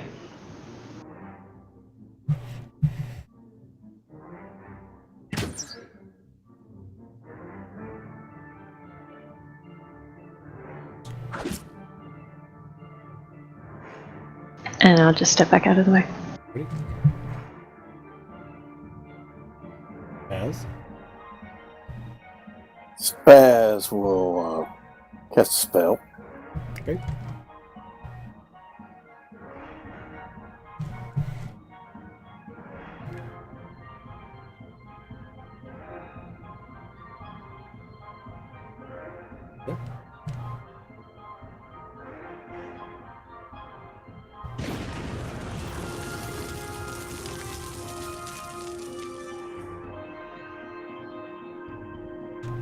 I will move to the backside of that fella. Alrighty.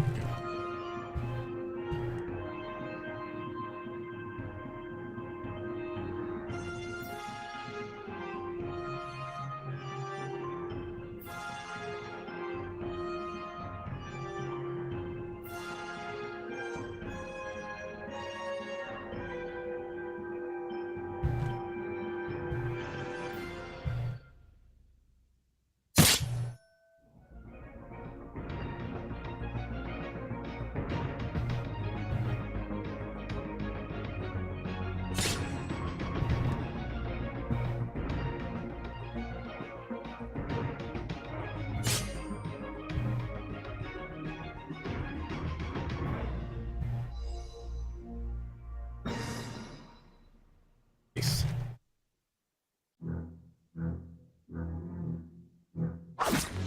Plus, he gets blown back. Oh, he's dead. Yeah. No worries. Yeah, that's all right. Next time.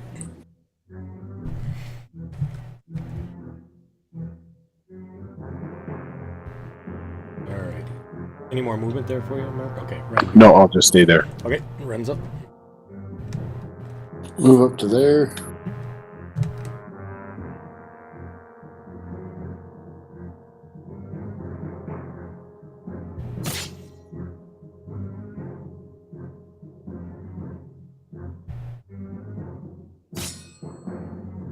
Oops, I didn't mean to put two of them in there. Nice job, you guys. So, you quickly dispatch all of them.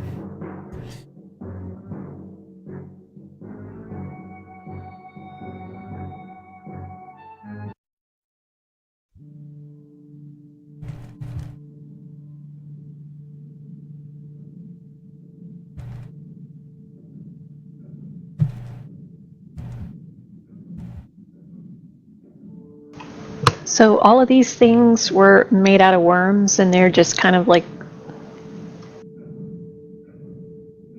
squirming around on the floor. Yep.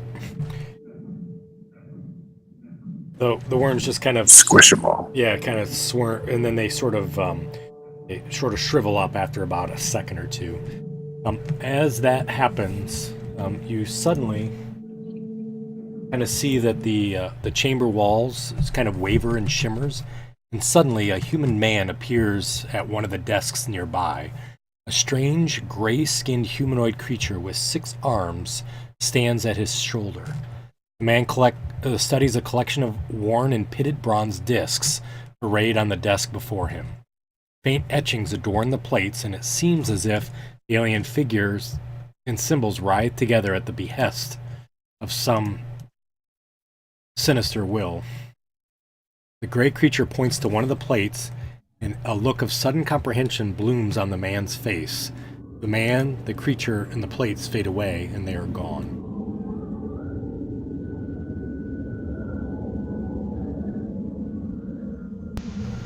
anyone recognize that creature?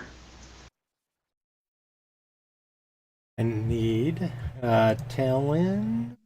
I need a nature check. Does anybody else prefer nature?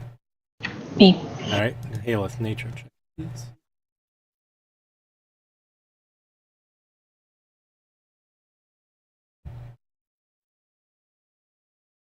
You guys recognize the man is obviously the vision, or is the man from the first vision. So,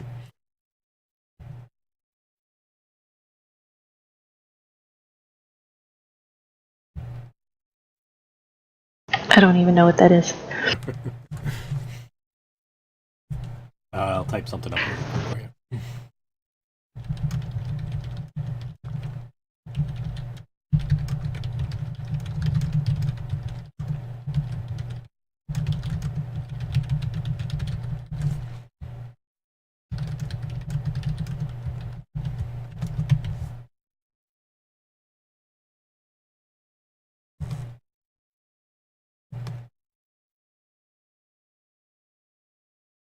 I may actually even have a picture. I'm pretty sure it's Goro from Mortal Kombat. Yes. He only had 4 arms. Really? I thought he had 6. I'll have a picture for you next week. The only thing I remember about this creature, it was like a really powerful spellcaster, but it's not from this world. I just don't remember which plane or which realm they're from. I just remember them being very, very powerful.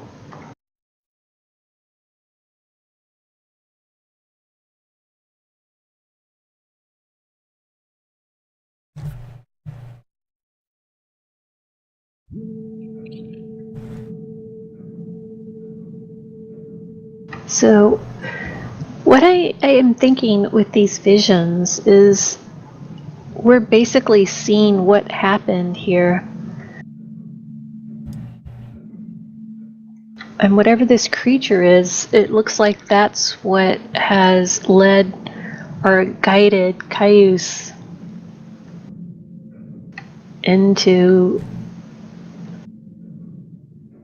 whatever, however powerful he is. It seems like that whatever this creature is, it might have helped him, or at least shown him the way.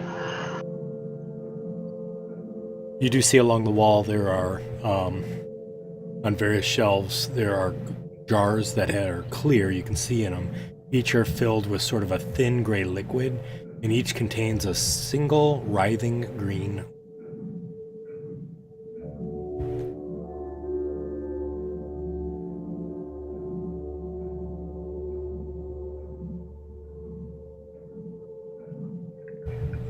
Destroy the worms.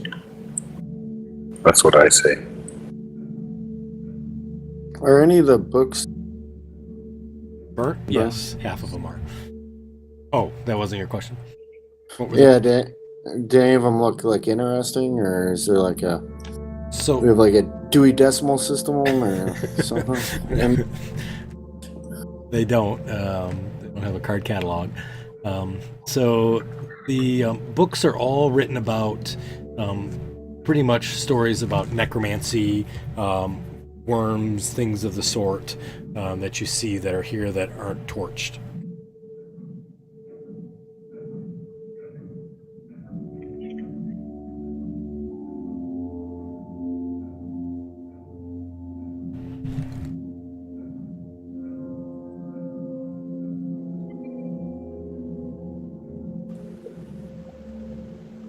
I'll start looking through the torch books. Alrighty. I'll take one of the worms.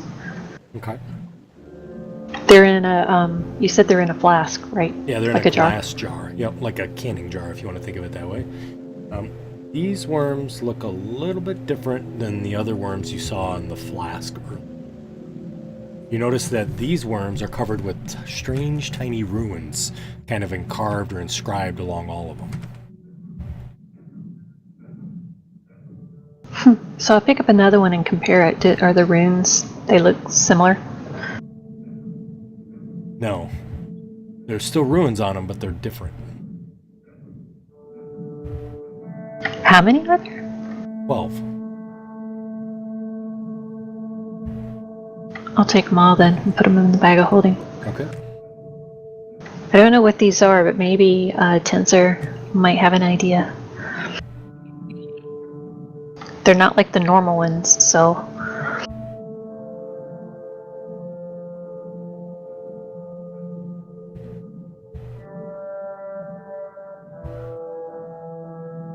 All right. Okay.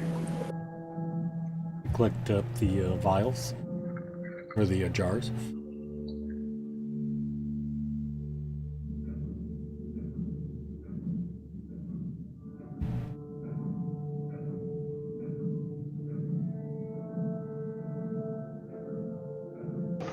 Ren, you were looking for through some of the books, you said? Yeah, quite understand them. They were all mostly necromancy. Same for you, Spaz. There's no magic books of like spell casting or anything like that. It's more about kind of history and trying to control undead and worms and things of the sort. I'm not interested. I'll throw the book down. Alrighty, sounds good. Is everybody okay? Nobody needs to take a rest or anything? No, doing good. I'm all good. Alright, I'll check this door. All right, no traps. Does not appear to be locked. Opens inward towards you. I'll pull it open. All right, you see a room that's very similar to the other side. However, this room has different paintings on the wall.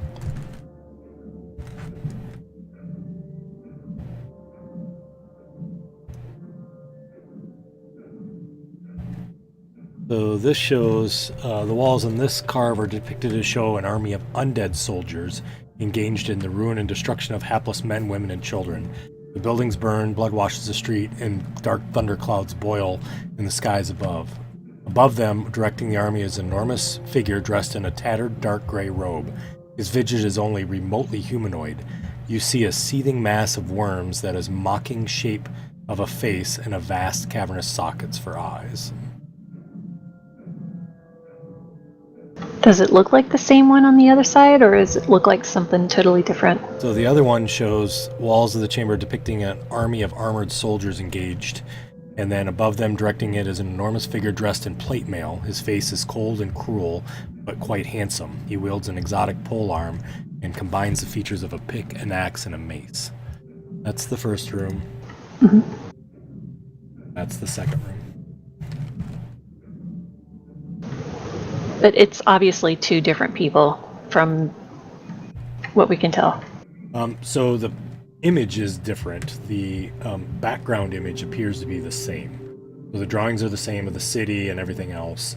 The thing that's different is the armed soldiers and the undead soldiers, and the picture of the person above, as well as the picture of the person above in the other room. Okay. That I was talking makes sense. specifically about the person. Oh, Okay. it's hard to say by looking at it. It's remotely humanoid, so maybe.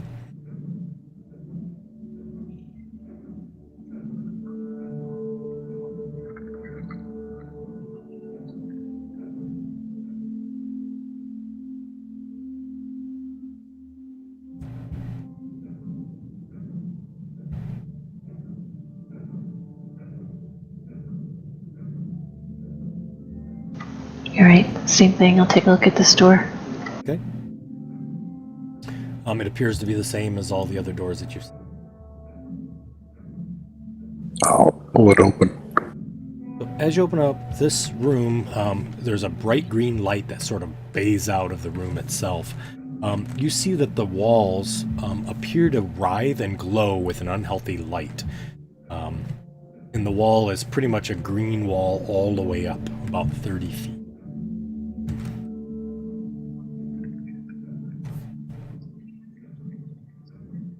You do see that on the floor there's instruments of what appears to be torture.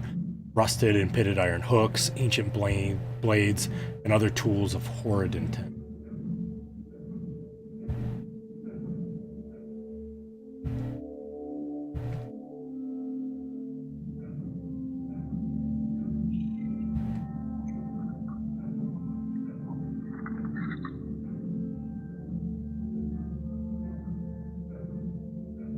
Eric, as you kind of walk in, you see that the entire room is sort of enclosed in these sort of walls that are here. You see on the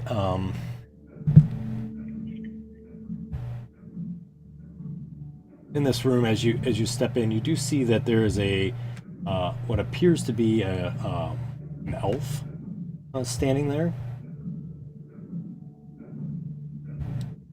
and he's kind of covered in sort of has this greenish colored hair that comes down, which is unusual. You've not seen that for an elf. And then you see another man standing next to him who appears to have kind of this this red, ratty sort of hair. He's very large, muscular appearance to him. He appears to be humanoid in nature. I'll say hello in Elvish to the green-haired guy. Okay.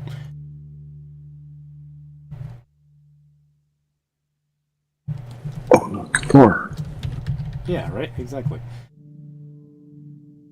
So as you say that, he slowly starts to kind of turn in your direction.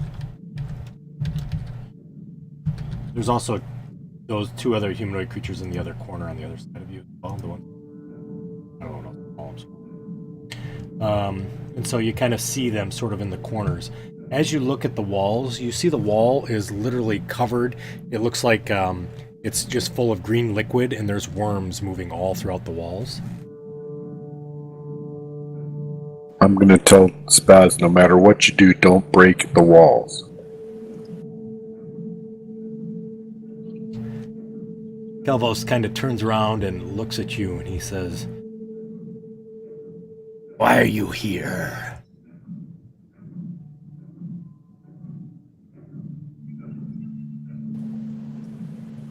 We're looking for information about Cayuse and the green worms. Turns and he says, "Hear that, boys? Cayuse, green worms."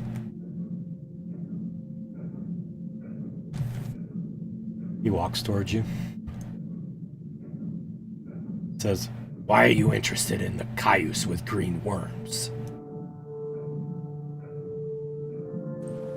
Because we've seen some green worms and we've heard of Cayuse.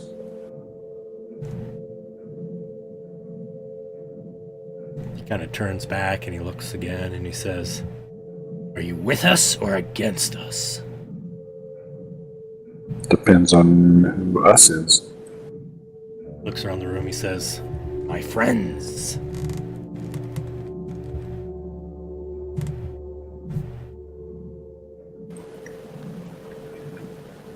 Well, I'm with us. Are you with us?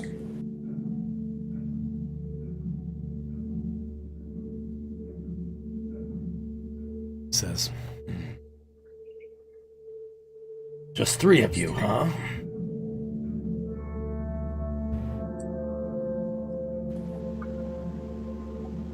Sure. "There's four of us."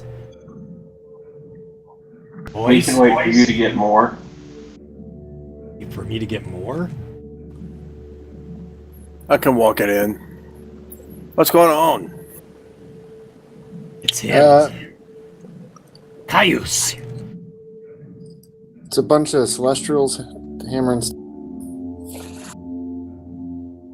It's a bunch of what? Celestials?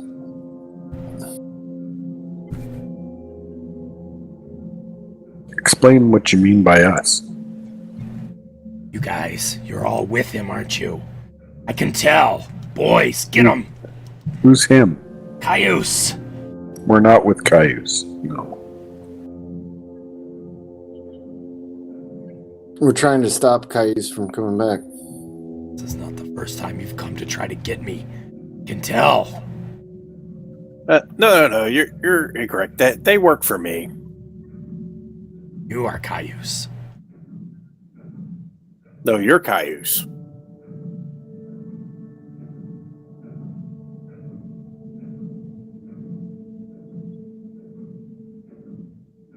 Cayuse. I saw your message there, Simsinian. Let's see.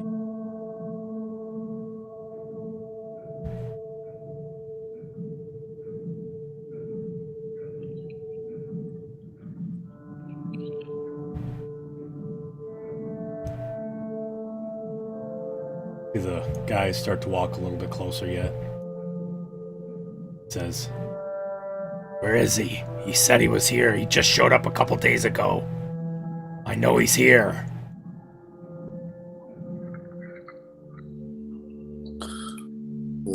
Who showed up? Cayuse. He walks over to Spaz. "Where is he?" I don't know where he's at. Says, "Freedom. Can go. Come on, boys. The door's open." You couldn't open the door? No. I don't think we should let you out.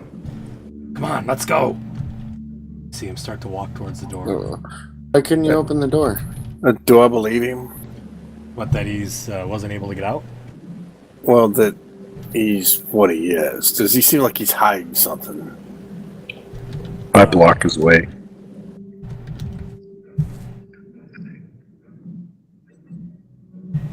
He says, "Stop! Move it! Let me through!"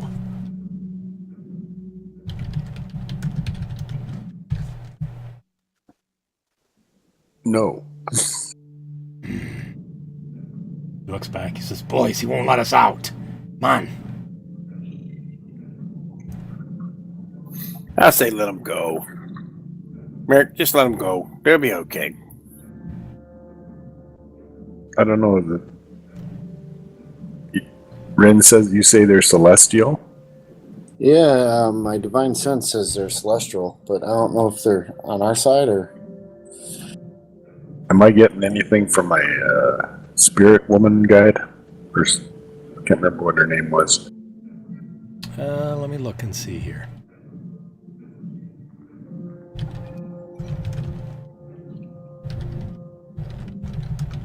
You do. Seraphina. Yep.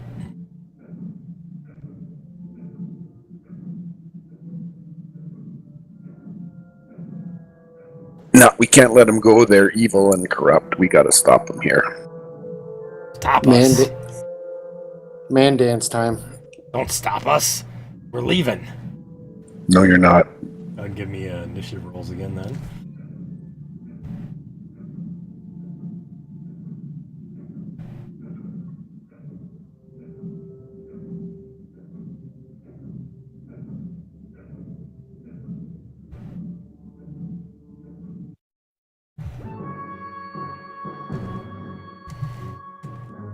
Aelith, you would be up first. Can I see him from there in the doorway? Yeah, you can. The doors are open. They push the doors open, so.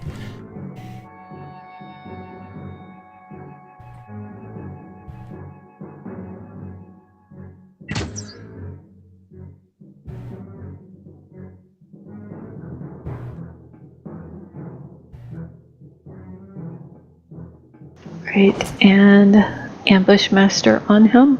Okay. Everybody gets advantage for the round. And bonus action, I'll hide back behind. Okay.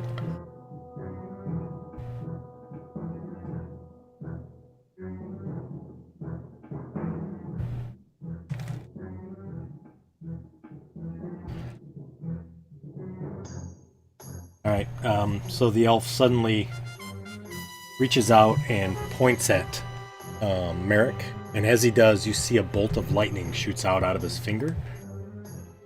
Merrick, I need you to make a dexterity saving throw. You can do that one in the open, right? You absolutely can. I got my aura on him, so Okay. it's a bonus. So what's that plus what? It'll just put on automatically. And then as it streaks out at Merrick, you see 3 more bolts of lightning shoot backwards towards Ren, Themyscinian, and Spaz. I'll need you all to make dexterity saving throws as well. Alright, I got protection 2. Alrighty. So we got a plus. Are you putting it on us, or do we Yeah, just do you it put at it on. plus? So does that just go to enemies or anybody within 30 feet? No, it says friends, I believe. Yeah, Okay. just friends.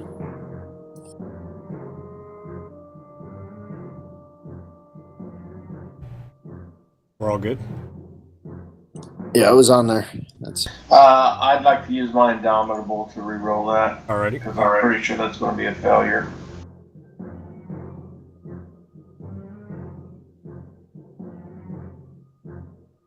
All right.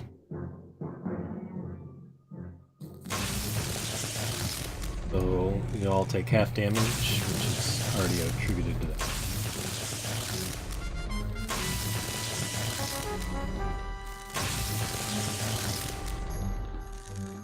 Eric, you're up. Oh, I'm gonna point my ring at him and do the same thing. All right.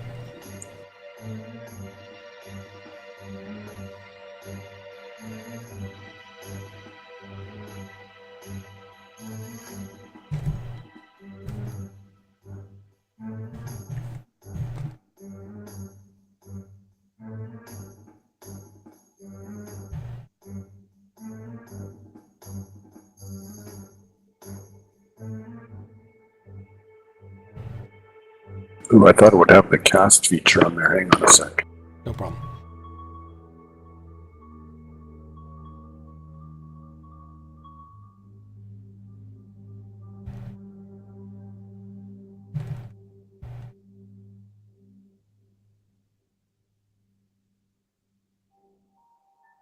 Like they all succeeded. Does it use my DC? Oh, should. Yeah, that's what it says. So Yep.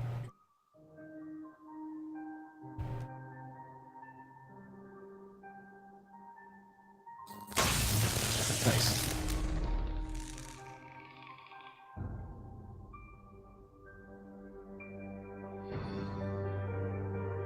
and if I do that, I don't get anything else, right? Correct. It's dueling chain lightnings, I see. Talon. Alright, I'll move my hunter's mark. Alrighty.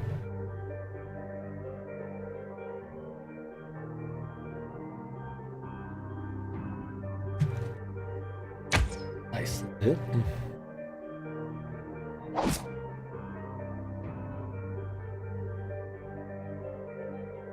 Oh, nice. Critical. Oh, it won't make a difference. And then I'll use my Dread Ambusher. Okay. Wow. Nice job. Everybody gets inspiration. Except for Eric.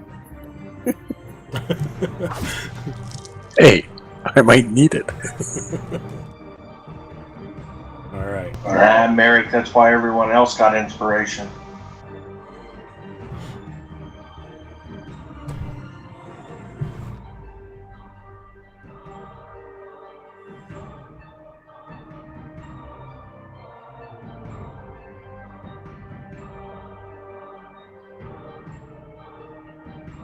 So Themyscinian, suddenly you see that his two arms turn into what look like flaming swords.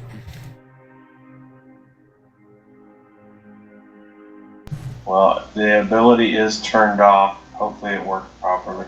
Okay, thank you. And he swings at you. Hits. I will... won't do me any good to hit a 24, so go ahead. Alrighty. And then I need a Constitution saving throw. add 3 to that. Nice. He's good. And then he swings with his second hand.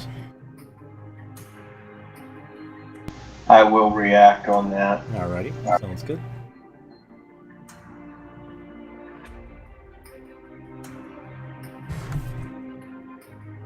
And if you'd like, you can take an attack of opportunity against him as he flies up 30 feet. I would. Alrighty. Which one is this? That's the one directly north of you. 6. Wow, look at the crits. Holy smokes. Well, he doesn't fly anywhere. So he falls down on the ground.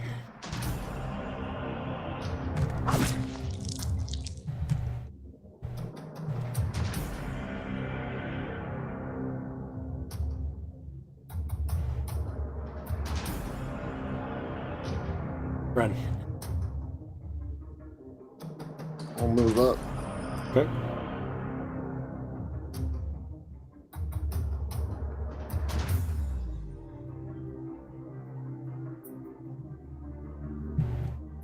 Ooh. It's a miss.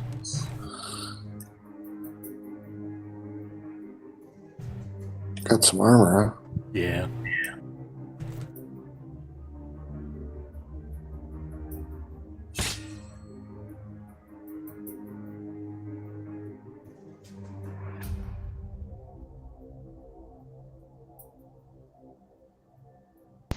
I'm going to take an attack on the one north of Ren.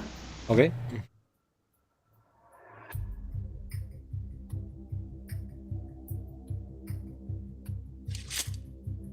And then I'm going to spin over around this side of this guy. All right. And then take my remaining attacks on the one in between Ren and I. Uh-huh.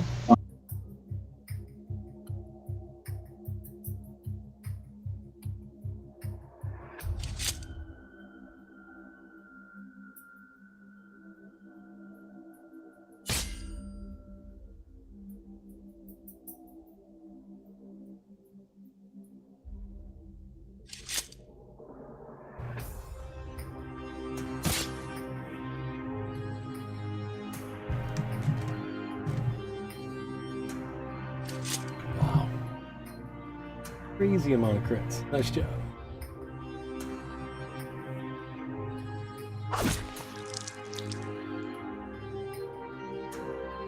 And that's it for me. All right.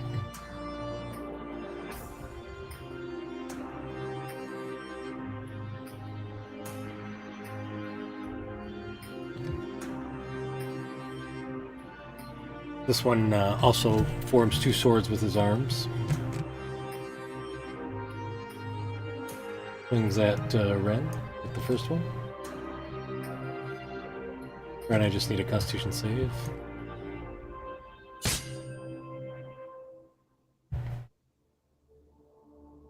Swings with the second one. And another Constitution save. Alright. And he flies up 30 feet. So I get an attack. Yep.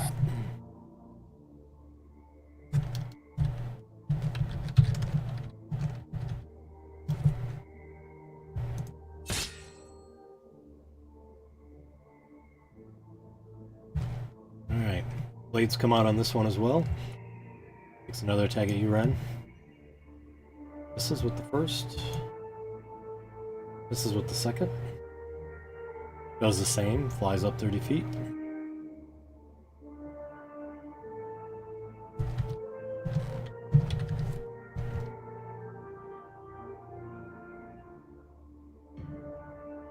Baz.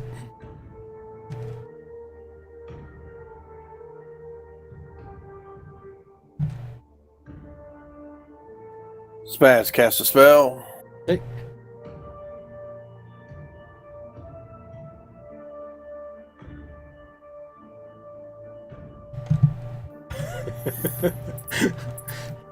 Go ahead and make your damn, what roll is that? Wisdom.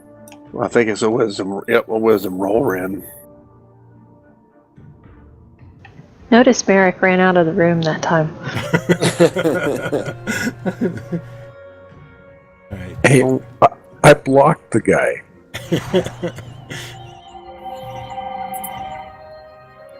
Eric ran out of the room. Step back. Alrighty.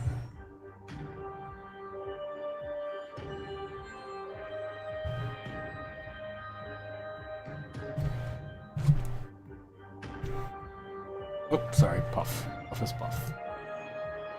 Aelith. I step forward so that I can get a better shot at that one flying. Alrighty.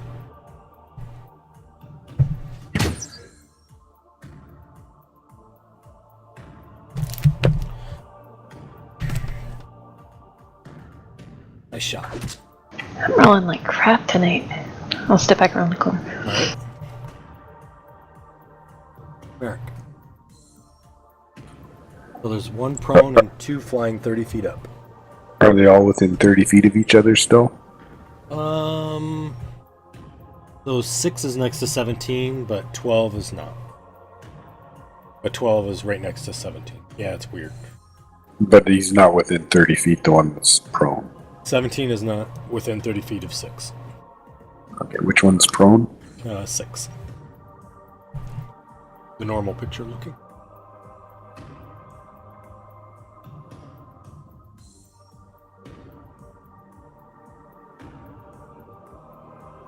Yeah, the one I'm spinning. No, Yep. we're not locked. Oh, sorry about that. He's also frightened and prone, correct? Yeah. Yeah. And dead and prone here probably in a minute.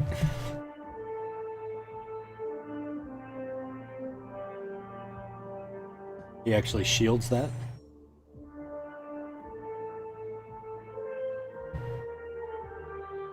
Of course.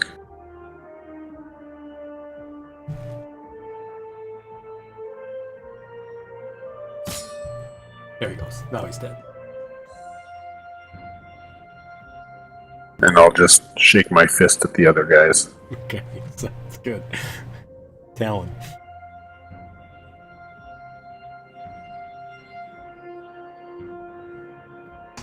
Alright, can I, If you walk up to the door, you can see him and shoot. oh, okay. The door's not 30 feet. There you go.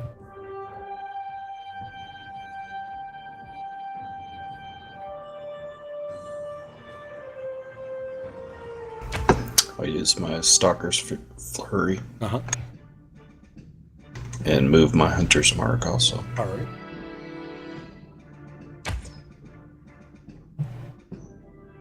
Oh, man.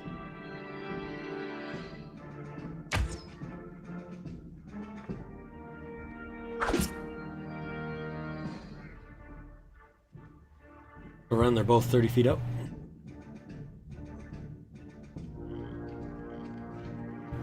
I'll put my greatsword in one hand and pull a javelin out and throw it at this guy. Okay.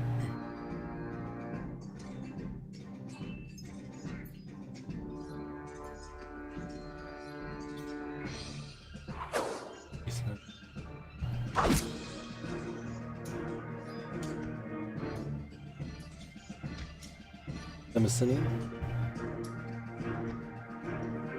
Well, I'm a good jumper, but I can't jump 30 feet up.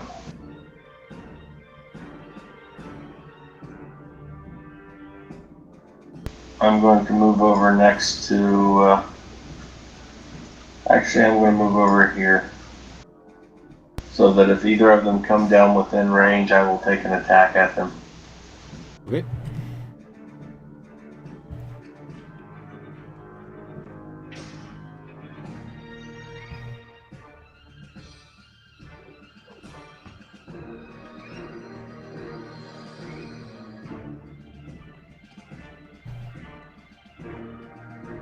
Alright, so this one.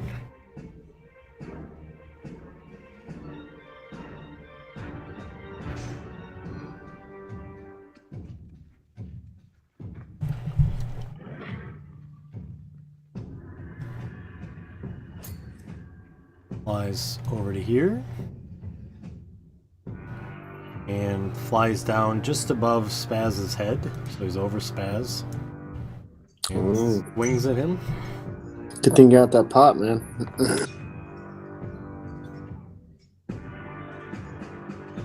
It's Spaz. A shield. Okay. Swings again. And misses.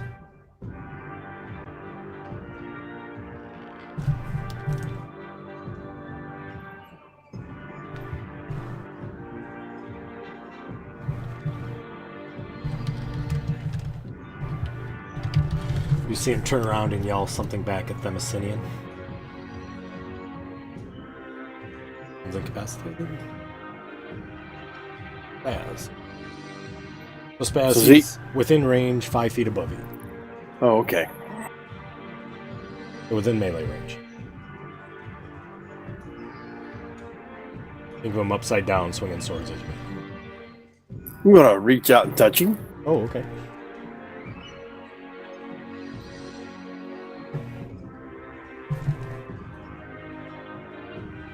And I'm gonna miss. Alrighty.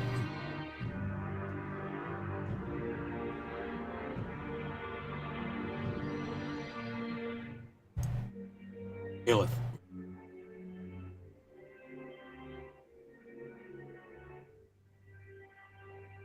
I'm moving over on the other side of Talon to get a better shot at him. Okay.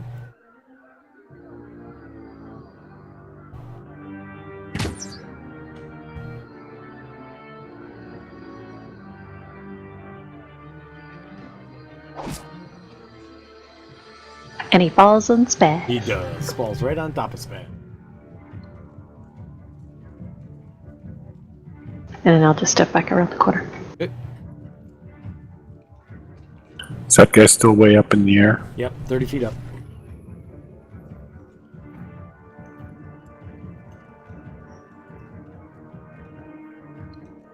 I'll move over to there. Good.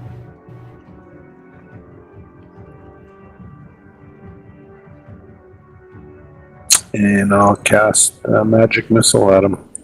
Alrighty. At third level. So 5 of them. Alrighty.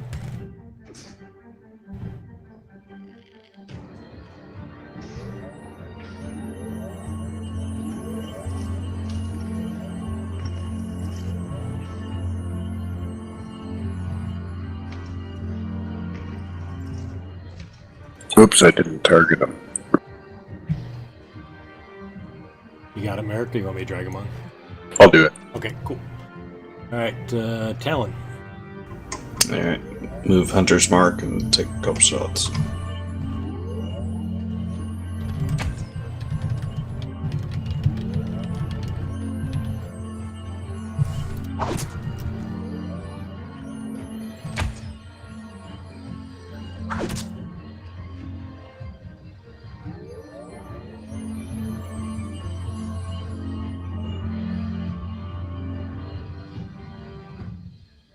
Okay, Ren. This one's still up in the air, right? Yep, 30 feet up. I'll just hold my action. If he comes down, I'll hit him. Okay, sounds good. The Messinian.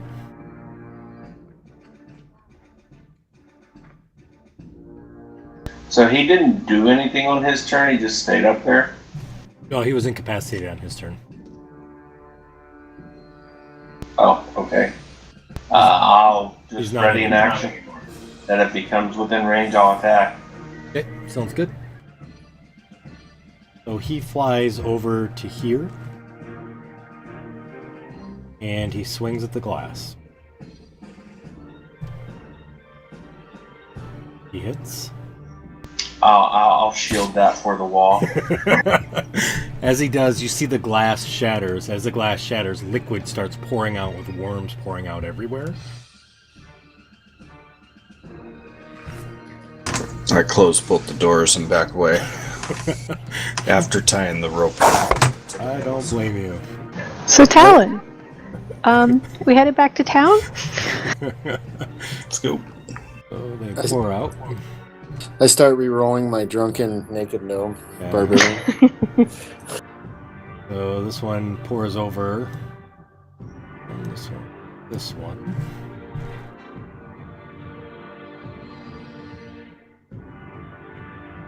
Lemosinian, you see these worms just sort of pour out in a whole liquid as they come across the floor. As they do, you've not seen these before, but you immediately see that they start crawling on your feet and trying to climb up on you. They are considered a swarm, just so you guys are aware. And they start to bite. And miss. Ren, the same for you. Yep. That one hits, so I need you to roll a 1d4 for me. Alrighty, and then I need a Constitution saving throw for that one. I'm immune to disease too. Okay, that's good to know.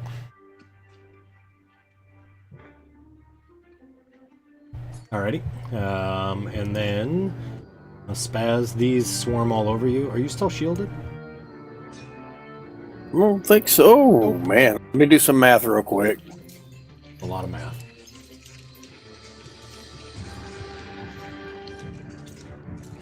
It doesn't look like it's on you. The effect. Oh, well, did it come back to my turn? It hadn't come back to my turn yet, has it? So it should be on me, shouldn't it? Should be. That's weird. Would it have shielded you anyways, though? What's your AC? Yeah, it wouldn't have. Attack was 26. Your ET. Yeah, then I got +3 for the mage armor, which is 21, and then the shield's 5, so it's 26. So yeah, it Still a hit. hit. Alright. Can you roll a d4 for me, please?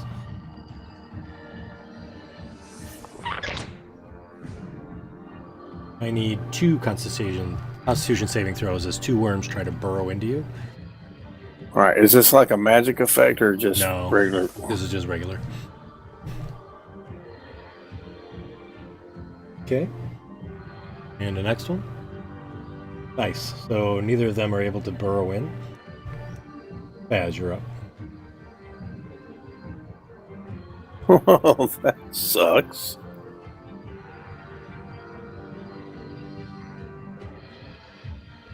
Well, what do I do? I'll reach out and touch the worms.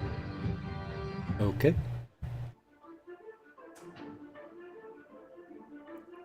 Damn it, Jim. And then I'm going to move through the door. All right. Sounds good. I don't know if they can attack me or not.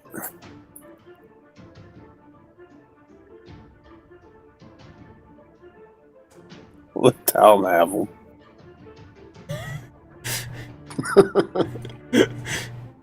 So they do get attacks. It hits. God dang. And a 1d4 again.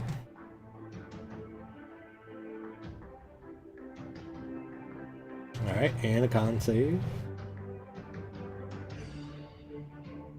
So would I be in Merrick's or Ren's You would have. thing? Because you hadn't left it yet. I put it on there. Yep. I need it. You good? I'll use my Tides of Chaos. Okay.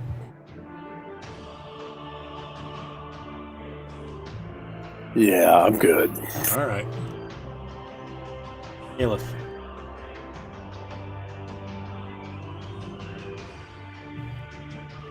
I see the worms, but I'm Alright. going to shoot at the flying thing instead, Sounds good. thinking we can outrun the worms. Hit. Or at least we hope. Right. Remember, Halis, you don't have to be the fastest, just not the slowest. Exactly. Alright, that one's dead. Yeah, but she is the fastest. Exactly. I'll move back behind that pillar. Pillar, yep.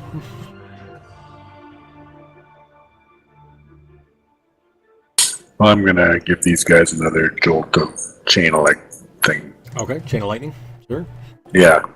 Yep.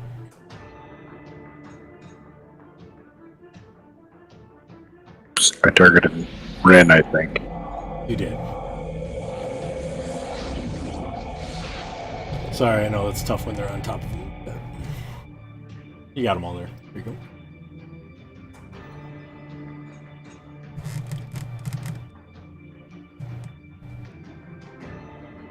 One fails.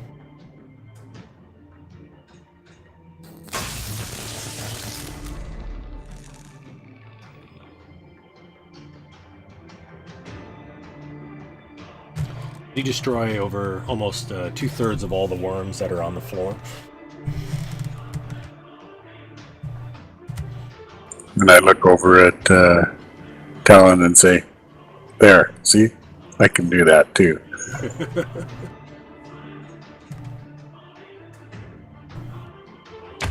Nice. Talon, so you hit some of the worms?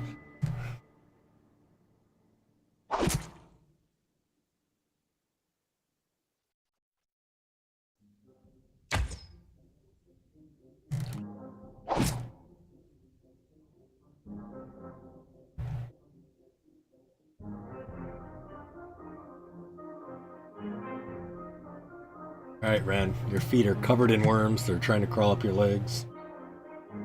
Yeah, I'm gonna swing at these guys. Okay.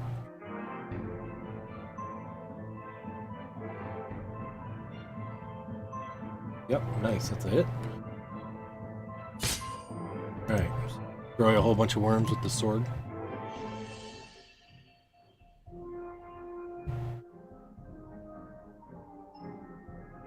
Come around here and attack this one.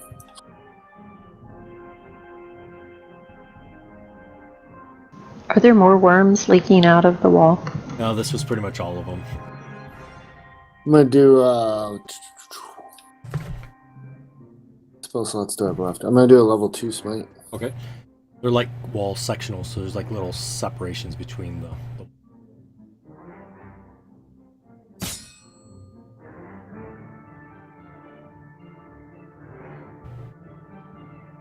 kind of only that section of the wall is taken out. Alrighty. The Messinian. That's all of the worms, is that correct? So that's all that's on the floor. The rest of the walls are still filled with worms. But they're not coming out, right? Because the wall is open. Oh, I'm sorry, I didn't see. Yes. I will exit the. No, I can't exit the room yet. I will ready an action that if Merrick leaves the room, I will follow them. Okay. Sounds good. So as you guys dispatch the last bit of those worms, you suddenly see that the room starts to waver and fade again. It's replaced by what looks like a well-equipped torture chamber. Wailing victims are strapped to horrific devices, hang in the background from chains. In the foreground, there stand two figures. One is a handsome man dressed in flowing robes. Facing him is a strange six-armed creature that looks much like an insect as it does a humanoid. The insect creature's eyes are hollow sockets containing pinpoint of light deep within. Its flesh is rotting and festering, and the green robe it wears are old and moth-eaten. The creature wields a long green crystal rod in one hand and a cruel hooked rod in another. In another two hands it holds a jeweled gold box that it presents to the man, who takes it and sets it upon the table. He opens it and, using a pair of iron tongs, withdraws a writhing green worm. The man's expression changes from one from exaltation as he looks upon the worm, and then the vision fades. Can you say that last part again? His face changed, you said?